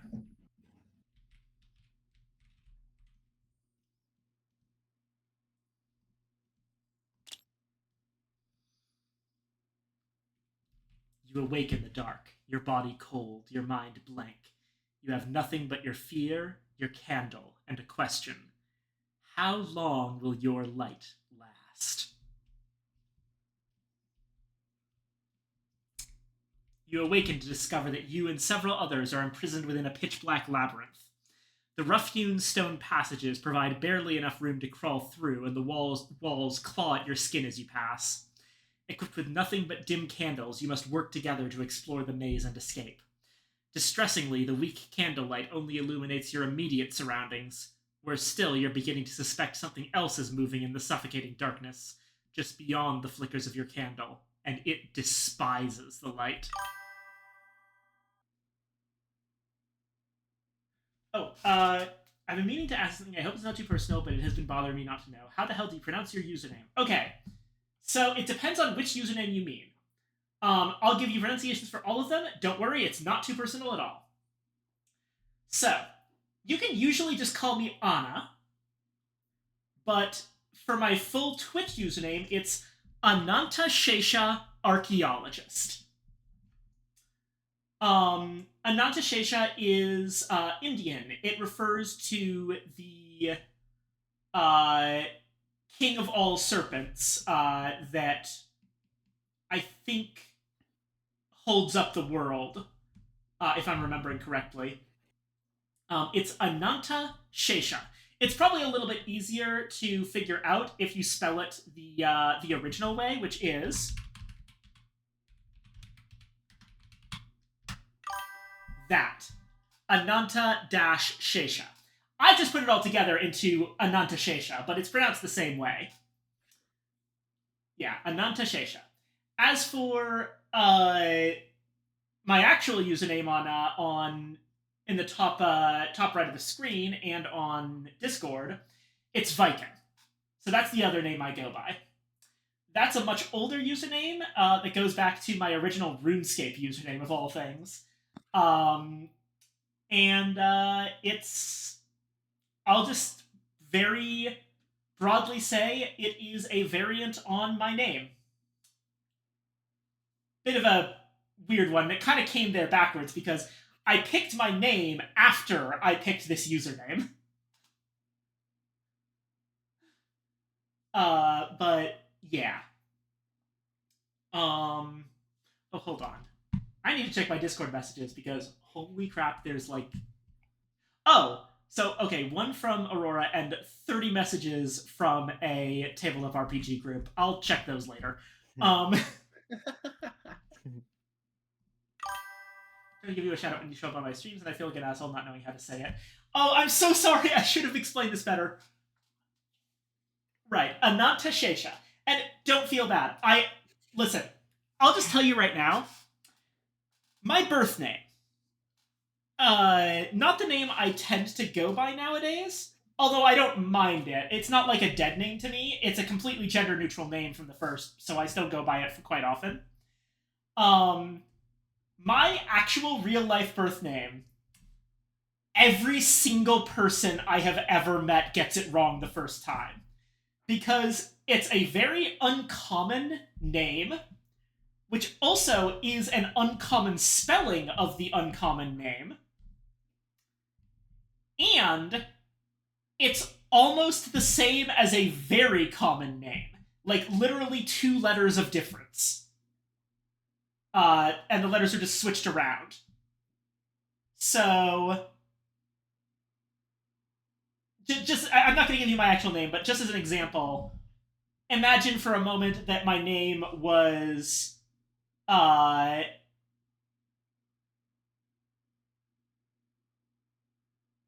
don't know,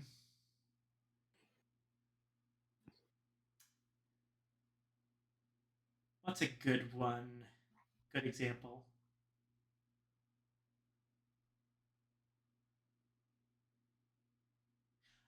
Okay. So let's say, for example, you know the name Gary, Gary. Let's say my name hypothetically was Gray, like the color.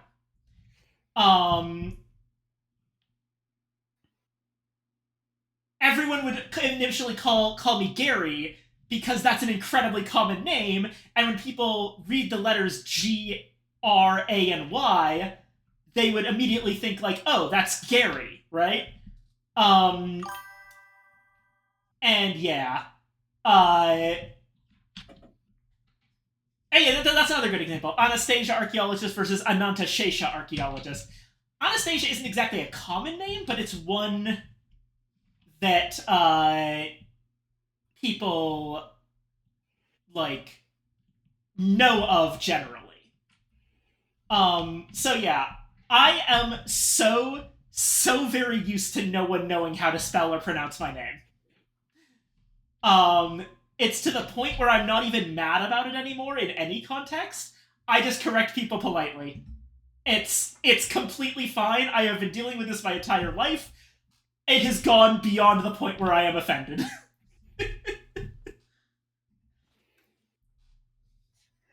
And here I am having one of the most simple names, yet more complex usernames. How do you think you say my username? Tukaksuk. What I've been told my entire life is to cook suck. To cook To suck? cook, I suck. Yeah. Huh. I'm down bad.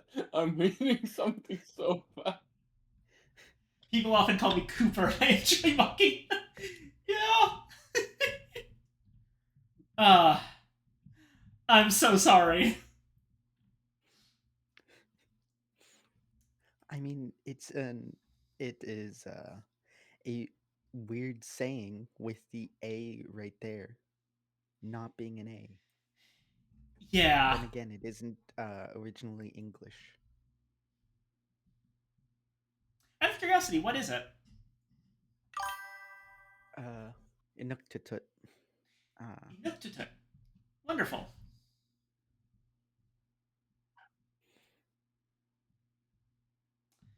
My name, Just remember that.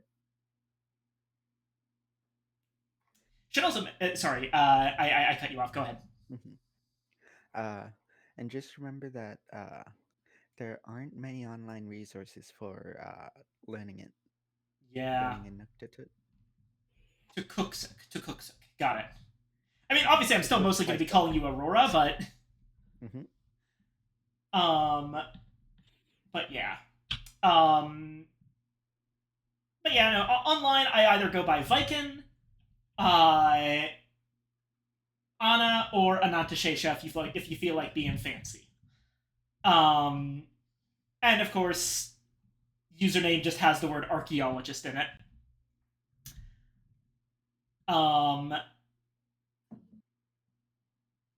should also mention that another reason my name is really difficult for people is that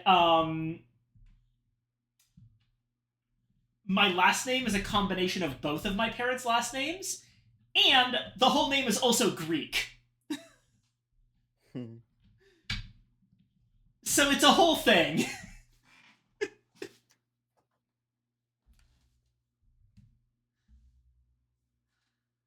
Alrighty.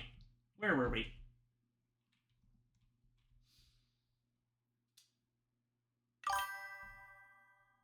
Save some syllables for the rest of us. Yeah.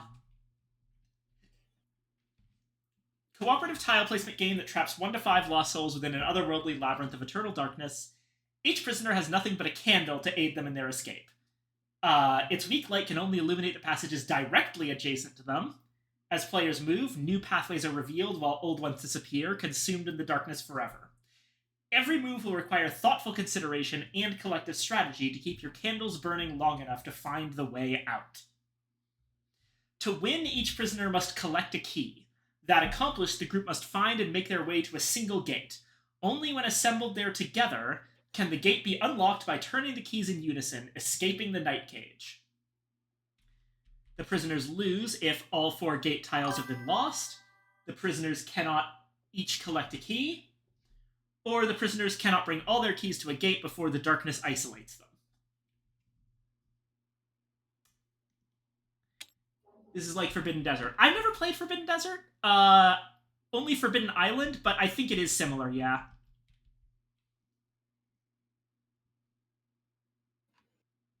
The demo button places tiles on the board to help you show how candles illuminate each path. All right, let's hit the demo button in that case. Where is the demo button? What are they talking about?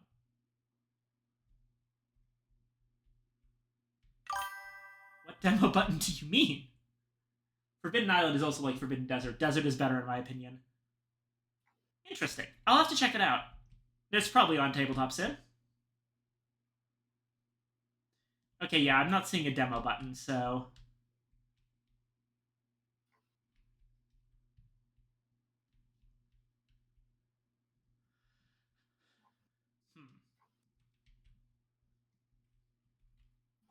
So we've got a 3-player game. Mm-hmm.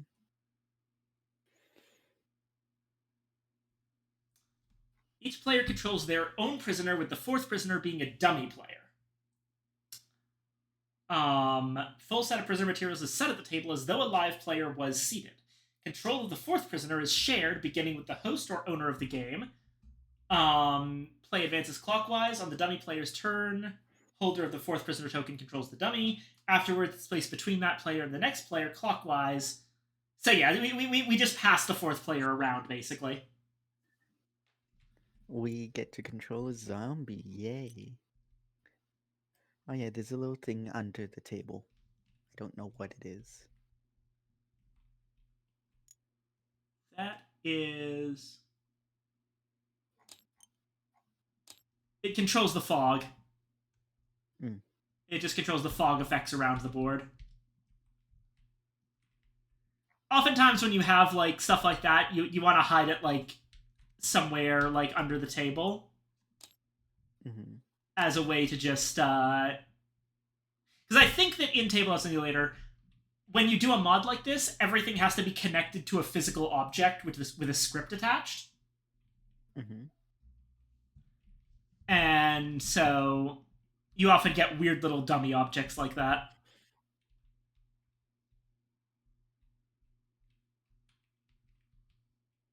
Let's see. Okay.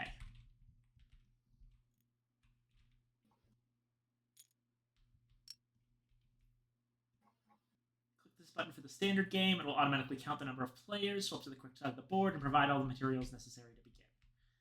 So, okay. Classic 6x6.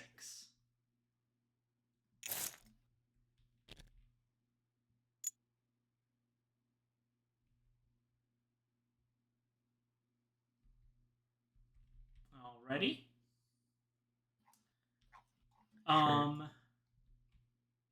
Did that work? You draw stuff from the candle.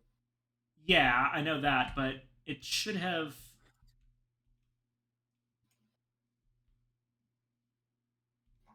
Oh, right, we all have a starting... I see. Right, we have to manually place our starting tiles. Got it. Okay. And yeah, we draw from the candle. So... The edges of the board wrap around to their opposite side in an infinite loop of impenetrable darkness. Prisoners can freely travel from edge to edge. When you arrive at an edge, illuminate any relevant tiles on the opposite side as well. You're never far from the other prisoners or the dangers they may discover. Likewise, monsters are not limited by the edge of the board and may attack along connected passages from one side to the other. On each player's first turn, they will do the following. Choose any unoccupied spot on the board. Place their starting tile on that spot and orient it as desired. Place their prisoner token on the starting tile. Then, one at a time, draw a tile from the tile holder and examine it. Choose a space that your starting tile exits onto and place the tile so the passages connect, otherwise orienting it as you like. Do this for each open space that your starting tile exits onto. Once all players in turn have completed these actions, the game may begin. So we each make a corner of the board, or what? It doesn't have to be a corner. It can be literally anywhere. Oh. Huh. It's unfortunate that I kind of wish we had, like, clearer edges to this board.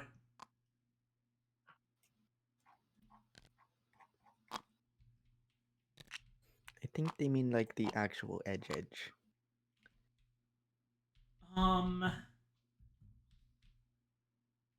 No, apparently the board is supposed to be 6 by 6 spaces.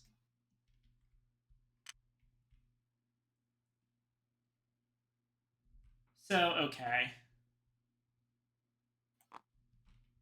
I mean, I guess we could just take some random tile and mark out the 6 by 6 area.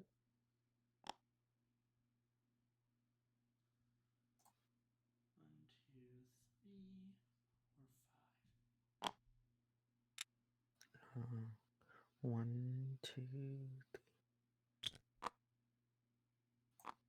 There.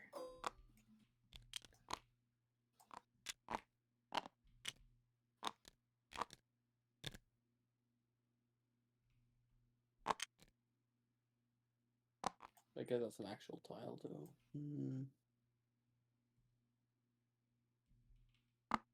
Color tint. Oh, I see what you're doing, yeah. No, that doesn't change it. Okay, hold on. Yeah, no, let's just draw the borders. Sure.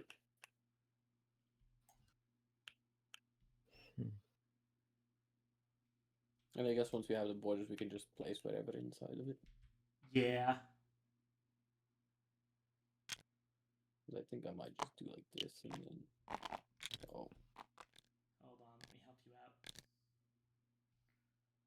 2, 3, 4, 5, 6. Right around here.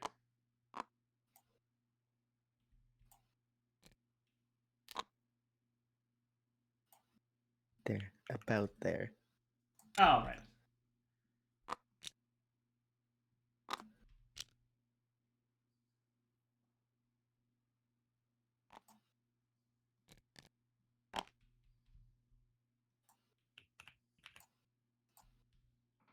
I wish they would have just given us the actual board. All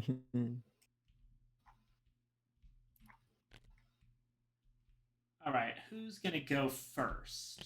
Let me see. Person hosting the game will be first player. I guess that's me. Yep. So I'll put the blue player right here, showing that it's going to go to Blazing next time. Okay, and now, in player order, I will... Oh, wait, hold on. Before that, we need to place down the thing for the fourth player. I've got them first, so I'm going to put them down here.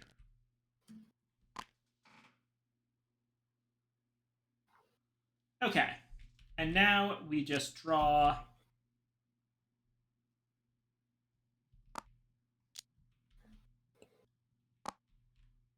Gonna put it like that.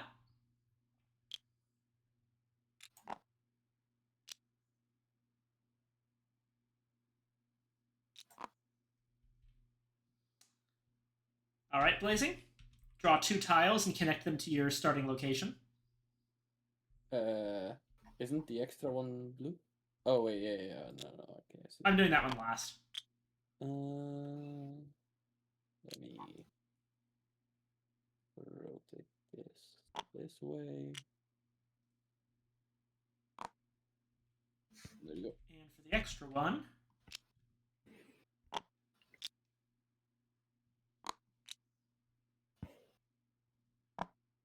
there we go. Okay. So, rules. A player's candle illuminates the connected passages in a one-space radius around their current location. Diagonal spaces are not illuminated. When you move, the radius of your candlelight moves with you, revealing new passages. Any tile passing too far outside of your candlelight is lost to darkness and discarded forever. This means if you retrace your steps, the pathway would be changed completely. Adjacent tiles not connected to you by a passage should also be discarded. Adjacent tiles that are blocking a passage remain, since you can still see the wall they create.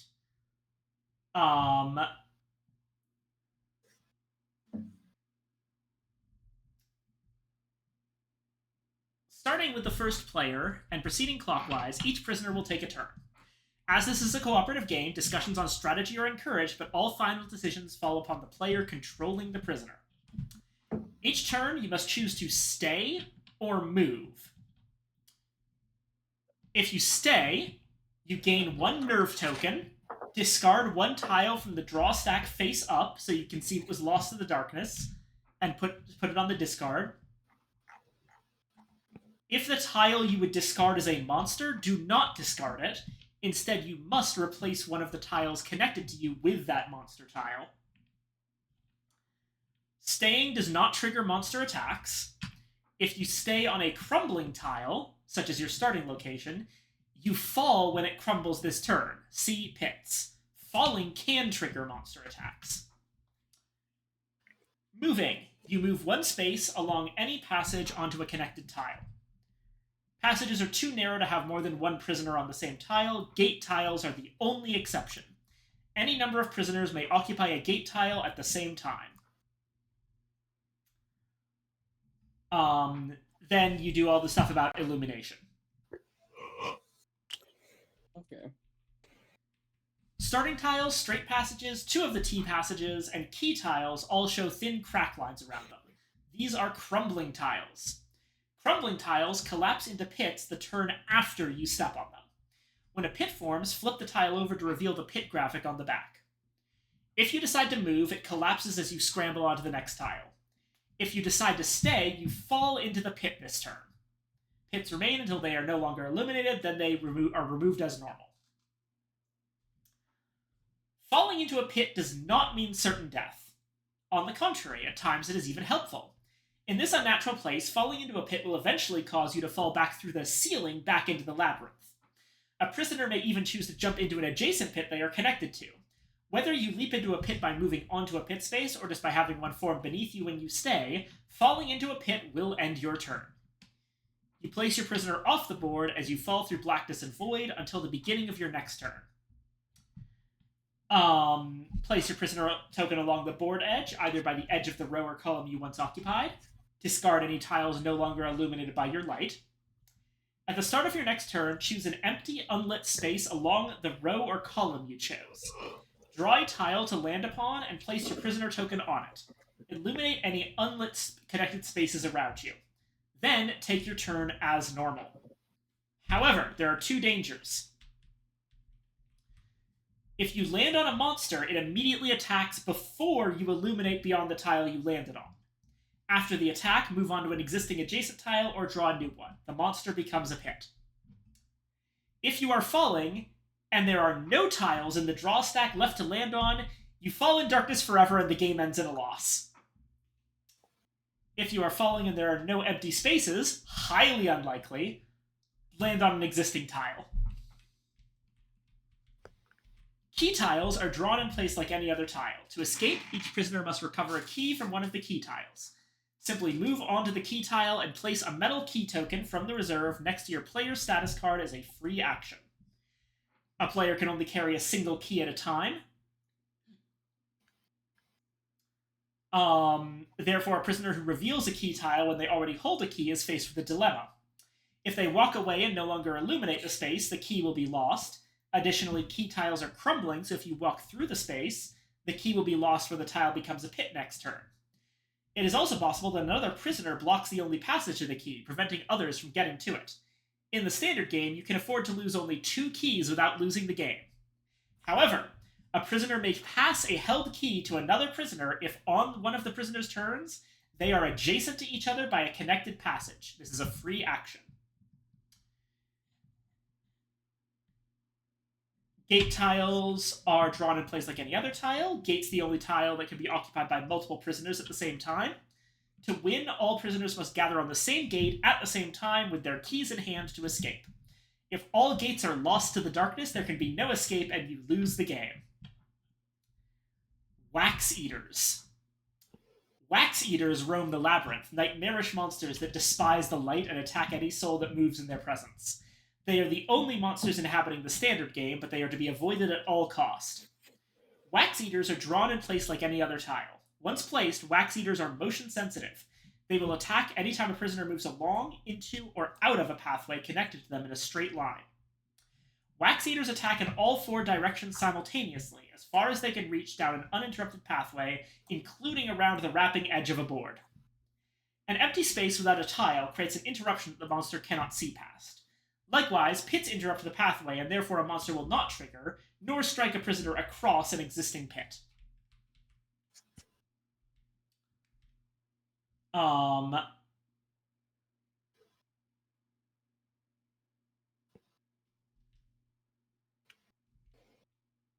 Okay, yeah.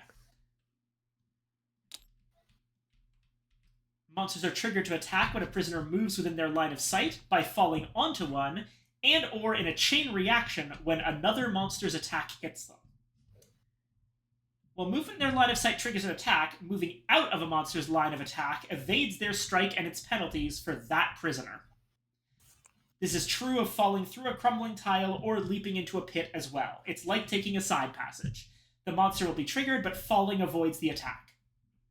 If you fall onto a monster, it triggers immediately, attacking the prisoner who landed on it and any other prisoner in its line of sight, and then it becomes a pit.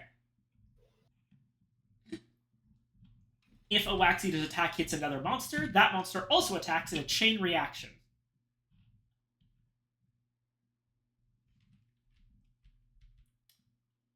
When a prisoner is struck by a Wax Eater attack, either at range or by falling on one, discard the top 3 tiles from the draw stack face up. That prisoner goes lights out. This is for each prisoner hit by a monster. Multiple prisoners can be hit at the same time, and or a prisoner can be hit by multiple monsters, leading to a massive amount of tiles discarded from the draw stack. So be careful. When struck by a monster attack, a prisoner goes lights out. Flip your player status card to its lights out side. With your candle extinguished, you can no longer perceive anything beyond the tile you occupy. Remove all tiles that you had been illuminating.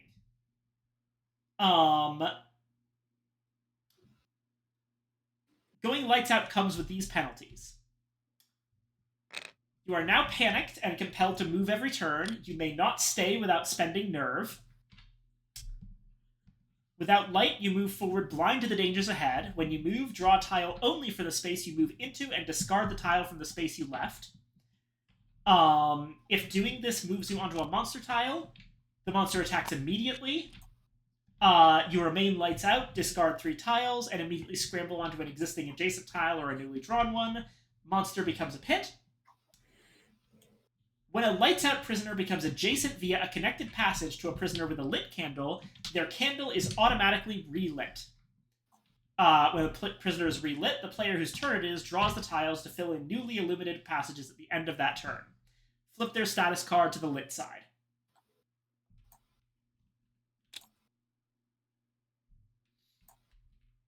All prisoners begin the game with a nerve token. Additional nerve can be gained when a prisoner chooses to stay on their turn, up to a limit of 2 nerve. Nerve can be spent on your turn to gain temporary advantages, bending the rules to your benefit. One or both of your nerve tokens can be used on a turn. A nerve can be used to move again, stay when you are lights out and otherwise could not, but if you're lights out, you don't gain a nerve for staying. Block, discarding only 2 tiles instead of 3 when hit by a monster attack. Charge. You may deliberately move onto a monster tile, immediately suffering its attack and going lights out, therefore not illuminating unlit spaces adjacent to it. The monster becomes a pit, and you may fall or move onto an existing or newly drawn tile placed adjacent to the pit. So the reason you would do this is that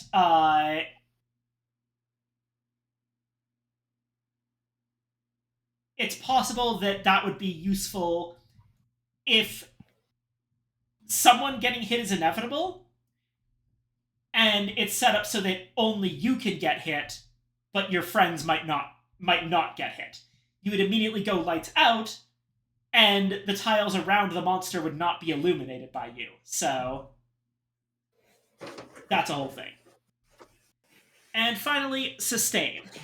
During final flickers, skip removing a tile from the board after your turn.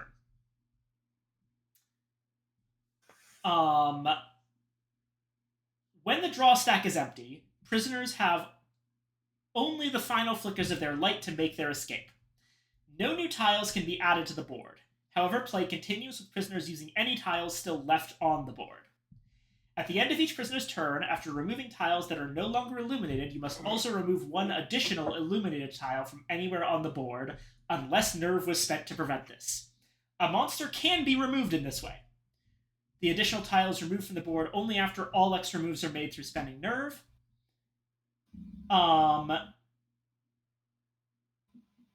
If someone gets isolated and unable to bring their key to the gate with the others, or someone ends up falling forever, the players lose the game.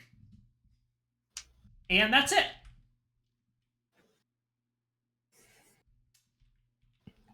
All right. With that in mind, I'm going to go ahead and start things off by moving once down here. Now that's going to discard. Discard goes here into the void. And okay, that's a monster. Okay, that's a monster. What the fuck?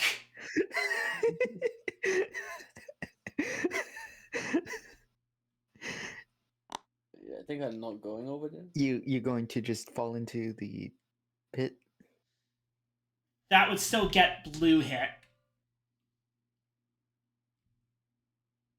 Blue's connected. Someone's going to get hit anyways.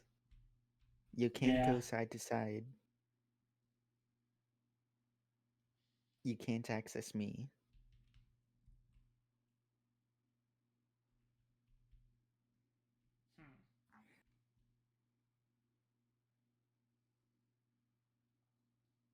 My turn then? Yeah. Or no, wait, hold on. We're going clockwise. So it's actually blue next. Okay. Is it blue or red first? It'll be You're going to get hit. blue. No, sorry. Okay, never mind. I misunderstood. It would be red first. Mm-hmm. So you can only move one space in one turn, right? Yeah. Yeah. Okay, and I can't stay to do that, so I'll move over here. That tile already exists, so that doesn't change. Up and down. This That- tile goes away. Yeah. Into the void here. And then this becomes a hit. Oh boy. Huh.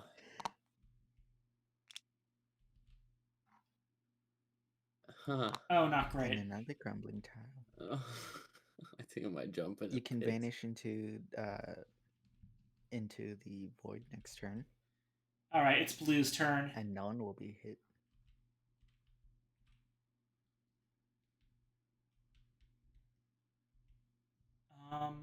How many monsters tiles were there supposed to be? 8, I think. There are 12 wax eater tiles. Mhm. So we got very unlucky, but that does mean that we're getting like several of them out of the way right away. Mm-hmm. Thankfully, none of us have any keys yet, so we can kind of afford it. Mm-hmm. It's blue's turn. Yeah. Who controls blue? I do. Okay, I'm thinking about how to handle this.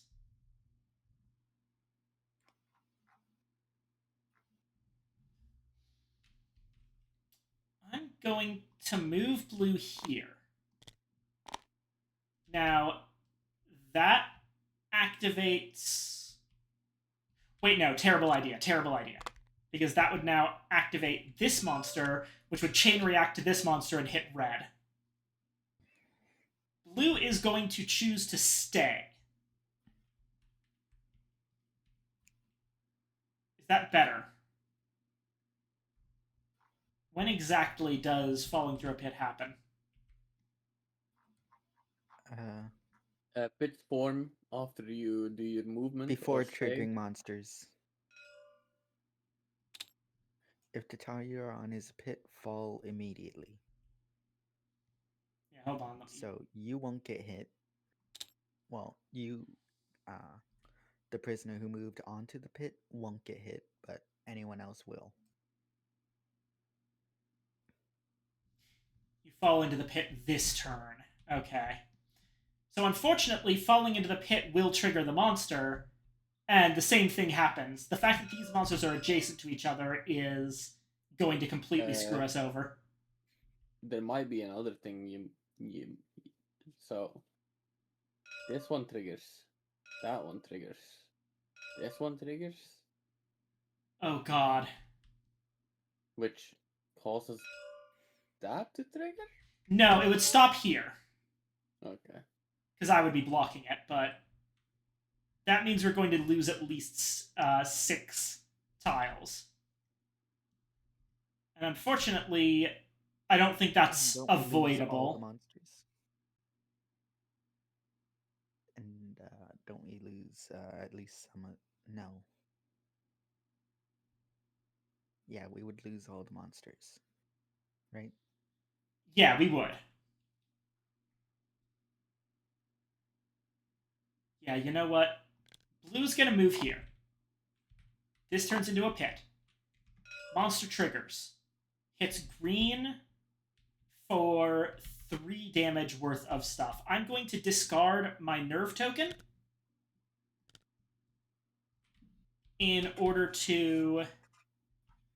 where's the nerve pool? Over here. In order to only take 2. Oh god, one of them was one of the keys. Oh, that's bad. Oh boy. Now... Oh, wait, hold on.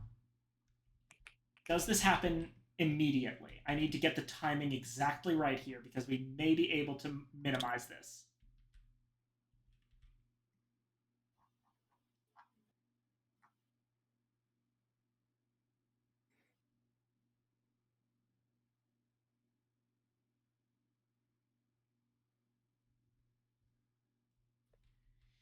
In theory, It goes one direction. And doesn't it get blocked by pits? it does get blocked by pits. I'm trying to check something, though.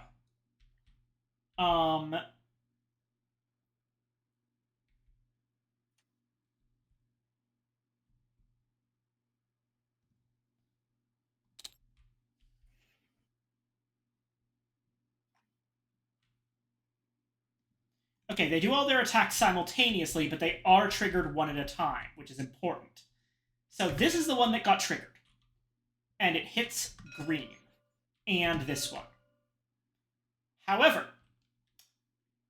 green is immediately going to go lights out, which means that I flip my board, and I remove all of the spaces that I am not on, including this monster, which I'm no longer adjacent to, so I'm not going to get hit again.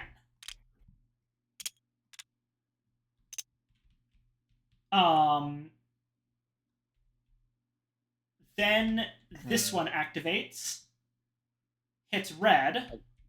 Yep, I guess I use my nerve token as well. Go ahead and put it in here. Oh, I could have actually played that probably smart. Could have probably moved again. Oh god damn it! If we lose another key for any reason, we're done. Yeah. Hey, at least we'll know the Like, game.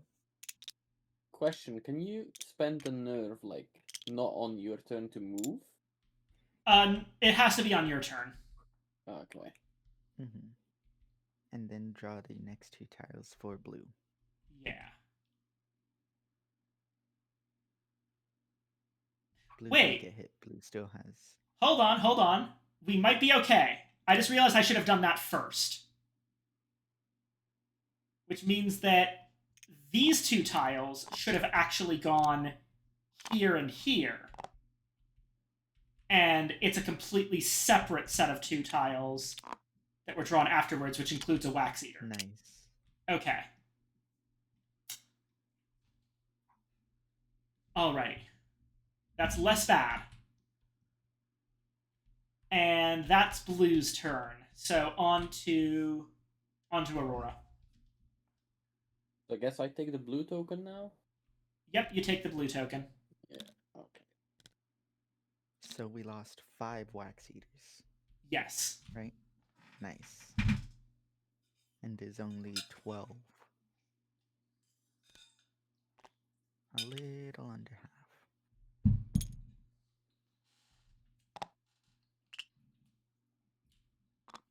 That's a gate. Okay.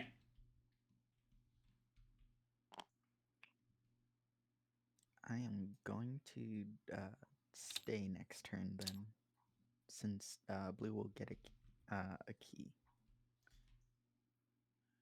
There are only 4 gate tiles in the game. I'm gonna see if we can manage to get blue the key and then pilot blue up towards the gate. Then we might be able to just plot blue on the gate for the rest of it. No, but wait, not moving is dangerous because It's a risk. okay, I've got an idea about how to do this, but it's going to be a little bit complicated. Do we need the gate to finish the game, or? There are 4 gates in the deck, and we need one of them to finish the game. Right. It's unfortunate that we got one of them this early. But we don't absolutely need it. Alrighty. So now it's back around to me.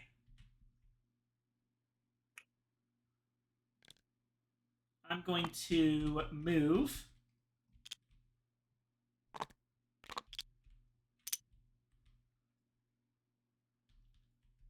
Alright, over to Blazing. I am going to move over. Hey, at least Alright, you're gonna get hit for 3. Yeah, and there's nothing I can do about that. So Wax Eater. Okay, no more keys, and we did get rid of another Wax Eater. And this one turns into a pit, and you can scramble onto an adjacent tile, which allows you to relight your candle right here. I will do that. Alright, go ahead and So- flip it back over. Or, it was lights out, but you can flip it back over. So now I have to Yeah. do this, and then do that, and then that's the end of turn. Yes, okay. So then it's blue, Yep. which moves onto here. This disappears, And blue gets a key. and then Mhm. this creates that. this and that. Alright. Oh, At least there's a wall right there. yeah. Blue will be okay. Mhm. Alright, Aurora, your turn. I am going to move onto the gate so that you can be closer to me. Oh, perfect. Perfect. That's actually ideal. Mm-hmm.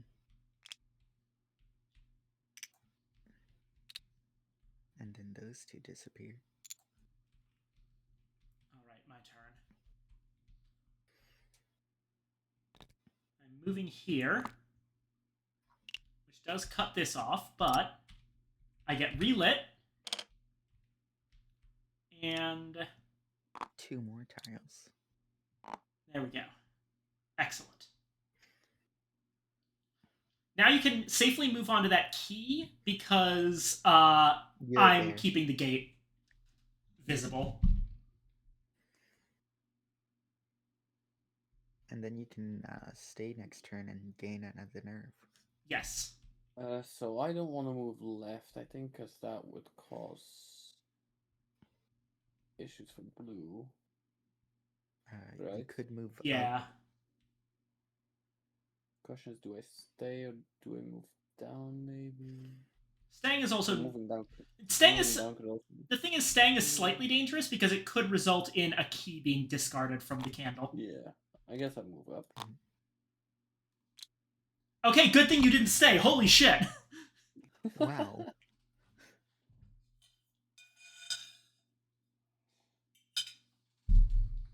And then with that, So, don't we need just 1 more key then? Yes. This gets his cards. Key for Viking. Okay, yeah. Whew. So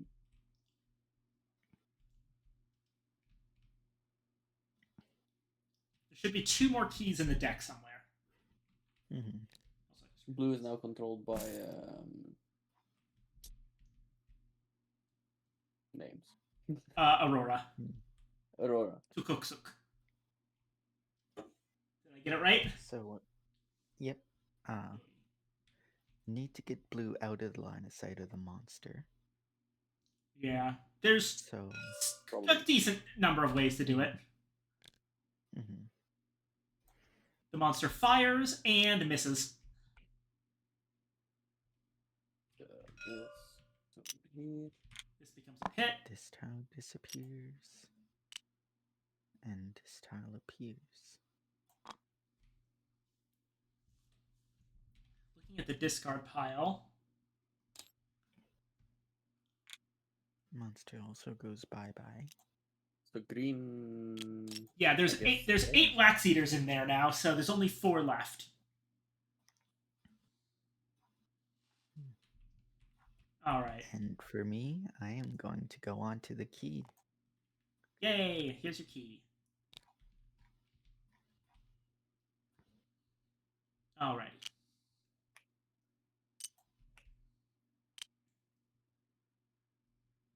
Those tiles go bye-bye.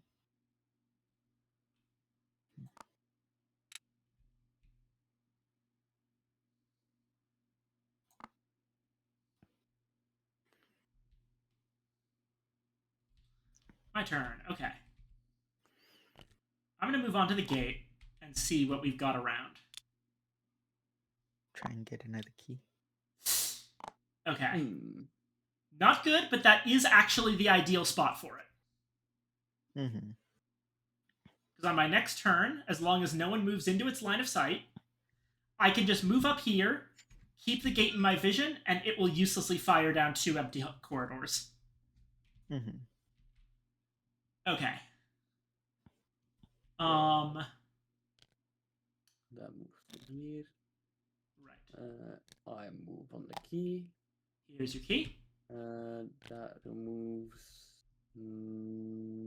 this tile. Yeah, that's about it. Adding this, Another gate. Ooh, the Yes. second gate. and I guess this. That works. Set your rotation degree to 90. Or at least 45, so that you don't Yeah. scroll a million miles just to turn it 90 degrees. Makes sense, yeah. Alright, blue. And it's gonna be me again. Okay.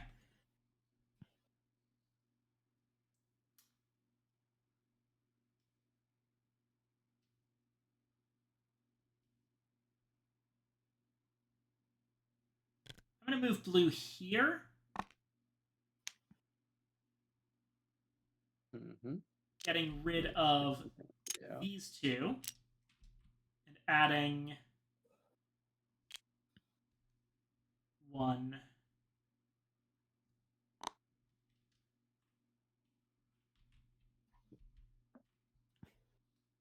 That seems to be about it.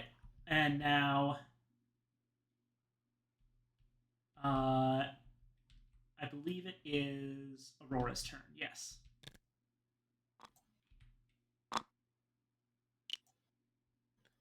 Those 2 tiles disappear.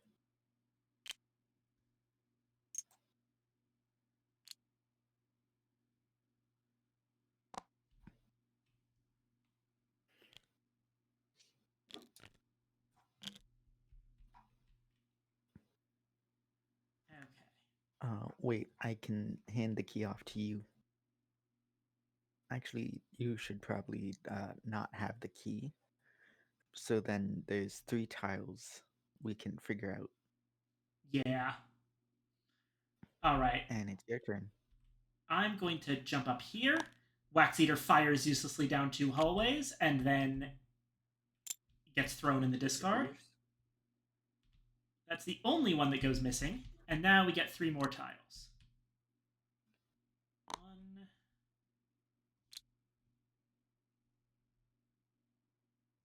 2, Dang. 3. Unfortunate. Nothing useful. I'm going to probably just keep swapping between here and here until that last key is found, and then we can plan based on that. I'm gonna move myself up. This. Go into a pit. Then I guess I'm forced to do with that. And then sure. All right. So once again, we have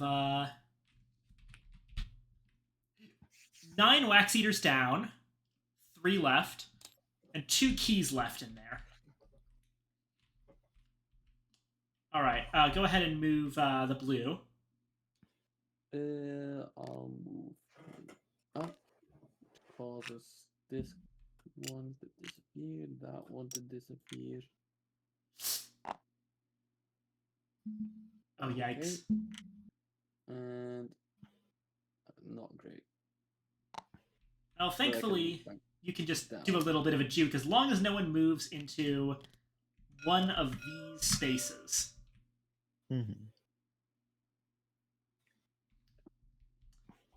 I was going to move down here, but that sucks. So I'm just going to go upward.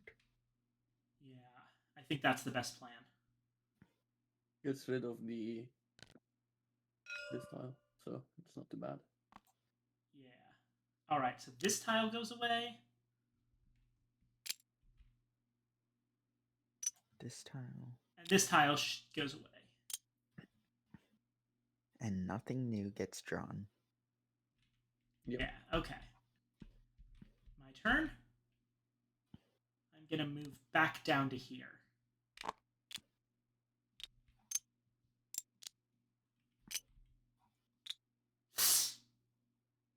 Oh boy. This is going here.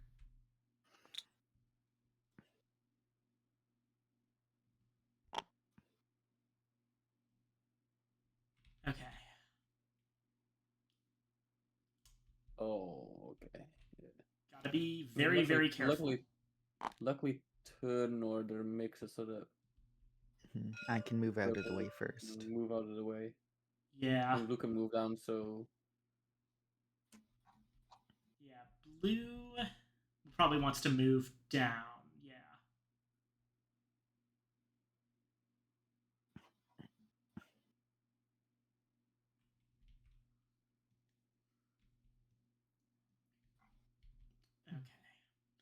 Okay. Red, it's your turn. oh wait, it's my turn.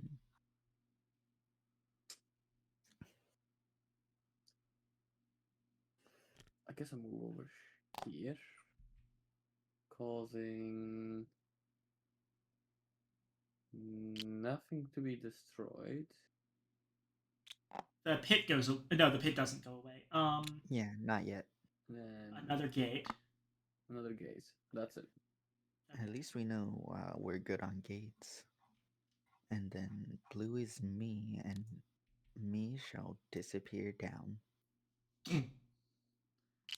that disappears that. And that.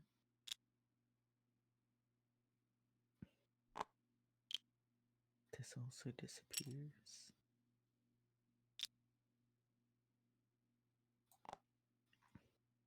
All right.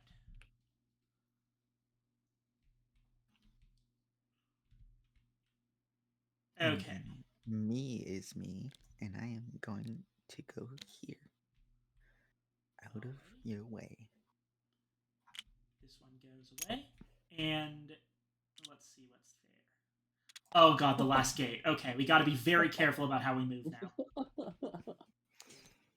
I'm going to We can just move. move on and off the gates.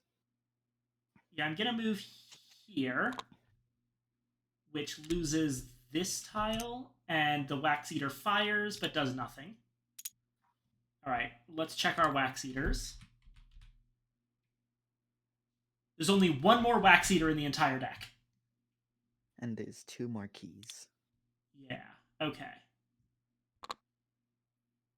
1 wax eater, 2 keys. I'm going to stick around this gate and keep trying to spawn the key. Mm-hmm. And keep in mind that at any time, multiple of us can occupy a gate. Yeah. I'm gonna move down. Oh, careful, careful, careful. If we get too far away from each other at this point, we might not be able to make it back to each other by the time we get a key. We need to all be at the same gate? We all need to be at the same gate. Ooh, okay. Conglomerate fair. at one of these 2 gates.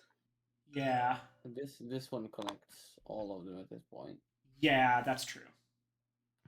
There's a key. Okay, okay. I'm gonna need... Should have put it there instead. Okay. Because then it's connected directly to a gate. Yeah, okay, now you can actually stay in place on that gate. And I'll make my way over there. Sure. And that's the end of it. Yeah. Mhm. All right, blue. I'm gonna be moving blue. Spike and blue. So, So blue moves up and stays. moves up.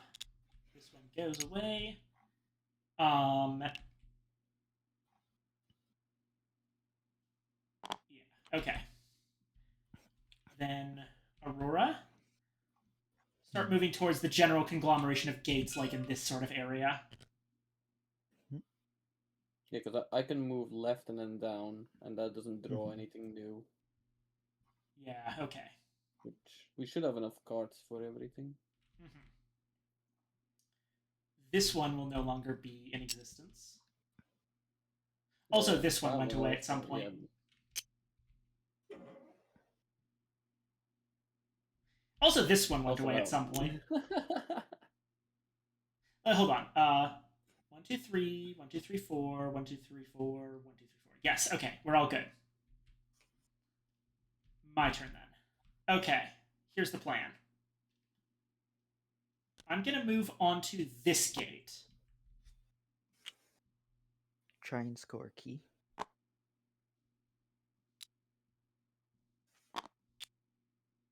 No key, but a good straight shot to the key that exists. Mm-hmm. Alrighty. Actually, wait. I'm gonna turn this one this way to minimize the number of new passages we create. You can just go 2 times left and then. Yeah, that Oh works no, too. it does the same thing. It does the same thing actually, because Yeah. the other side is already. Okay. Now we just gotta minimize the number of passages while also Yeah. maximizing them. Since there's still 1. Red. In theory, you could, depending on which gate we want to go to. Well, blue has to move as well, right? So either I stay or blue stays. Yeah. I guess I'll stay. Just this. That's the end of my turn. Okay, up over to blue. You control blue. So you stay and discard a tile Blue and gain a should- nerve. Blue Yeah, a should- tile was already discarded, so here's your nerve. Blue should move up, I think. Yeah. Actually, hold on. Have blue spend their nerve to double move and immediately go to the same gate as you. Is Oh me. yeah, that's a good point. So, oh wait, so for me to play as blue, right? Yeah. Mhm. So bend the nerve and To basically double up move down to to the same spot as either Kane's up back. right or up left. Doesn't really matter. No, it does matter because we don't want blue to walk over this tile. I guess upright. So he comes over here. Right. Okay. So now we. So this removes that tile and that tile. And the gate. And And then that a new tile. tile gets created because I'm here. Perfect. Okay. Because I can move. Actually, I can double move onto the gate, Alrighty. and then Ding. no one gets hurt. Go ahead. I'm not sure if we have enough tiles for this. Because aren't we gonna be running out of Double tiles? move onto the gate. We'll be okay, I think. Hmm. Okay. So. This Oh, tile. disappears. Wait, no, that one doesn't disappear because it's opposite this. Hmm. Okay. And there's no more monsters. Yep. Alrighty.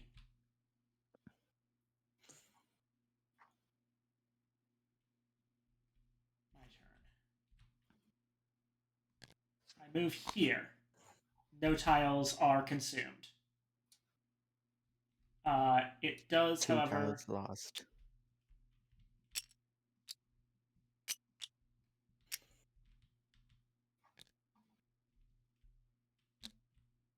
So now If you move Stay, left, stay, you only consume stay. one tile. yeah. So I should stay for this turn. Right. So discards one. And you gain another nerve. Blue should stay, which also discards. Alright. That's the other key. Dang. I mean, that's fine. Purple stays, I think. Hmm. So nerve. Gain a nerve, discard a tile. Cracked single. Okay. I move left. That gets rid of the gate. And spawns one more tile right here.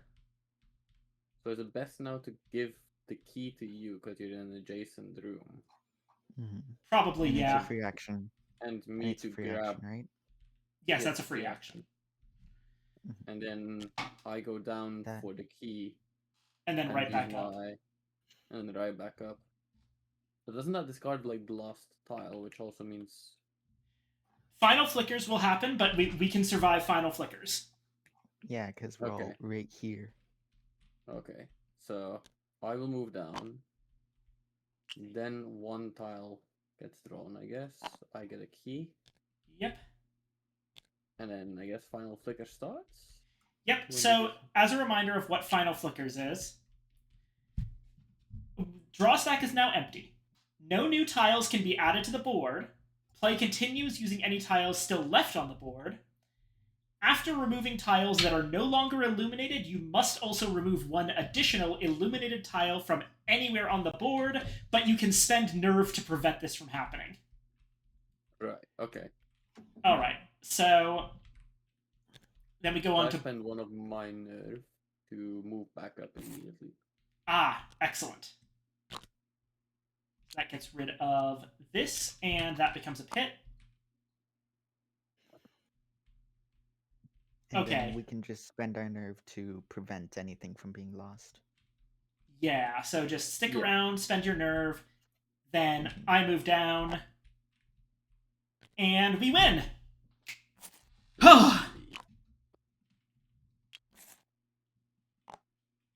You know, I actually think it's kind of... The design of this game is kind of genius, despite the simplicity, because the concept is it's a horror board game, horror works on tension, and good god, this game is tense.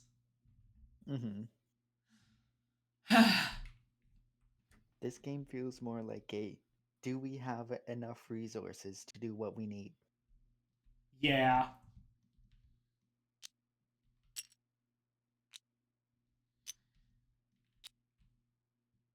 So now that we finished a game, oh boy, you know what it is? It's a very weird form of survival horror.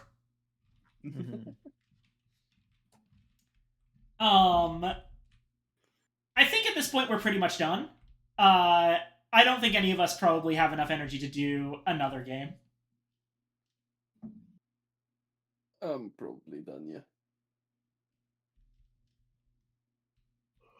Do apologize, Aurora, for...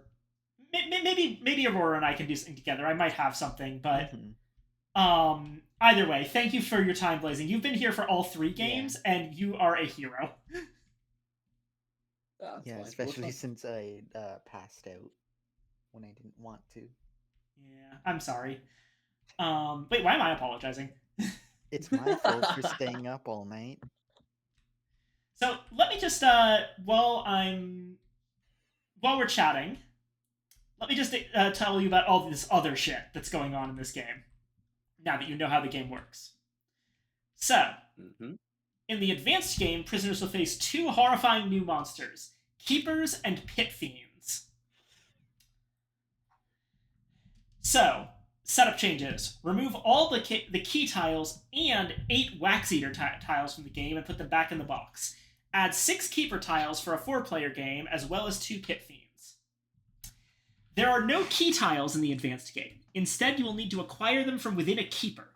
Keepers have keys inside of their ethereal bodies and are the only type of monster whose presence persists even if they are not illuminated.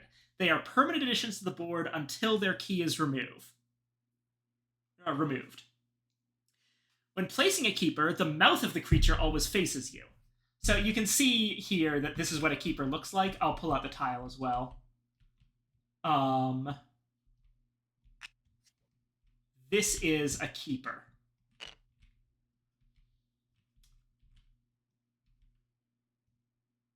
They are triggered to attack in the same way as Wax Eaters. However, they only strike in 3 directions and cannot strike behind themselves. Being hit by a Keeper at range, as opposed to landing on it, forces you to discard 1 tile from the draw stack instead of 3. If a Keeper is hit by another monster from behind, it does not cause a chain reaction. So they are significantly weaker than Wax Eaters. They only do 1 damage, and they only go in 3 directions. Yep, Keeper. Moving onto the Keeper earns you a key, just like a key tile would. Approaching from the rear, where the monster cannot attack, is the only safe way to get a key and incurs no penalties. However, if you spend 1 nerve to charge, you may move onto a Keeper tile from a direction other than the rear. Doing so is not possible without spending nerve, but it does come with penalties. Moving or falling onto a Keeper from any direction other than the unprotected rear causes you to go lights out and discard 3 tiles from the draw stack. A falling player without a key can take the key as they land. Once the key is collected, the Keeper immediately becomes a pit. The falling prisoner scrambles onto an existing adjacent tile or a newly drawn one placed adjacent to the pit. So now you actually have to deal with a monster to get your keys, but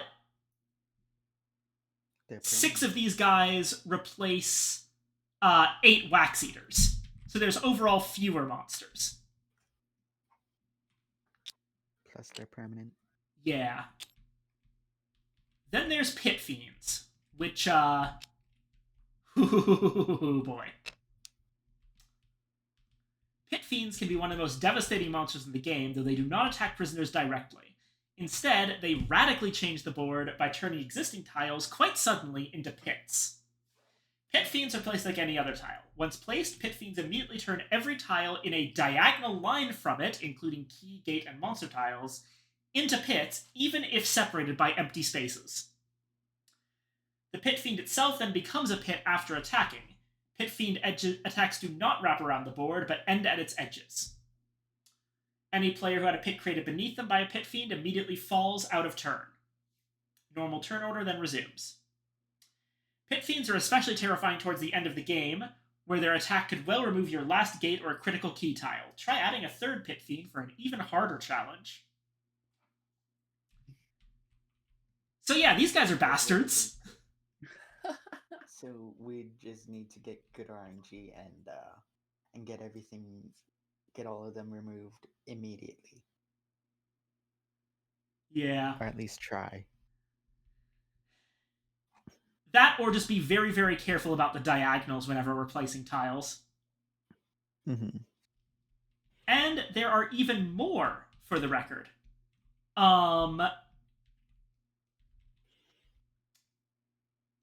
Dirge and Omens. Over here.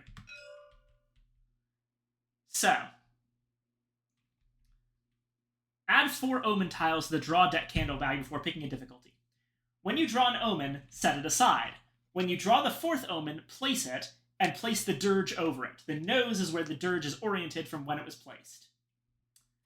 Dirge must be oriented in a way that all of it remains inside the 6x6 board to be placed. If it is not possible to place the Dirge in any orientation, return the Omen shuffled into the deck and draw a new tile. After hitting each player, discarding tiles from the stack for each one, plunging them into darkness and removing all the tiles on the board below it, it flips over and remains on the board as a vast chasm of a pit. So yeah, it just comes out of nowhere, hits everyone who is on it, and then disappears. and then vanishes. Sorry, I thought it would flip over properly. It's unfortunately a little bit funky here, but it turns into this absolutely gigantic pit. So it kind of seems like to be the god of this realm, Something like that, yeah. or at least the creator of this abyss. Yeah. It's an interesting little thing. I don't know if there's lore here, but I'm sure you can make lore here. Mm-hmm. Who knows? He probably just woke up, hit his head off the ceiling, and disappeared. Yeah, it is a very... I think more than anything, this is just cool because of, like... This is just a spectacle, you know? It's really cool when the Dirge shows up. Even though it's probably going to screw you over. Mm-hmm. And just the visual of this massive pit is so good. Mm-hmm. It'd be terrifying to go through this, actually. Just having a candle, not knowing where you're going, and yet hearing all your friends. Yeah. Yeah, let me check something. I actually don't remember. Does my copy... I have a physical copy of this game. Does my copy come with the Omens and the Dirge, or is this like a thing that's specifically for the Tabletop Sim version? I'm gonna go check. I'll be right back.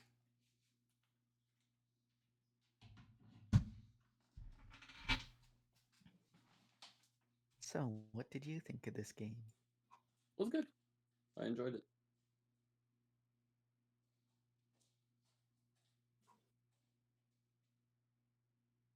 I think the 7x7 would have been a little bit more interesting because of the distance we would have been at. Yeah. It probably wouldn't have been good. Okay, I'm back. I Anyway, have okay. my actual physical copy of the Night Cage. Opening it up. Yep, I immediately see the Dirge token. Oh god, it is massive. And yeah, I'm seeing all the things. Also, of note, I should mention, obviously we don't have a... Oh, hello! Ah, Hi. thank you for the resub. You dork. You're very cute. Thank you. I appreciate it. Thank you for the 4 months. But yeah, so obviously there's not like a candle shape. There's not like a bag shaped like a candle because that only exists in tabletop sim. What there is this thing over here. This is actually a physical object in the real game. It's this cardboard tile holder that is designed like a candle. Huh. And you put the tiles in it, like they're stacked up inside it, and as the tile stack runs out, it's like the candle is burning down. It's a really neat little visual. Mm-hmm. Cool. Also, yeah, the keys, I've actually got them here. They genuinely are, they look exactly like they do, and they genuinely are made of metal. They're a really neat little thing. Ooh. There's an actual flame. Ooh, yeah. Huh. Apparently you can use that as a stack, I guess. Seems all of these are gates, though. Yeah, there's Yeah. probably some weirdness. Oh, there's actually some stuff that isn't even in this mod in my copy. Let me see. Yeah, no, I'm not seeing this here. There's actually one more monster that is not present in the base game. What? So there's this thing called the Pathless, which is, it's hard to describe. It's like, it's an eye in the center of the thing. It sort of looks like a wax eater, kinda, but it's like an inverted wax eater with the hands going inward and they have teeth, and there's an eye instead of a mouth in the very center of it. Are you And able to take a picture? let me see if I can in a moment. I'll take a picture and show it, but let me read its rules. Oh.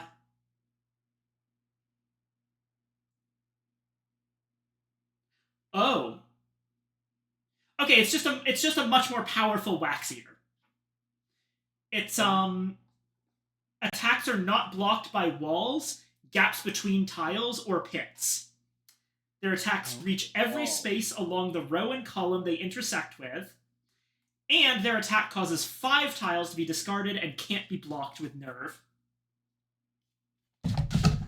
Oh, so it's the bit So scene, it's but more of an oh shit type of monster. Yeah, pretty much.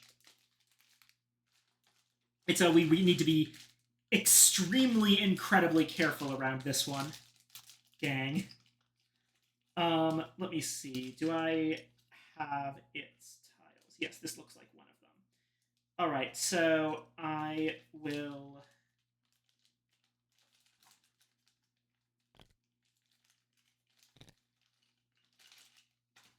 use my phone.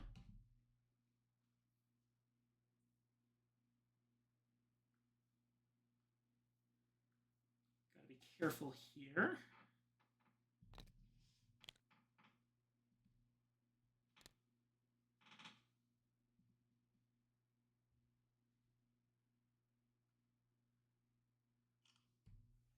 Okay. That should be good. Then I close this up.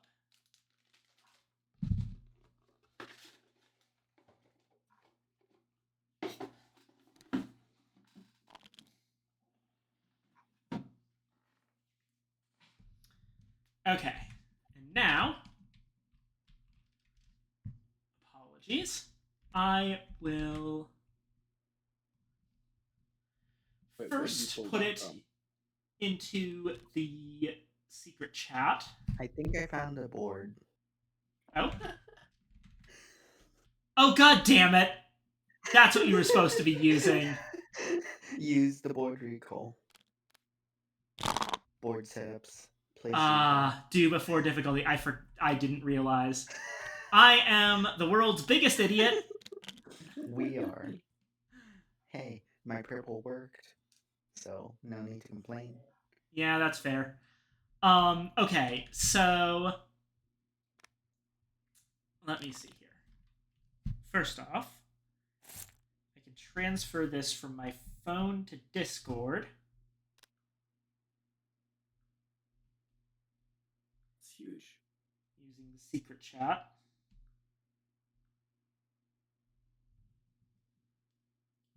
And then I can take that image, save it to my computer.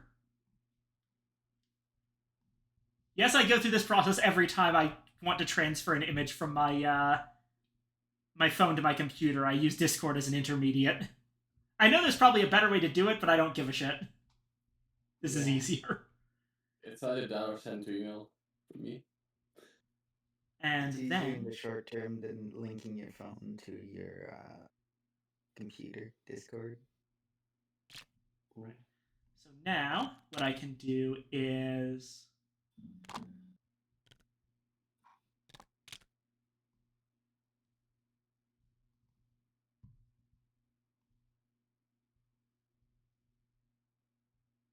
Oh, you flip it for the 7x7. Oh.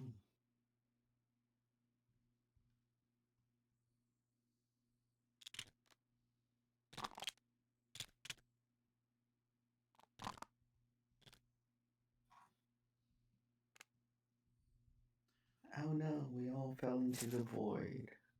oh no. Okay. Hold on a moment. And there we go. It's on stream now. This is what the pathless tile looks like from my physical copy. Oh. Pretty creepy, huh? Yeah, that's... Mm-hmm.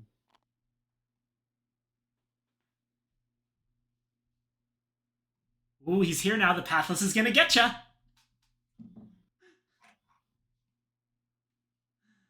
Alrighty.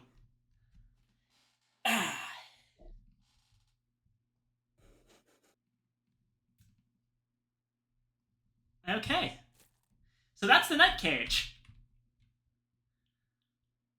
I glitched the board.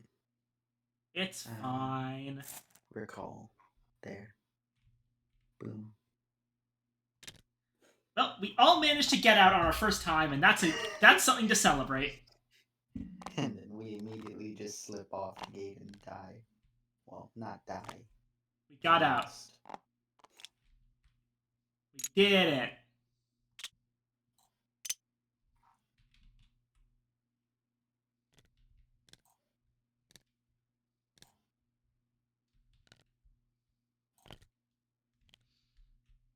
Righto.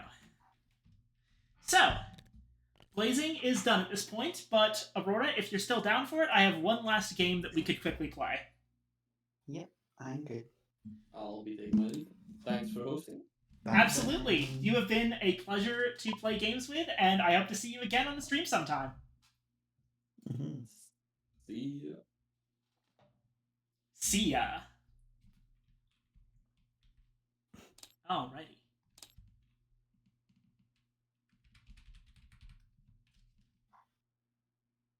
I was too tired and engrossed in the game to do more than just put what is it? Oh, I just realized I've still got the pathless. Hold on. There, fixed it. Alrighty. So, this is, I admit, a very, very intimidating looking table. Trust me, it's not actually all that bad. This is Exceed Fighting System. It is the fighting game board game. Or, I guess, card game, but yeah. The reason that the table looks so intimidating is because this table is actually set up for tournament play. Oh, nice. So there's a number of things that you would expect out of real fighting games, including, for example, if you look over here, there's a billion different themes for the stage. Mm-hmm.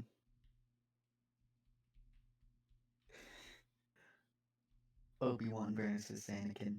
Oh, hey, Metatron and Undyne. Ah, yes, high ground theme.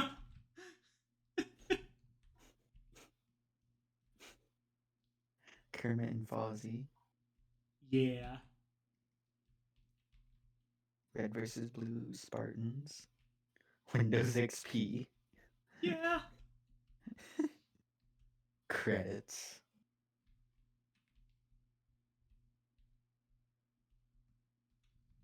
There's a lot of these. The one that we started with is the Guilty Gear Strive one, which I think looks very, very nicely generic and really cool. Mm-hmm. And also we have a coin that we flip for starting the game that is Guilty Gear Strive themed. Instead of heads or tails, it's heaven or hell, let's rock.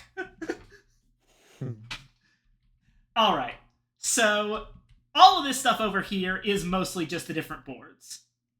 Oh hey, it's, I know this is, oh god, why am I suddenly forgetting the name of this game? It's the rhythm game beat 'em up. It's, oh shoot, Riri's gonna make fun of me.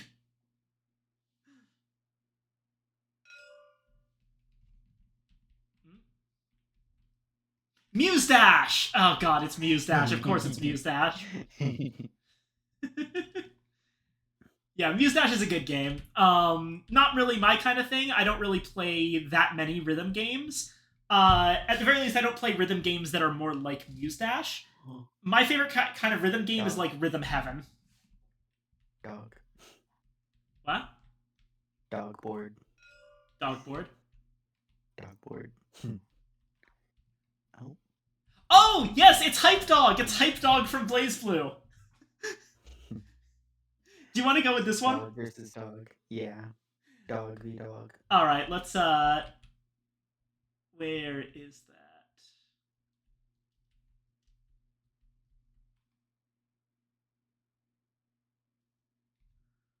Where is it on here? Oh, Bascule.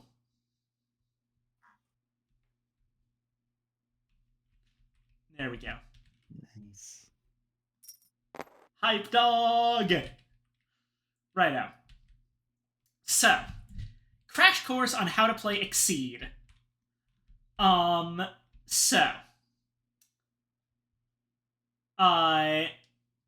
the sake of simplicity, it's probably best to play, within a single season, and, probably with one of the seasons with the initial normals. So that would be seasons 1 through 5, I think. So here's the way it works. I'll just tell you right now. So there's 5 seasons of Exceed. Sorry, 7 seasons of Exceed at this point. Season 1 and 2 are completely their OCs. I actually think Season 1 might have been OCs from a different, company that, tried to have them do this thing as a tie-in, but then that company failed, so now these characters are only known for being in Exceed. But also, I'll just tell you right now, Red Horizon Season 1 is unbalanced as shit. You'll notice, for the record, these characters are marked with caution tape. Any character marked with caution tape is effectively banned in competitive. You'll notice that all of the characters marked with caution tape were from Season 1. And that balance philosophy kind of goes throughout the entirety of Season 1. My favorite season is easily Season 2, 7th Cross. This season rules. I actually have all of the 7th Cross characters physically, because it's just that good. Ooh, nice. Admittedly, only the main characters. I don't have any of the guest characters, which are Carl from Automata, Shovel Knight from Shovel Knight, and Pookie from the Red Dragon Inn. And then, after this, they started getting partnerships with real-ass fighting games. So Season 3 was Street Fighter. Season 4 was Shovel Knight. Season 5, they got BlazBlue. Season 6 was Under Night. And Season 7 was Guilty Gear. Nice. So I recommend Season 2, but basically all of the seasons are good in their own way. Except for Season 1. Don't play Season 1. They were still figuring out what they were doing. So, I think a good teaching setup is... I tend to teach people by using a character that I'm quite good at, but also is good for new players to fight. Iakis. And the reason for that is that... That's the alternate version of him. Hold on. Buffalo guy. Okay. This should be the correct one. Yes. Iakis. So here is the boy. And the reason he's easy to teach new players with is that part of his thing is that he sets his cards face up for extra power.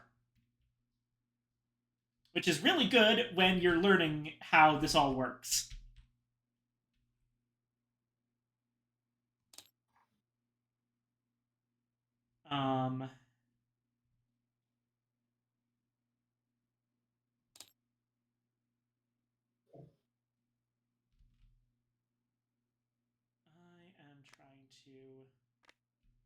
Remember how all this works. There used to be like a way that you could...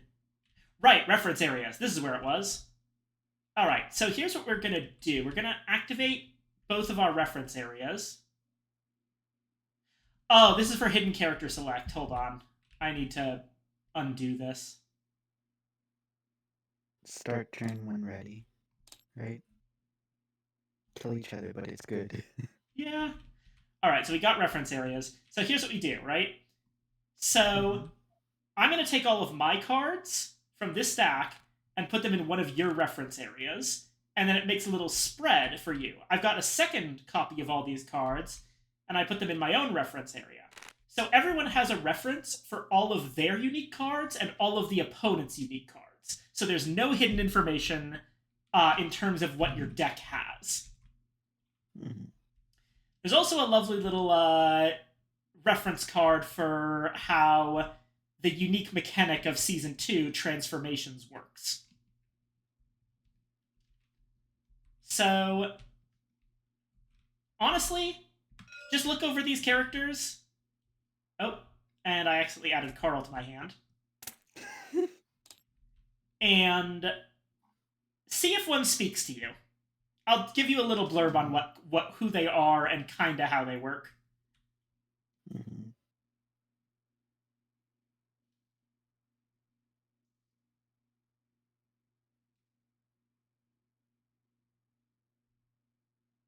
Also, let you know if they're extremely complicated or anything.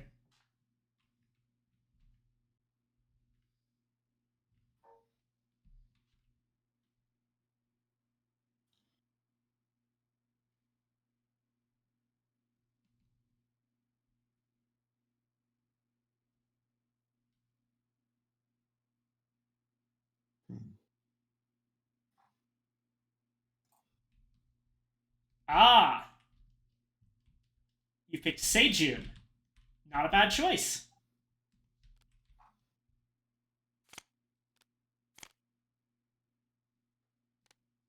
Sorry, that's your actual deck. Mhm. And the other stuff in here are your reference cards. So Seijun's thing is hand size fuckery. Normally, there's a max hand size of 7 in the game, but she has a maximum hand size of 9, and her attacks get stun resistance, which is guard, for every 2 cards in your hand. So if you have a full hand, then you have a little bit of... It doesn't protect you from damage, but it protects your attacks from being stunned out, which is really good if you have a plan to deal with it. Mhm. And then her transformation mode, the Kyubi no Kitsune, maximum hand size is unlimited. At the start of each of your turns, draw a card, but you lose the ability to get guard for cards in your hand.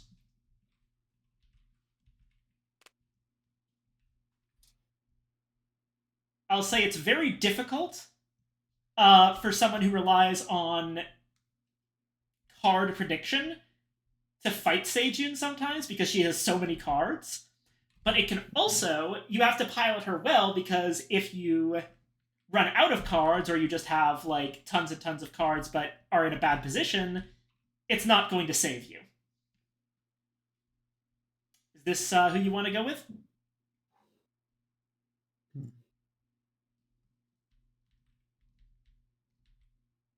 I mean, it was either her or... Selinka. Mhm. Let's see here. Yeah. Selinka's deal is that she uses a ceiling mechanic. When you prepare, which is effectively draw 2 cards and do nothing else with your turn, I'll explain that in a moment, you may put up to 3 cards from your hand into play as face-down continuous boosts that read +1 power. When this card would be discarded, seal it instead. Sealing basically means banishing, like in Yu-Gi-Oh! Or exiling in Magic. It's removed from the game, not put in the discard pile. And then when you transform into the Gaki, when you exceed, seal your discard pile. Your attacks have +1 power for every 5 of your cards that are sealed to a maximum of +3. When a card would be put into your discard pile, seal it instead. She's pretty crazy powerful, but you risk running out of cards. And you really can't count on being able to reshuffle your deck.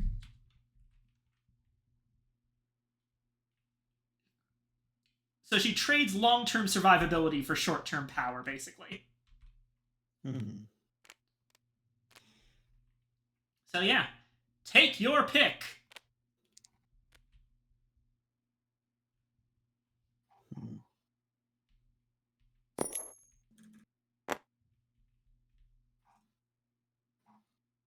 Seijun. Seijun it is. Selinka goes back in the bag. Alrighty. So we'll use the reference cards.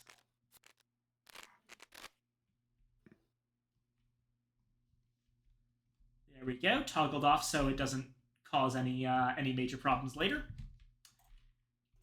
Alrighty. Now where are... I don't think that there's an included instruction booklet, so I'll just have to find one.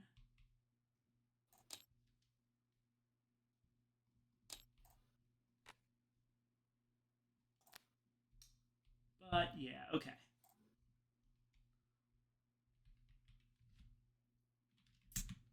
been a minute since I played, so I'm going to also refresh my own memory.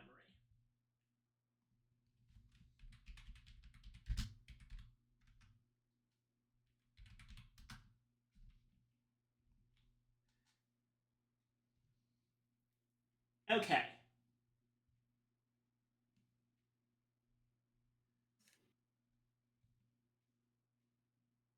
So,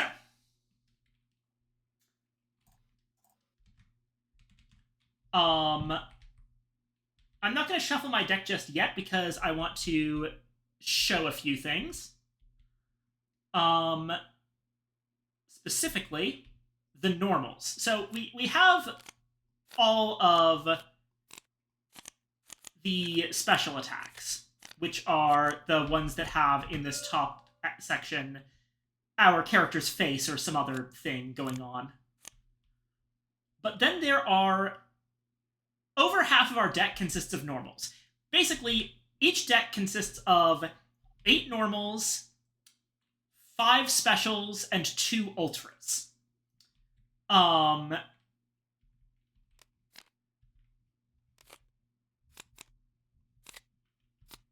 Normals look kind of like this, specials look like this, ultras look like this. Specials and ultras have your character's face in them, but ultras are distinguished by having a red border and having this little card number at the top left. That's the card's cost, and we'll explain how to pay it later. So, there's also 2 individual copies of each differently named card, which creates a deck of 30.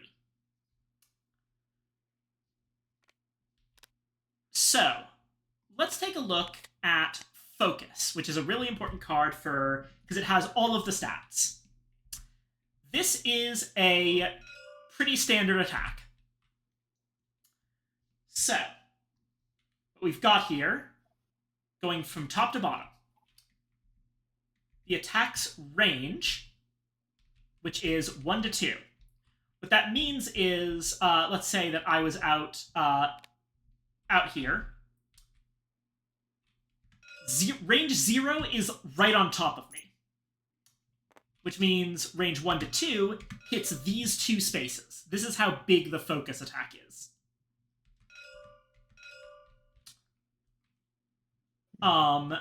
Meanwhile, an attack like Dragon's Tongue actually hits 1 through 3, so it hits all of these spaces. And Dragon's Heart only hits this space. So, power. This is how much damage the attack does. When you go to attack someone on your turn, the damage they take is your attack's power minus their attack's armor. So, in a focus versus focus, it would deal 2 damage because you would subtract 2 armor from 4 power.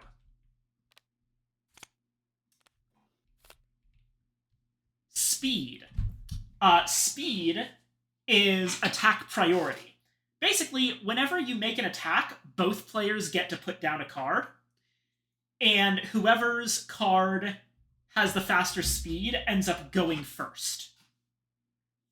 If they are tied, then the attacker wins ties. Armor, as I said, is subtracted from incoming damage. And finally, guard. So, guard is probably the hardest to understand, but it's also one of the most important, especially for you. The way guard works, let's say, hypothetically, that you play focus and I hit you with sweep. So, even though you were attacking me, my sweep has higher speed than your focus. So my sweep actually goes first. So, basically, what happens here is that I deal 6 damage to you. It's subtracted by 2 from your armor. So you take a total of 4 damage. Now, you take the damage that you actually took, and you compare it to your guard value. Since the damage that I dealt, 4, is lower than your guard, 5, the attack that you made does not get stunned. And you get to, after I finish my attack, use your attack on me. So I would then take 4 damage from sweep. So in this situation, we would trade 4 damage. Mm-hmm. Now, what if instead of focus, you played, I don't know, spike? Well, actually, if you played spike, then that wouldn't do anything, but okay, let's say you played spike and I played dive in this case. And I did manage to hit you.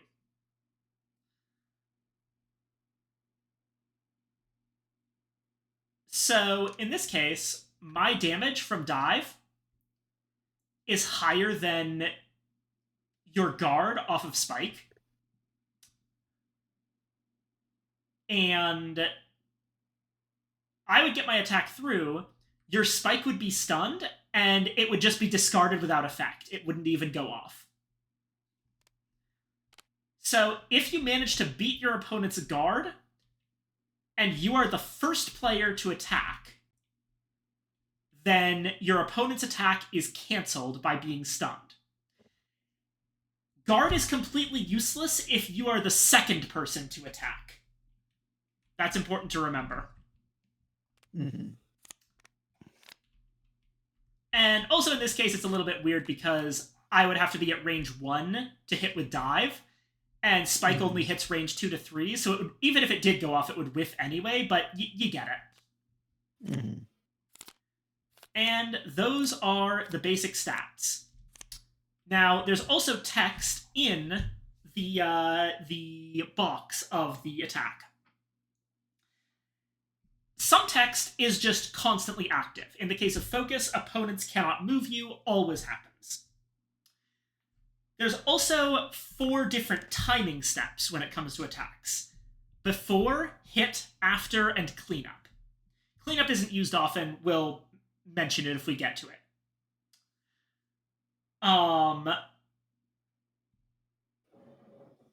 So when you do an attack, it would look. Let's go through the whole thing with focus versus sweep again to understand this. So these cards are put out. We're in a clash. Let's say we are in range of each other. We're like right here. Mm-hmm. You've played focus. I've played sweep. Sweep is faster than focus, so sweep goes first. The first thing I would do is check for any before effects on sweep. There aren't any, so I skip that step. Then I see if I hit. You are in range, and there's nothing that's preventing the hit from happening. So I have successfully hit you. 2 things happen. 1, we compare my damage to your armor and see what the total is, in this case 4. And second, if I manage to successfully hit, no matter how much damage I did, even if I managed to do 0 damage, because the armor just completely outpaced the attack, if I manage to connect, I activate Sweep's hit effect, which causes you to discard a card at random. This happens the moment that you are hit.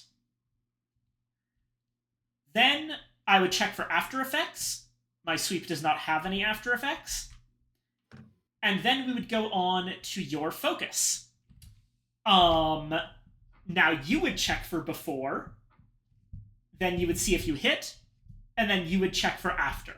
So, in your case, you actually draw a card after the attack. Now, before and after effects also happen if your attack misses. So even if, like, you were a step further away so that your focus didn't hit me, but my sweep hit you, you would still get that card off of focus. And you would still get the armor from focus. You just wouldn't actually hit me because the range wasn't high enough. And yeah, then at the end of the clash, if your attack connected with the opponent at all, again, regardless of damage, then instead of going to the discard pile, your attack would go to this area, right here. This is the gauge. Cards in the gauge are able to be used as costs for things.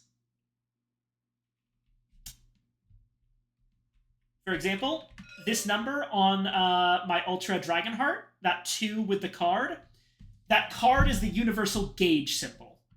That means that I spend 2 cards from my gauge to activate Dragon's Heart. So that's what you need to do to get your Ultras. You need to land attacks. So yeah, that's basically how clashes work. Most everything in the game is based around that. There are 8 total normals in increasing order of speed. These 2 sheets here and here are actually a rundown of every single normal in the game.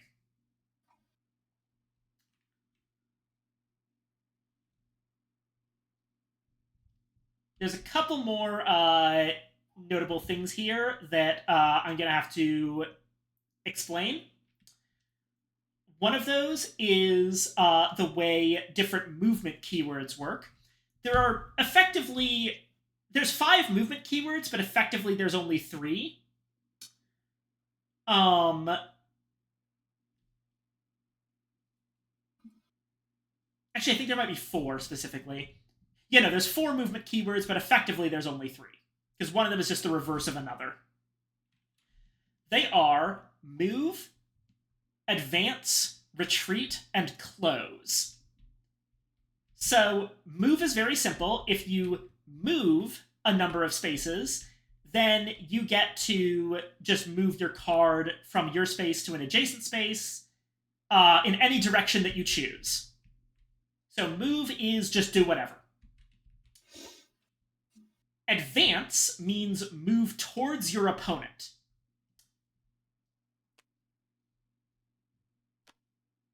If you advance 3 from back here, then you would end up right in front of me. If you advanced 3 from here, you would actually go 1. You always skip your opponent's space as if it doesn't exist. 2, 3. So you would end up 1 space away on the other side of me. Basically jump over my head. So that's advance. Retreat is move away from your opponent. So it's just the opposite of advance. And then there's one more. Close. Close is the same as advance, but you stop when you are adjacent to your opponent. So if you were to close 3 from right where you are here, you would move 1 and then immediately stop moving.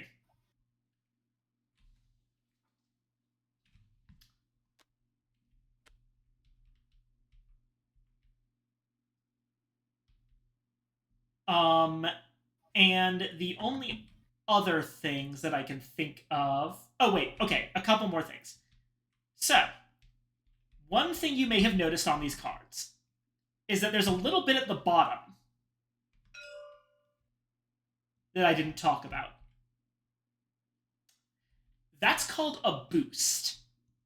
So, on your turn, instead of playing your cards to attack, you can play them for their boost effect instead of attacking. It's basically just extra text on the card that you can use instead of the card's main text. Some boosts have this little plus sign symbol above them. That indicates what's called a continuous boost. So if I were to boost my sweep, instead of having an immediate effect and then going away, I would put it out in front of me, and then it would stick around until the next attack happened, at which point whatever text was on it would apply to my attack. So if I boost my sweep, that means whatever my next attack is has +2 speed.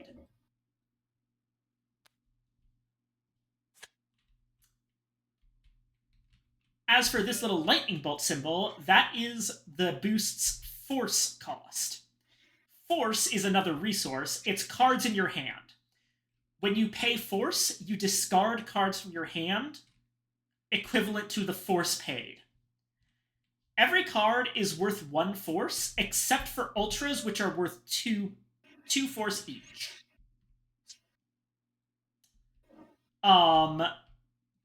Most cards don't have a force cost to boost. All of these are 0, which means you just have to play the card themselves. But Dragon's Heart, for example, has a force cost of 1, which means in order to boost with Dragon's Heart, I not only have to play it, but I also have to discard an additional card from my hand. And finally, there's a little thing here on Assault that says gain ADV. That's short for advantage. When you gain advantage, then no matter what the order was, you get the next turn. So let's say that you are attacking on your turn, and during the attack you gain advantage. That means that you effectively get to take another turn right after this one. It's very powerful. So essentially a combo move in video game reference. Exactly. Advantage is how you combo. Notably, though, advantage doesn't really do anything for you if you're on the defensive. If you gain advantage on the opponent's turn, then it would be your turn in a moment anyway, so you didn't really get anything out of it. And yeah, so that's basically everything that can be on a card. So let's talk about what you can do during your turn. It's on the left side of this sheet. You do an action, and then you draw a card. Here are your available actions. You can prepare, which allows you to draw another card. So if you prepare, you basically draw 2 cards and end your turn. Move, you pay force to move, and pay 2 force if you have to switch sides with your opponent. Boost, pay force to use a card's boost effect. I went over this. Also, if a card doesn't have the little plus on it, then whatever effect it has happens immediately. This is really important to understand with cards like Parry and Reading. I would say these are probably the most important boosts to understand in the entire game. So I'm going to go over them real quick. Reading off of Focus, you name a normal attack. So not one of your opponent's special attacks, just a normal specifically. You then, immediately, before seeing anything else, put down a card to strike. If the opponent has the card you named in their hand, they must play it as a response to your strike. If they don't have it, they have to reveal their hand to prove they don't have it. But then they get to play whatever card they want in response to your strike. Parry, on the other hand, allows you to name any card, and if the opponent has that card in their hand, they have to discard it. If they don't, they have to reveal their hand. Using these 2 boosts correctly is really, really powerful and will win you games. Alrighty. You can change cards at any time.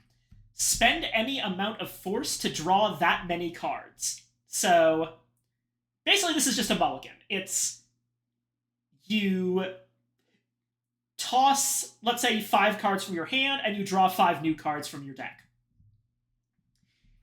You can go 2 for 1 if you toss an Ultra. So an Ultra can be card changed for 2 cards off of 1. Finally, you can Exceed, which you pay Gauge to flip your character over and gain your Exceed power. So on your character, I believe all of the characters from 7th Cross have an exceed cost of 5. When you do that, you flip the card over, and now your card's text is the one on the opposite side. So Dragon Slayer in my case. And for you, it's the Kyubi no Kitsune.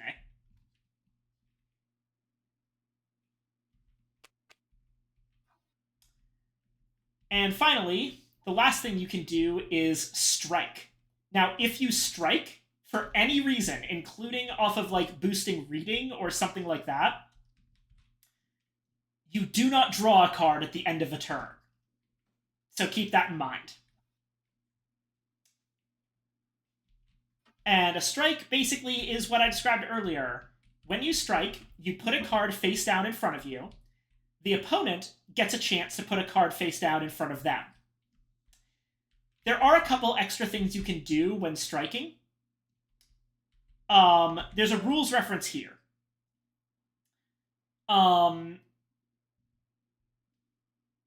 So they don't actually explain what an EX attack is. They explained it here. If you have 2 cards in your hand that match, you can declare that you're using an EX attack by putting both of those cards face down in front of you. Your opponent knows that you're EXing, but he doesn't know what card you're EXing.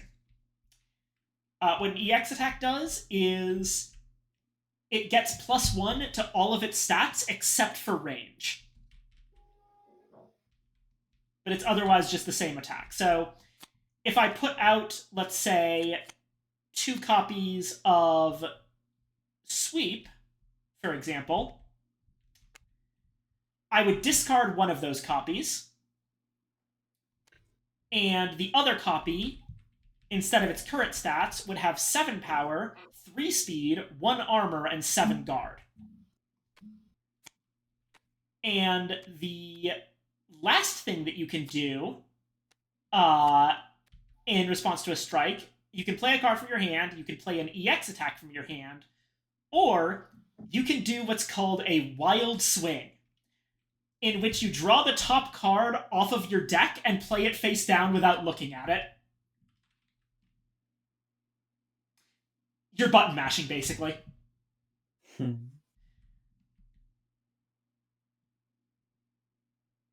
There's one weird little thing to a wild swing, which is that if you draw into a card with a cost, you do not have to pay that cost. You can instead choose to draw draw the next card off your deck. But if you run into a card without a cost, you have to use it. And finally, that's all of the basic rules. There is the unique aspect of Season 2, which is the transformation system. So, you'll notice if you look here, a bunch of cards don't have boosts. They instead have these weird black things called transformations. When your attack would be added to your gauge because it hit, you may instead transform it. So, let's say that you attack with Foxfire, you manage to hit, and then instead of putting Foxfire in your gauge, you get to just put it out kind of below your gauge in the transformation area. And it'll just sit there. As an action, you also may transform a card from your hand by discarding another copy of that card. So that is a special action that is another thing you can do on your turn. If you already have a transformed card with the same name, you can't transform it again. Transformed cards are permanent and apply their effects at all times.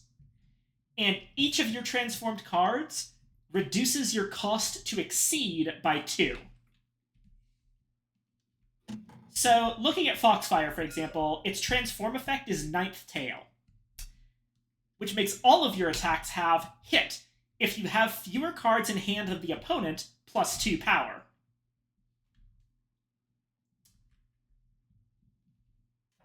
So that effectively means that you have more guard if you have more cards in your hand, but more power if you have fewer cards in your hand. And of course, each of these gets you closer and closer to being able to transform yourself for free. The way that the transformations work in Season 2 is that they're often weaker than the main side of the card, but when combined with the various transformations, they become much, much stronger.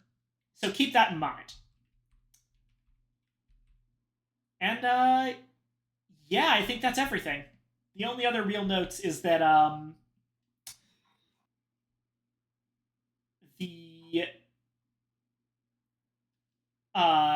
whoever gets to go first draws 5 cards at the beginning of the game, and whoever goes second draws 6 cards.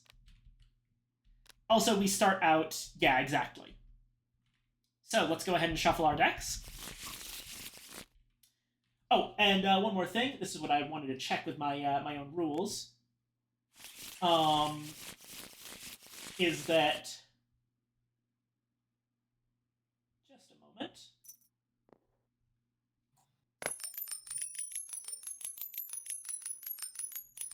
Oh, want me to call it? Yeah. I'm calling hell. Okay. Alright, you win. You get to decide who goes first or second.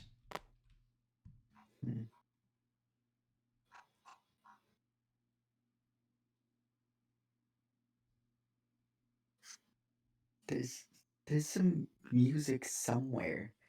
I can hear it when I have my headphones on, but I can't hear it when I have off. And it Huh. keeps making a sound that sounds like my phone vibrating. Weird. And it is so annoying. Because I have my phone right by my mouse pad, and I hear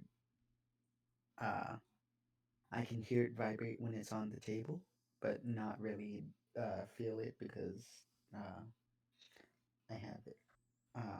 It's not strong enough vibration for me to really notice when I'm focusing on something else, but I can hear it.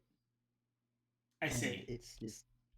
it's just annoying to just know that I could be missing something.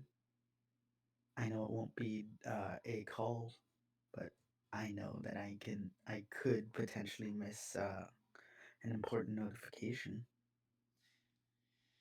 I'm sorry. Uh, I did find what I was checking for, though. For the record, if your attack damage and the opponent's guard are exactly the same, they do not get stunned. You have to actually beat the guard. mhm. I never remember that because it happens surprisingly infrequently.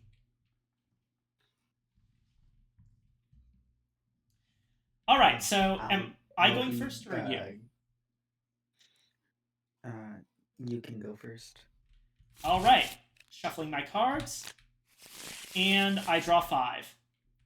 At the beginning of the game, we get to do a single mulligan, so discard any cards that you like from your hand, and draw the same number of cards.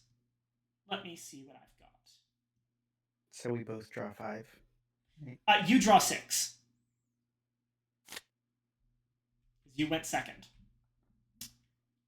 Alrighty.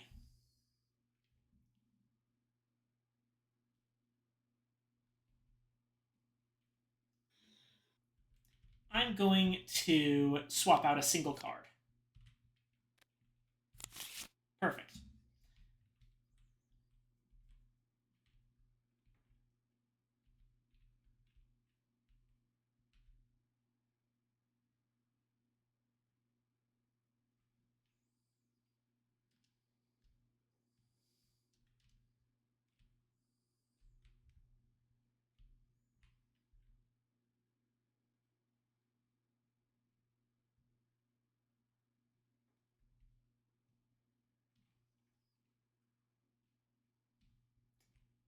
Do you like your hand? you want to swap out anything? As a quick tip, it's usually very good to swap out any ultras that you get in your starting hand, because for the most part, they're not as useful in the first few turns of the game. Those are the ones with facing the top right? Ultras are the ones that have the red border.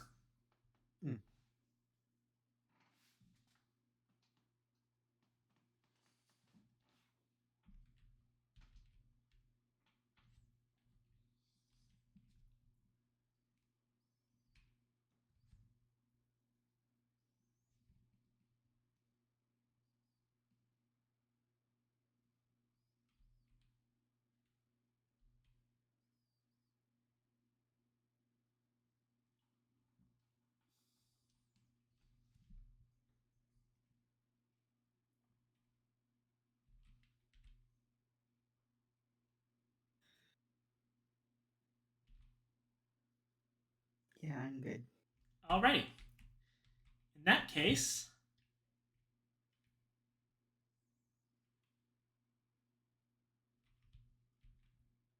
let me see here.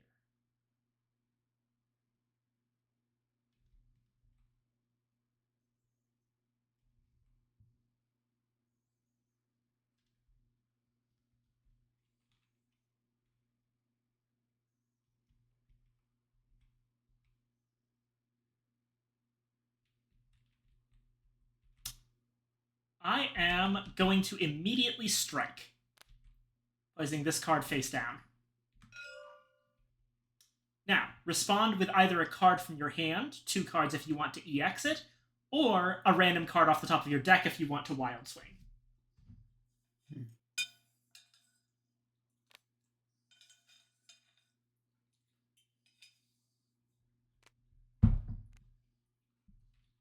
Alrighty. Let's flip.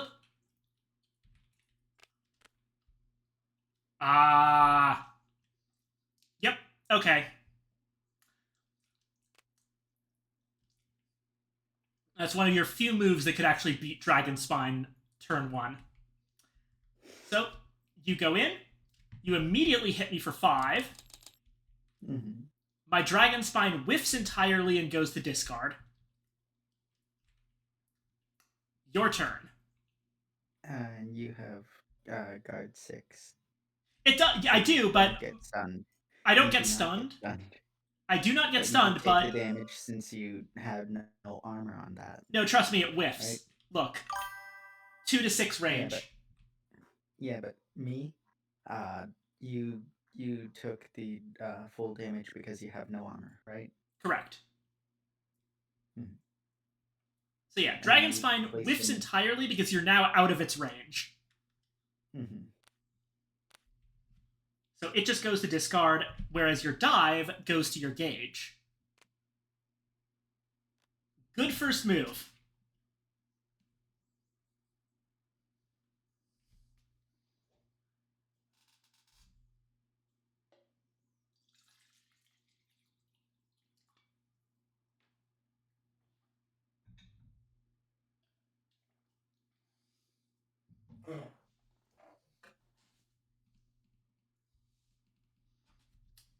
Alright, what do you do on your turn?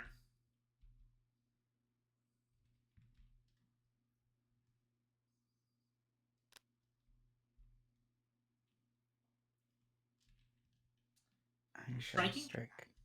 Mm-hmm. Alrighty. I respond.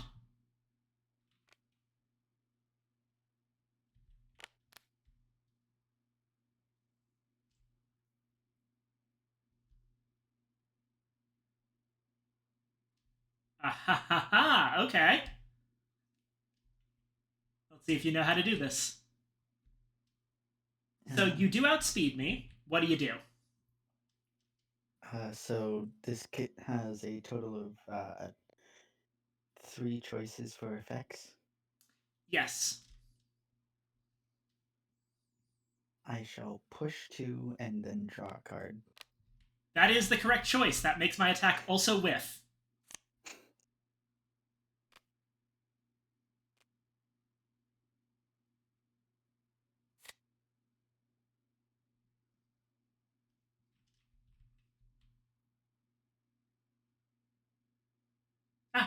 Evangeline, there you are. Hello. Sorry, you probably did that a while ago. Okay, back to my turn. And, oh yeah, that did damage too. 1 damage.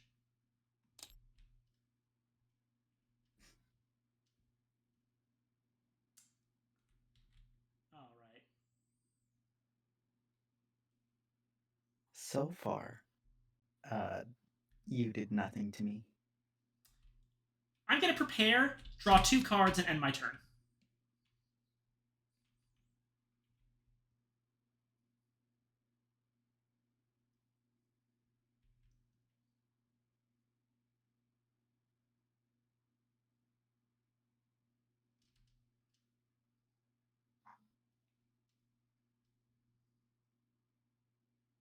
I might as well prepare as well. You're not doing anything, and you're 2 spaces away, so I think I'm safe since you prepared 2. Alrighty. So how many cards do I draw? 2 cards total. I just realized something. I missed something. Your starting hand was supposed to have 2 more cards. Mm. So draw another 2 cards just right now. That is my bad.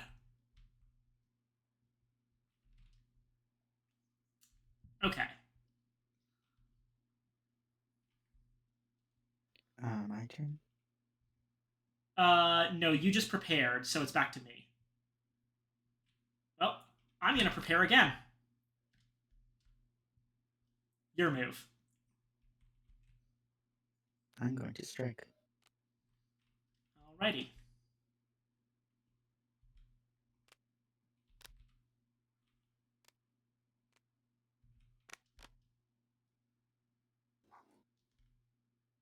Okay.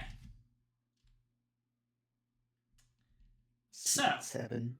yeah, you've got speed 7.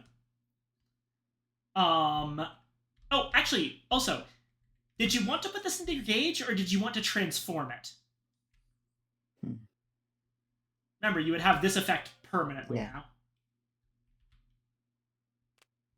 Go ahead and put it just here. Transform it.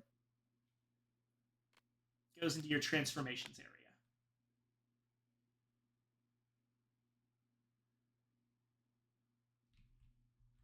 Trans. Goes into my trans slot. Transformation rights. Alrighty. So this is going to be an interesting one. So you do hit me. For 4 damage. But I don't get stunned. I advance 3, which puts me right here. I did move past you, so I don't get the extra power, but I hit you for 3. I choose to transform Dragon's Flight. So now all of my attacks can be added to the gauge, even if they whiff. Very powerful. And now it's my turn. Also, you get to transform Ink Splash if you want, because you did hit. And you take 3 damage. There you go.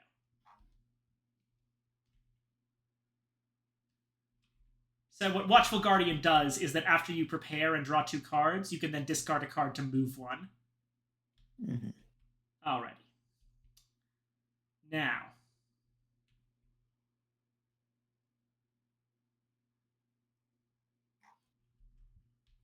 I'm going to try something.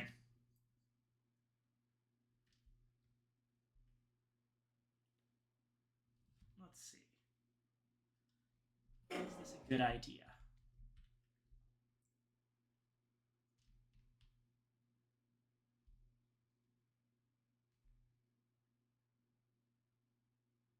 I'm going to take this gamble.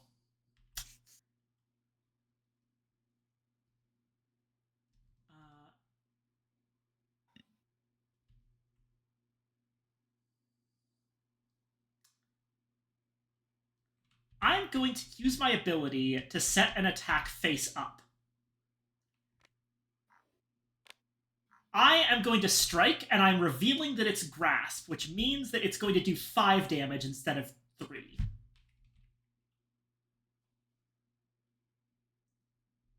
Can you beat 7 speed?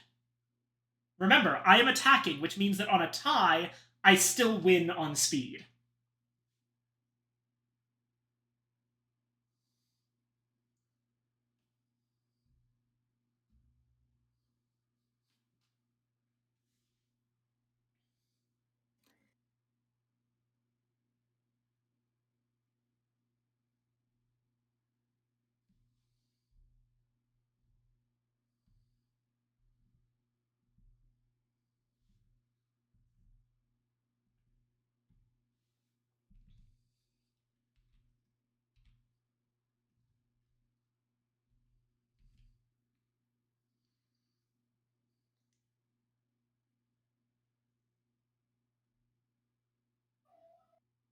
Do I need to You do move need to towards speed? respond. Sorry? I mean, Do if I you can, move towards- if you can still hit me by going second, you can try to do that.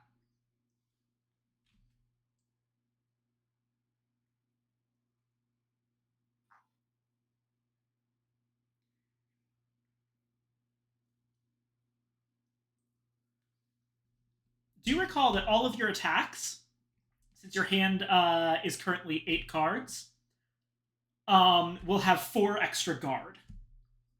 Mhm. So it's very likely that you do manage to do this. Mhm.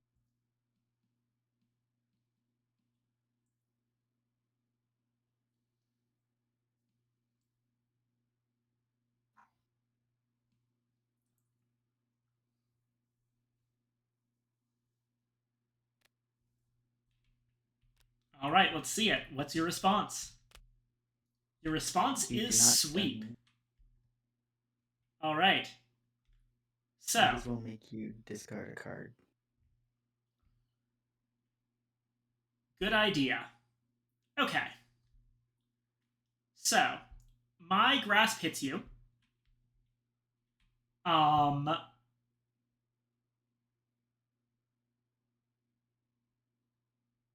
I will move you only 1 space back here, since there's no way I could get around it.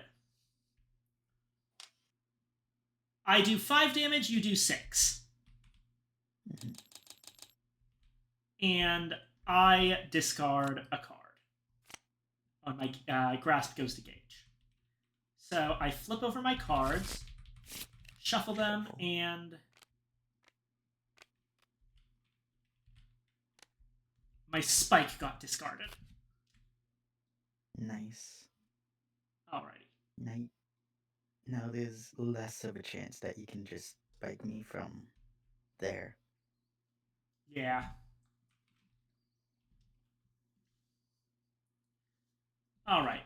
Your move.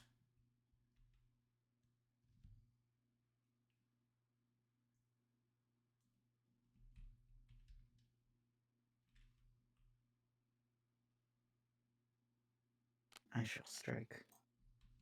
Alrighty.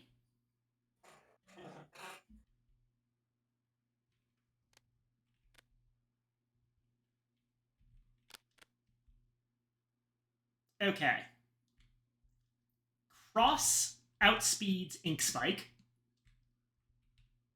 So I hit you for 3. And then I get to retreat 3 spaces. Dang. Which puts me out of range of your Ink Spike. Mm-hmm. Whew, okay. The first attack I ever missed. Back to me. I prepare. And that was, how much damage? I hit you for 3 damage. Alright, I'm gonna prepare. Alright. Your move.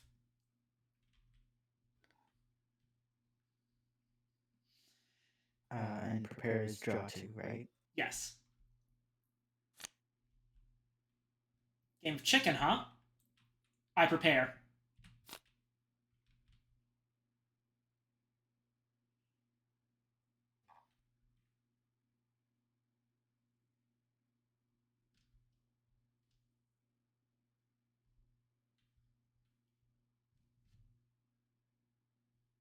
Your move.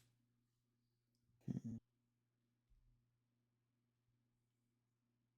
How far can I move forward again?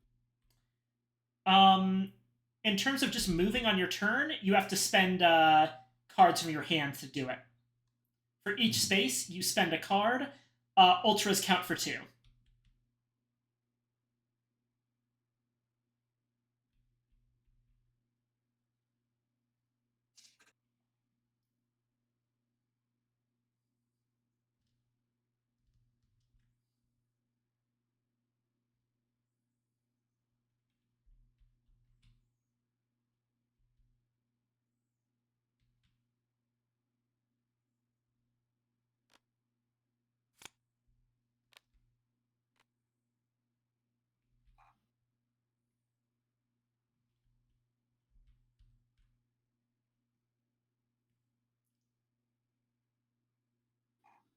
All right, so that's your move.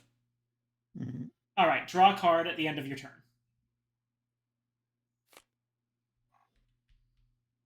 Okay. Now here is where I make another gamble.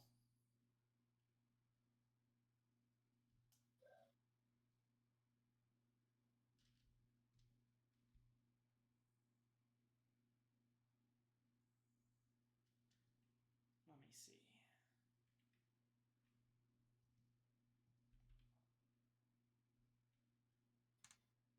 I'm going to use the boost of focus. I'm naming Spike. I think you have Spike somewhere in your hand. And I'm putting down Dive face up. I do not have Spike. Show me your hand. Dang. Let's see. Ink Splash, 2 copies of Block, 1 copy of Dive. Tale of 7 Trials and 9 Sorrows, Yokai Banishing, and Foxfire. All right, go ahead and take those back to your hand. And you can see what I'm doing with Dive, so it shouldn't be hard for you to deal with it. I mean, we could just cancel it out. No, this is how this works. Or do you mean you play a Dive? Yeah, I play Dive, and then we just. I mean, if you wanna. Neither of us hits.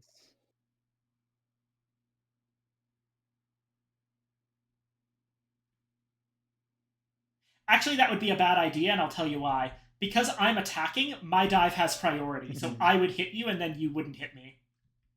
Mm-hmm.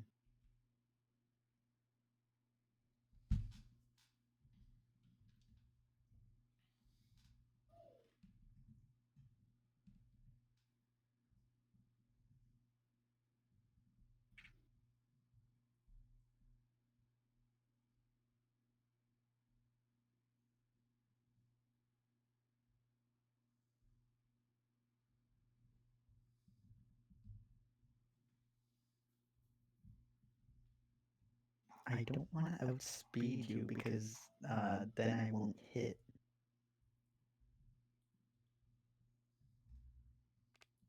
I mean, I might as well. Just blocking it? I might as well. Yeah, since everything I have would probably outspeed a All right. bit. I jump in, 7 damage. Now this goes down to 5 because of block, and you can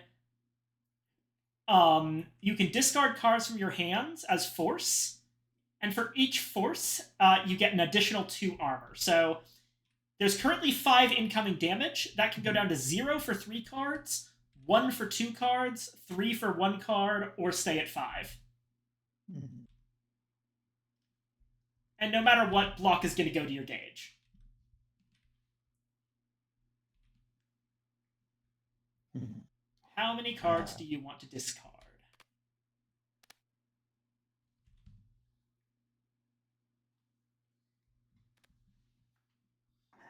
much damage do I want to take?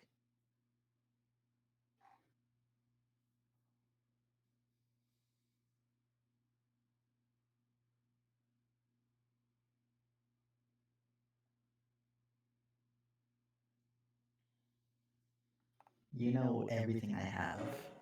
Yep, I do.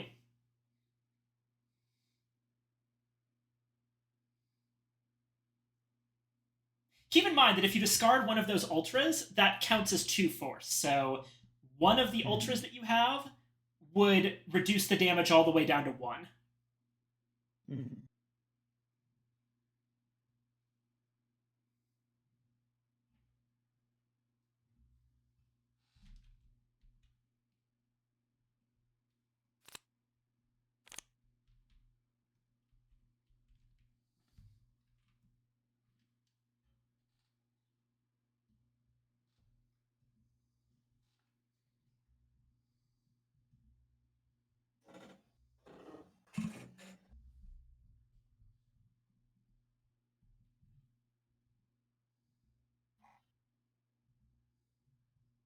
Might as well just tank the damage. You're taking the whole damage. Okay. We are evenly matched at 14 health. Your turn. Mhm.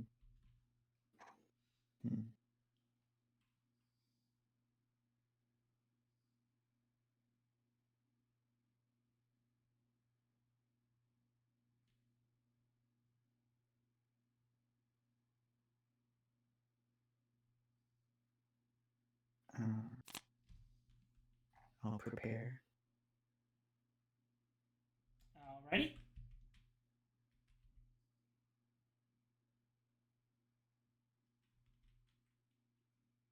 I will also prepare.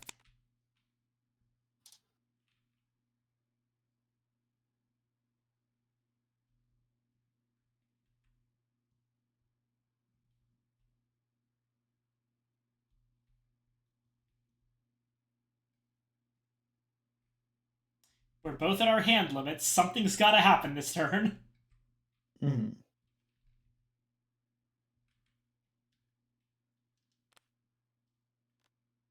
Striking. shall strike. Okay. Let's see here. We're both at our hand limits. We both have 3 engage.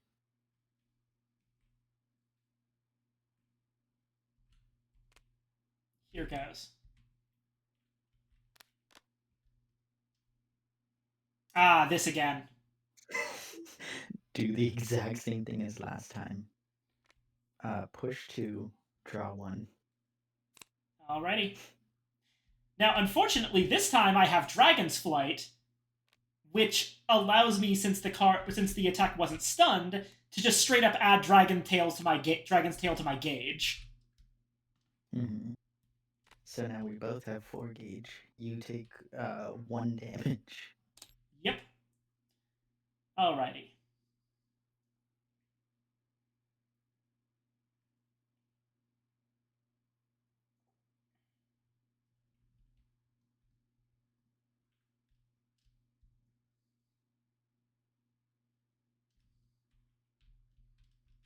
Let me see. So would that be your turn or mine? That was your turn. You were the one who attacked me, as I recall. Or were you? Wait. No, that doesn't make sense. No, I attacked you. It's your turn.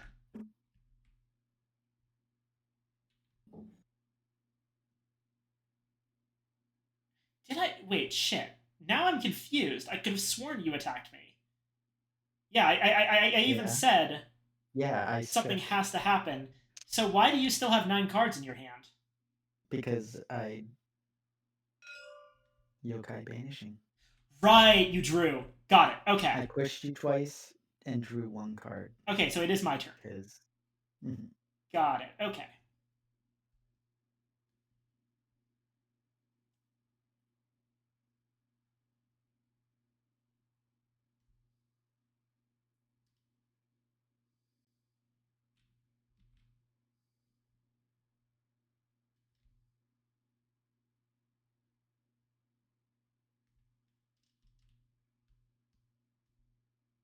What shall you do?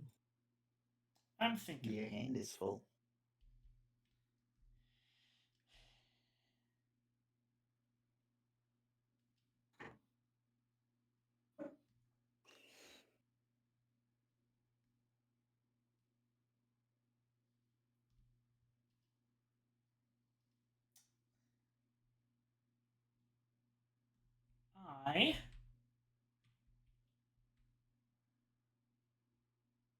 I'm gonna boost Dragon's Descent. I don't draw or discard cards at the end of my turn until the next strike, and I immediately draw 5 cards.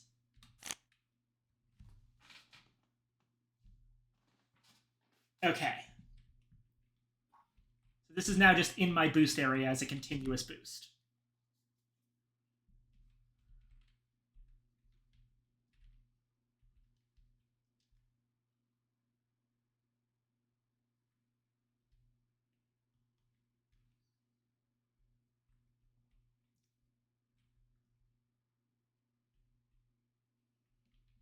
The speed is 4.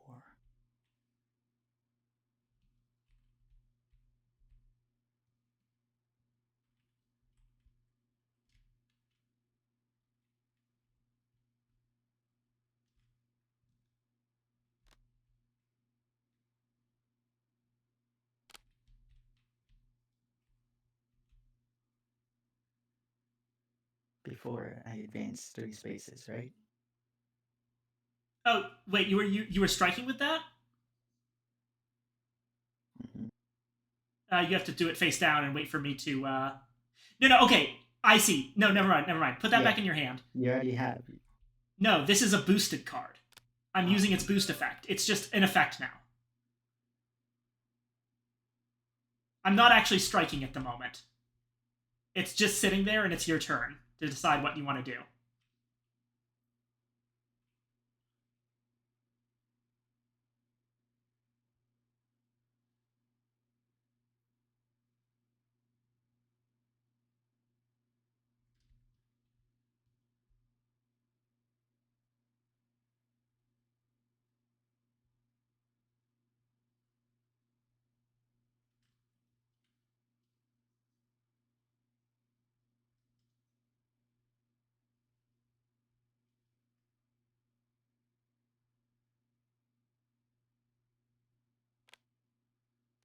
I just will strike with this. Alrighty.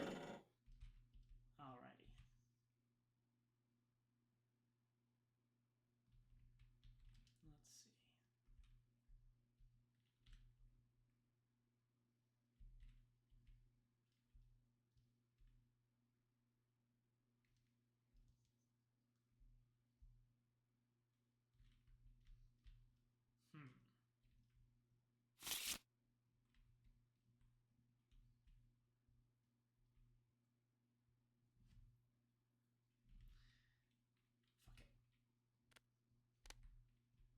All right, let's see.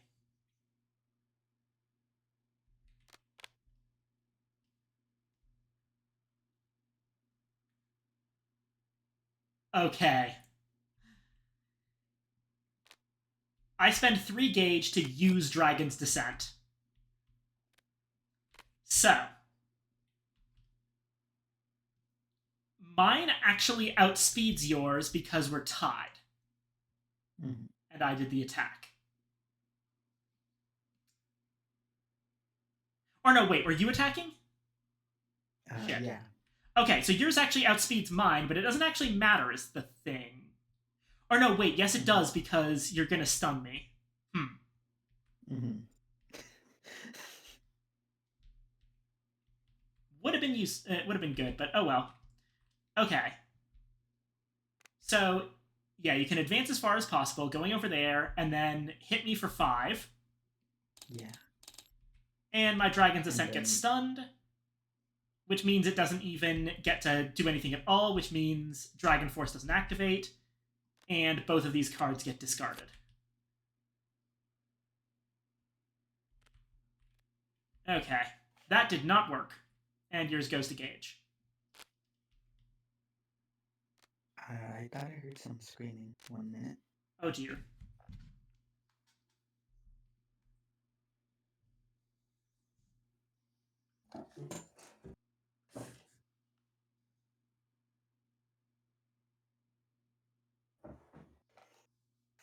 Someone threw a snowball at someone else.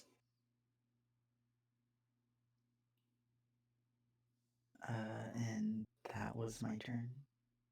Alrighty. Okay. Let's see if I can recover.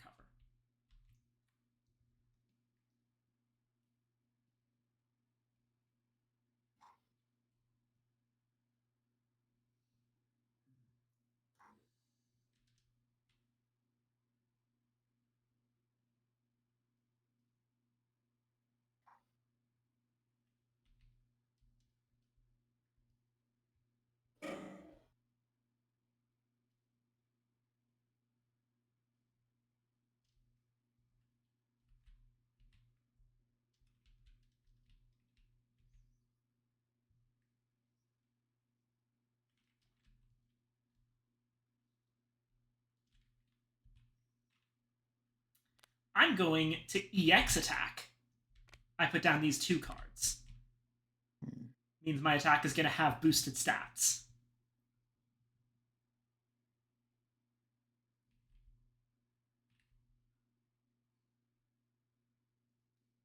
For everything except for range. Yes. So +1 to everything except for range.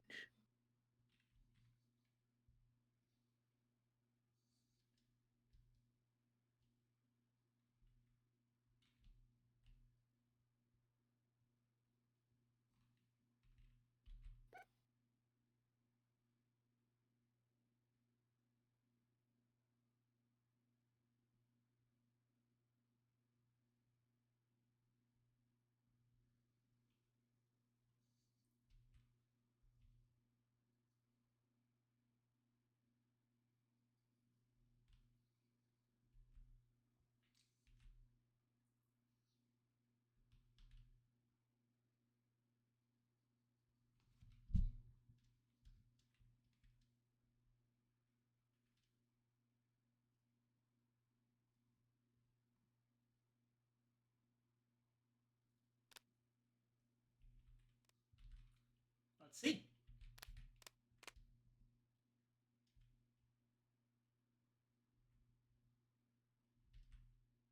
Alright, yeah, you outspeed me. And then doesn't it stun you? It does, yes. Alrighty. Your move.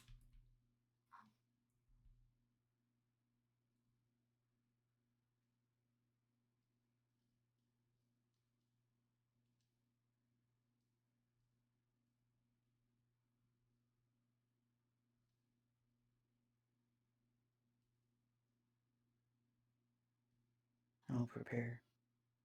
I can. Yeah.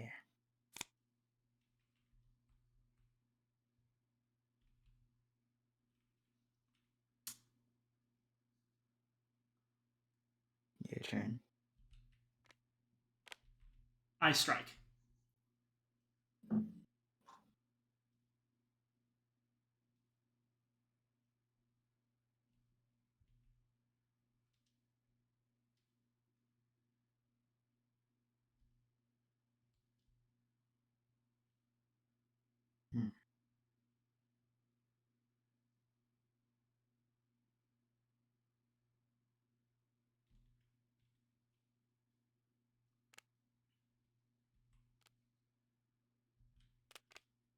Cross. I outspeed. Dang. You lose 3, and I retreat 3. And I do nothing since you hit me before. And Spike is only 2 and 3 range. Yeah. Alright, there's 3 damage. Alright, your move.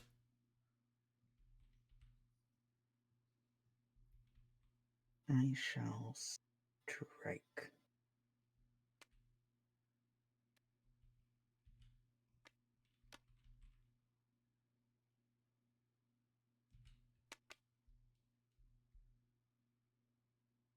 Okay.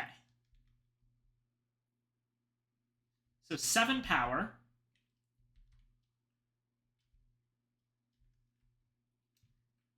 I'm gonna toss Dragon's Heart in order to bring this down to 1 damage.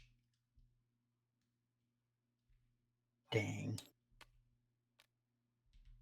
The moment I finally use it. I saw it coming. So that all goes to discard.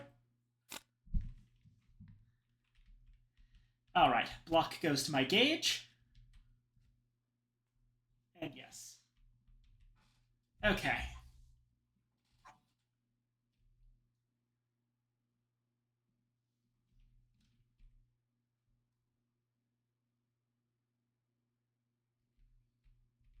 Let's see here.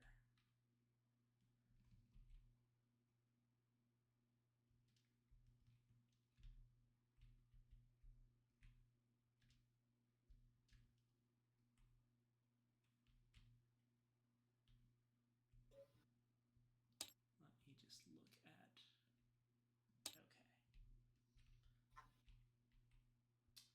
Okay. I'm gonna boost with parry. I name Inari Guidance. Do you have it in your hand?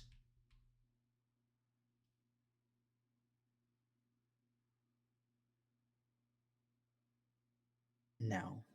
Show me your hand.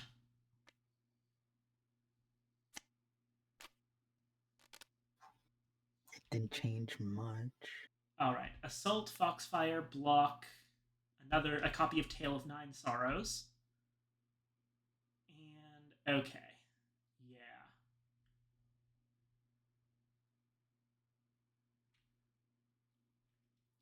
Got it. Okay.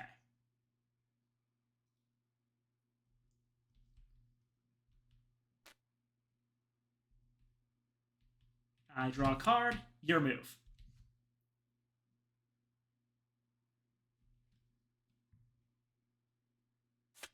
I'll prepare.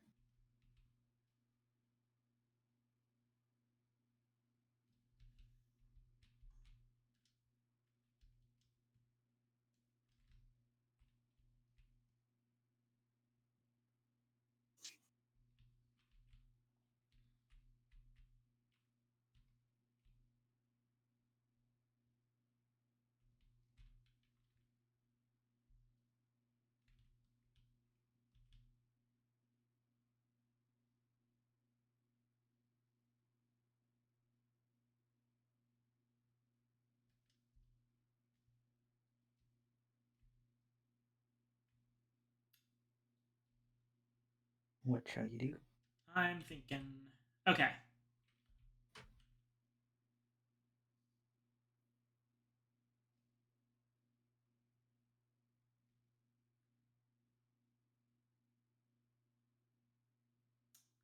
I'm gonna boost with Grasp. It's a continuous boost, so my next attack has +2 power.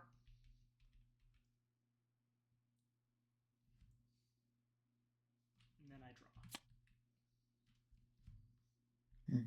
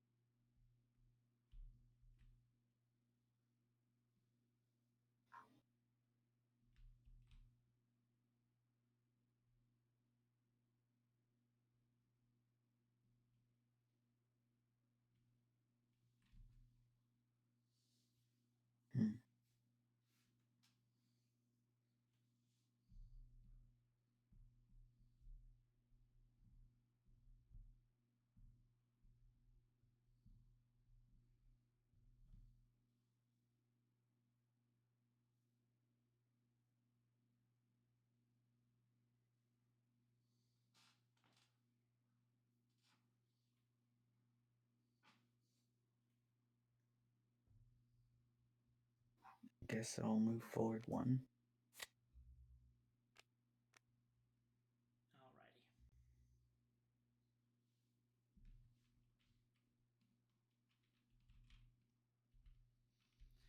Alrighty. Okay. Time to see if all of this is paid off. I need to just do one more check.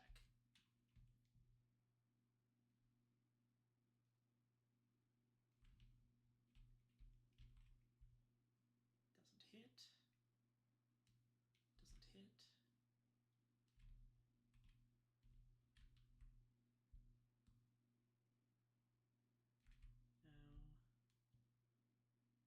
No. No. Doesn't hit.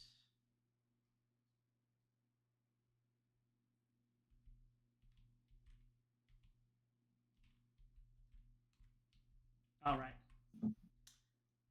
Here's what we're going to do. I strike. EX attack, face up, Dragon's Fire.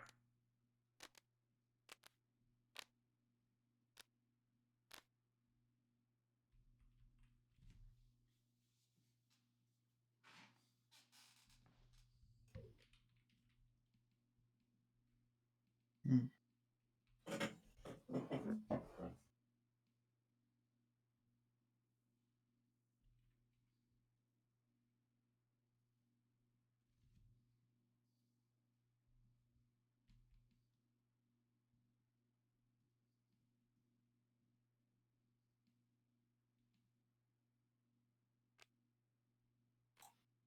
All right, let's see. Okay. So, in total, it's an EX attack, so it's +1 to all its stats. So it starts off at 4 damage. It's face up, so it goes up to 6. And then my boosted grasp brings it up to 8.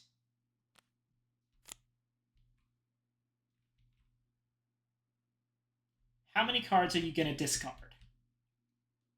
Hmm. And I'm not going to use its hit effect.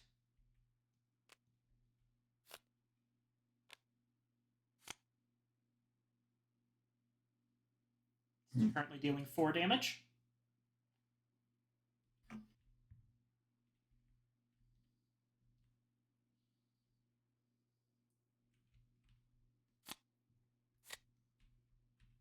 Hmm.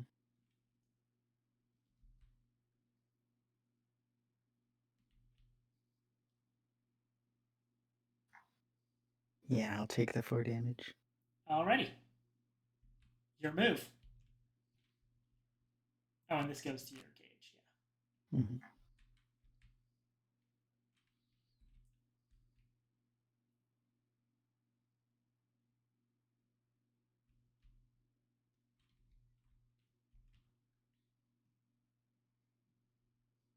I'll prepare.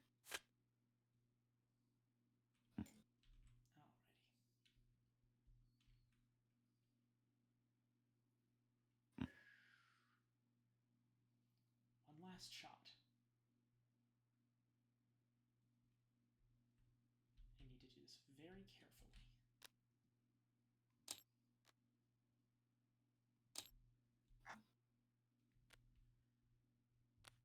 I use reading. I name the normal attack Spike. Do you have it in your hand?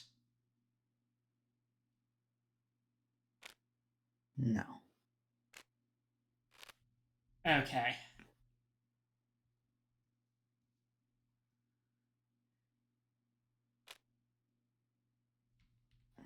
Oh, hold on, I'm supposed to do my thing Name a first. normal attack and strike.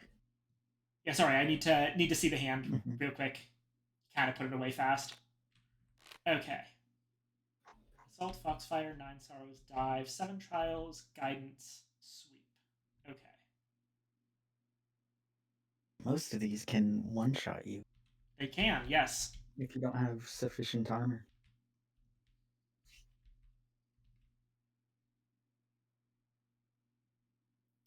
Alrighty. Go ahead and put down your attack. Really, like, your 2 spikes were in your last 7 cards. I guess so, yeah. Oh wait, no, never mind. Well, One of no. your spikes was in Nope. the discard. That's Yeah. what it was. I missed it. Mhm. Yeah.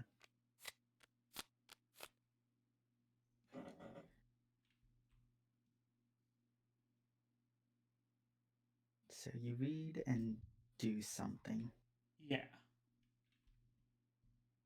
and you have priority with speed. Mm-hmm.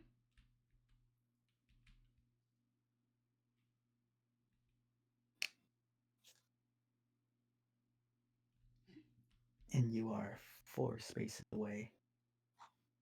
Yeah.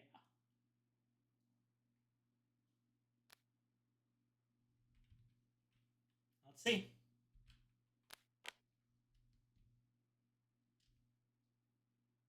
Alrighty. Unfortunately, I win this one. Or at least this not the game, but I win this interaction. So, Mhm. I outspeed. I advance 3. I did not move past you, so I get +2 power. So I hit you for 5. You have 3 guard on that, which means that Inari Guidance gets stunned. Mhm. And it deals 5 damage.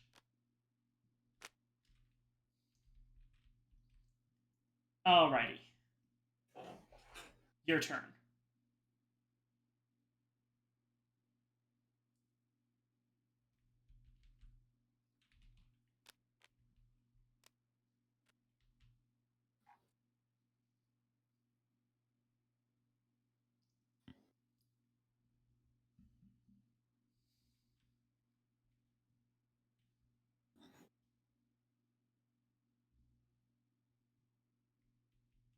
I'll prepare.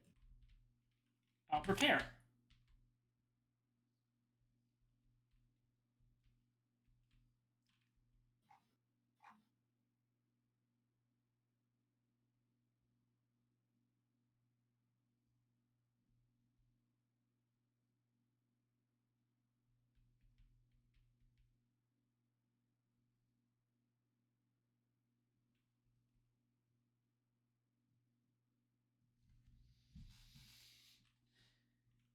At this point, it's very likely that the next attack decides the game.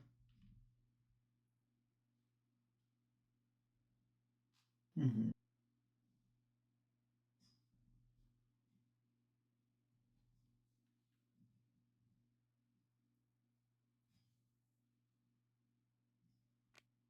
I'll strike. Wild Swing. Speed 6. You win.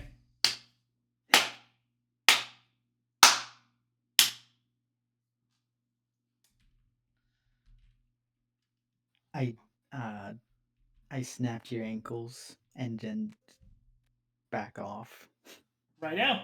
Well, that's And 3 you just damage. bonk your head on the way down. And exactly enough to kill me. Good game! Holy shit! Mm-hmm. That got tense there at the end.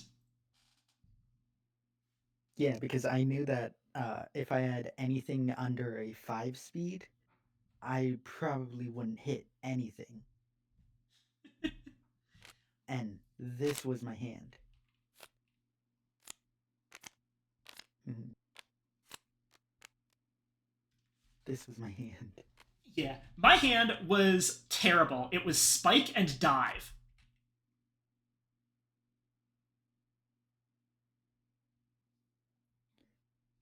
Hey, I was really hoping that I had another, that I didn't use both my ink splashes, but I did. And I was trying to save up to transform so that I could use, where is it?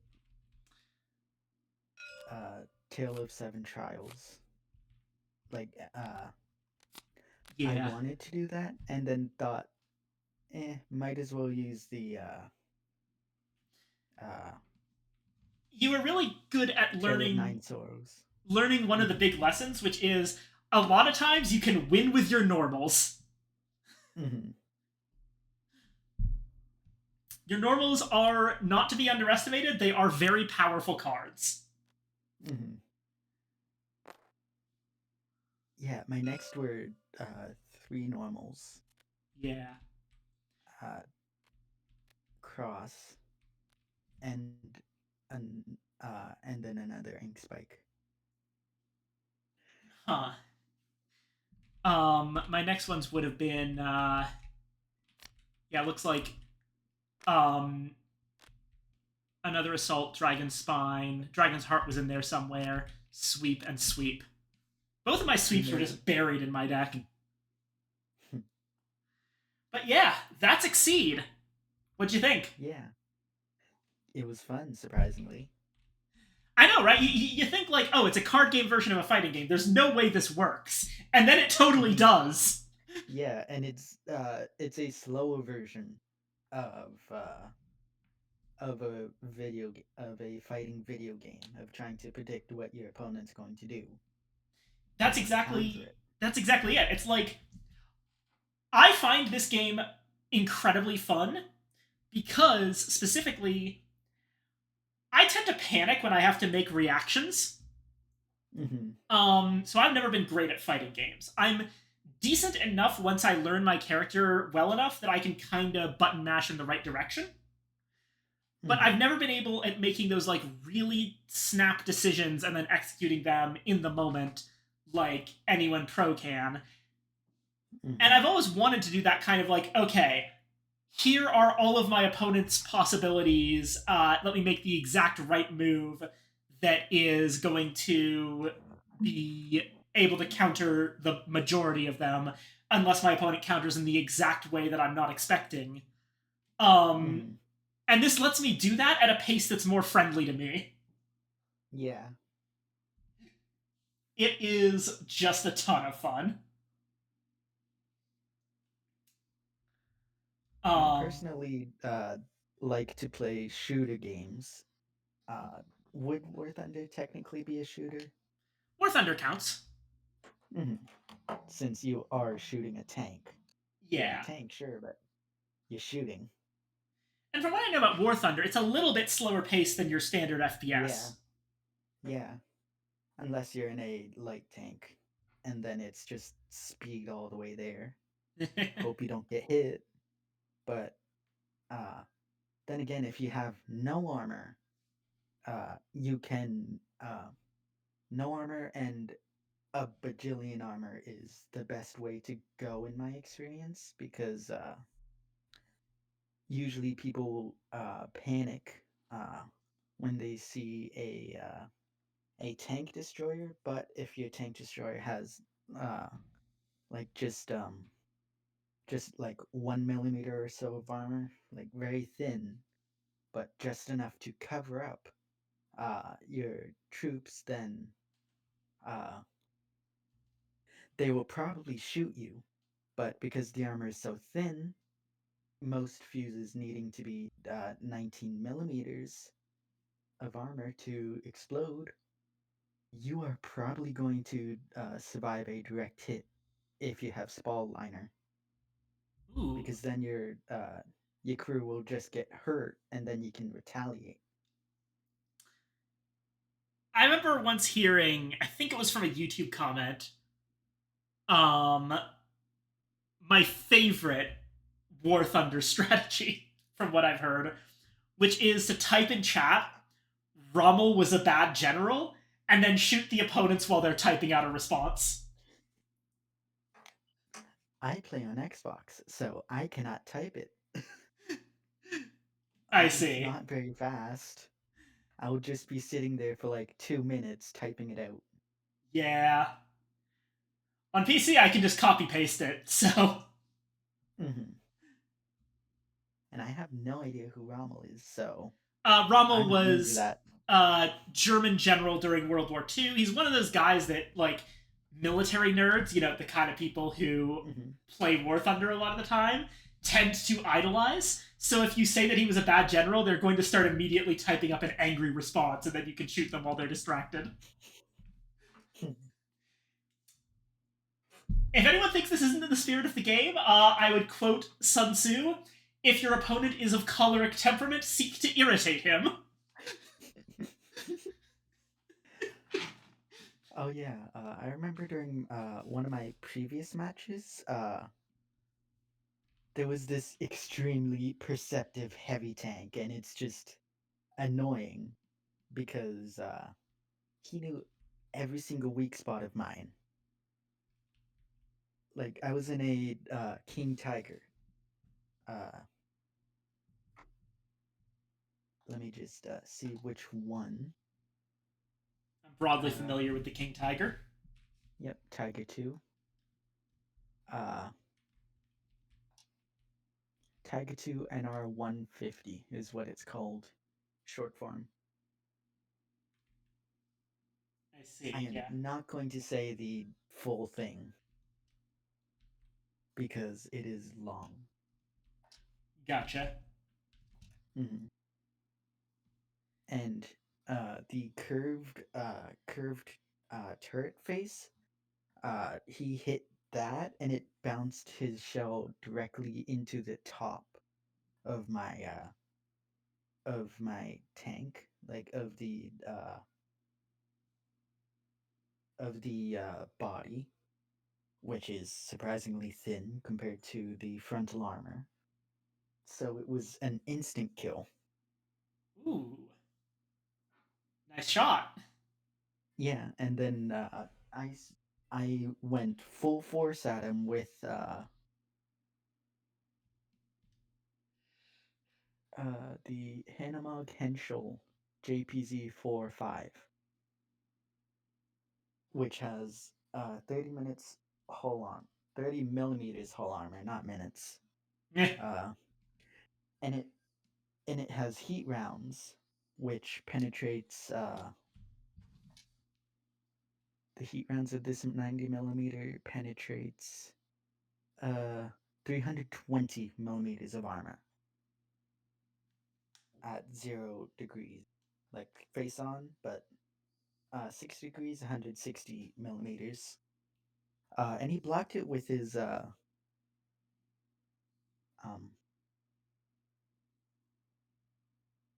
he saw me in the distance and turned, and he, since the muzzle velocity oh, actually that is quite fast. I just aimed poorly then. The muzzle velocity is over a kilometer a second. So yeah, that was just a skill issue on my part. But he blocked it with his barrel and then shot me. Like he had a heavy machine gun, and then he just absolutely obliterated the front of my tank. Huh. So it was just at first I was confused as to what happened. And then I was like, oh yeah, there's no frontal armor on this thing. It's not a Jagdtiger. Or no, Jagdpanther. It's not my Jagdpanther with 60 millimeters of frontal sloped armor? 80 millimeters of frontal sloped armor. So I was confused and was like, oh yeah, it's not as sloped and it is much thinner. And then I spawned into a plane and then realized, oh wait, there's jets. And my max speed was in my ME410A, my max speed is a little over 500 kilometers. Well, a little under 600 kilometers an hour. And I just got rocked up on by 2 jets. I somehow survived 2 there, and I got hit by an anti-air because I was so slow at that point that it was super easy. And then we lost. Oof. Going back here, one thing I like about Iaquis here, right? His ability is really deceptively powerful because there are ways for you to set up situations where the opponent straight up does not have an answer. For example, that whole bit where I did the EX Dragon's Fire, I actually calculated that one out precisely. Where, like, there was basically nothing you could do with the cards that I knew you had available that would allow you to get out of the way or outspeed the Dragon's Fire anyway. Like, literally the one thing you could potentially do that would actually hit me would have been to use Inari Guidance, but an EX Dragon's Fire has higher speed than Inari Guidance, and because I had set it up with +2 power, and it was going to be face up, that meant that you would not be able, even with all of the guard you had from the cards in your hand, my attack would still stun it out. So it didn't matter that it was face up, because there was nothing you could do about it. And setting up situations like that is really fun when playing Yakis. Yeah, and you knew I used both my ink splashes. Exactly. That was the only hope I had. No, not even that would have worked Just out because of you the were range. out of range. Mhm. I didn't even remember that you had used both of them. I just figured that if you had it, it wasn't you wouldn't be able to hit with it because you were out of range. Because, like, basically everything that you have, I was at range 4 exactly. Mhm. And everything that you have is range whatever to 3, except for Tale of Seven Trials, and some of the basic attacks that wouldn't have been able to make the range to make it all right. Like, dive wouldn't have worked. Dive would have just put you right in range to get hit without doing anything. Tale of Seven Trials, I don't think you even had the gauge for it. Nope. But also I only had 3 at that point. your speed was too low as well. Mhm. And it would have gotten stunned out just the same. Mhm. You were out of Yokai Banishing, which would have outspeeded it. I remember that I confirmed that you were out of. And everything else would have either gotten outspeeded or would have whiffed. So I was just like, putting this face up is entirely safe. Mhm. And then you powered it up as much as you could. Exactly. And then I had block. Yeah, the block was the thing that saved you. Mhm. But even then, the choice was between discarding your entire hand or taking a bunch of damage. Now, I think that you set it perfectly so that Yeah. you took the right amount of damage to just barely Mhm. survive, and that ended up with you getting the win. Because, Mhm. Better to barely survive and have more cards to attack you with than exactly. completely survive and have nothing. Yeah. That was after several times that my attacks whiffed very badly. Mhm. So I was kind of on That my on the back foot at that point. It was Mhm. it was a safe bet, but it wasn't enough. Yeah. At the start, I was steamrolling you, and then you started getting out of range. Yeah. Really, I usually open, if I have it, with Dragon Spine because it's a really good opener, but Dive does beat it. Mhm. And you tried to convince me to get rid of my ultras. I did use one and was about to use another. It's like, wait, I need speed. And so I used cross at the end. Yeah. Because if you had tried to use one of your ultras there, my assault would have beaten you. Yeah. I was like, wait, I need as much speed as I can. Speed is quietly one of the most important stats in this game. Yeah. Alrighty. It has been almost 8 hours. We should wrap up the stream. Thank you so much for coming, everybody. Let's drop in on Copper Dinosaur.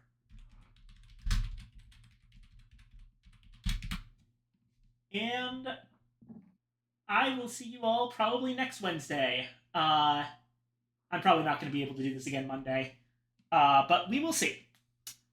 I And should have my computer by then as well. yay! Alright, Raid Copper Dinosaur. It's been wonderful playing board games with everyone. It's been wonderful having you all in chat, and I hope to see you again soon. Bye-bye!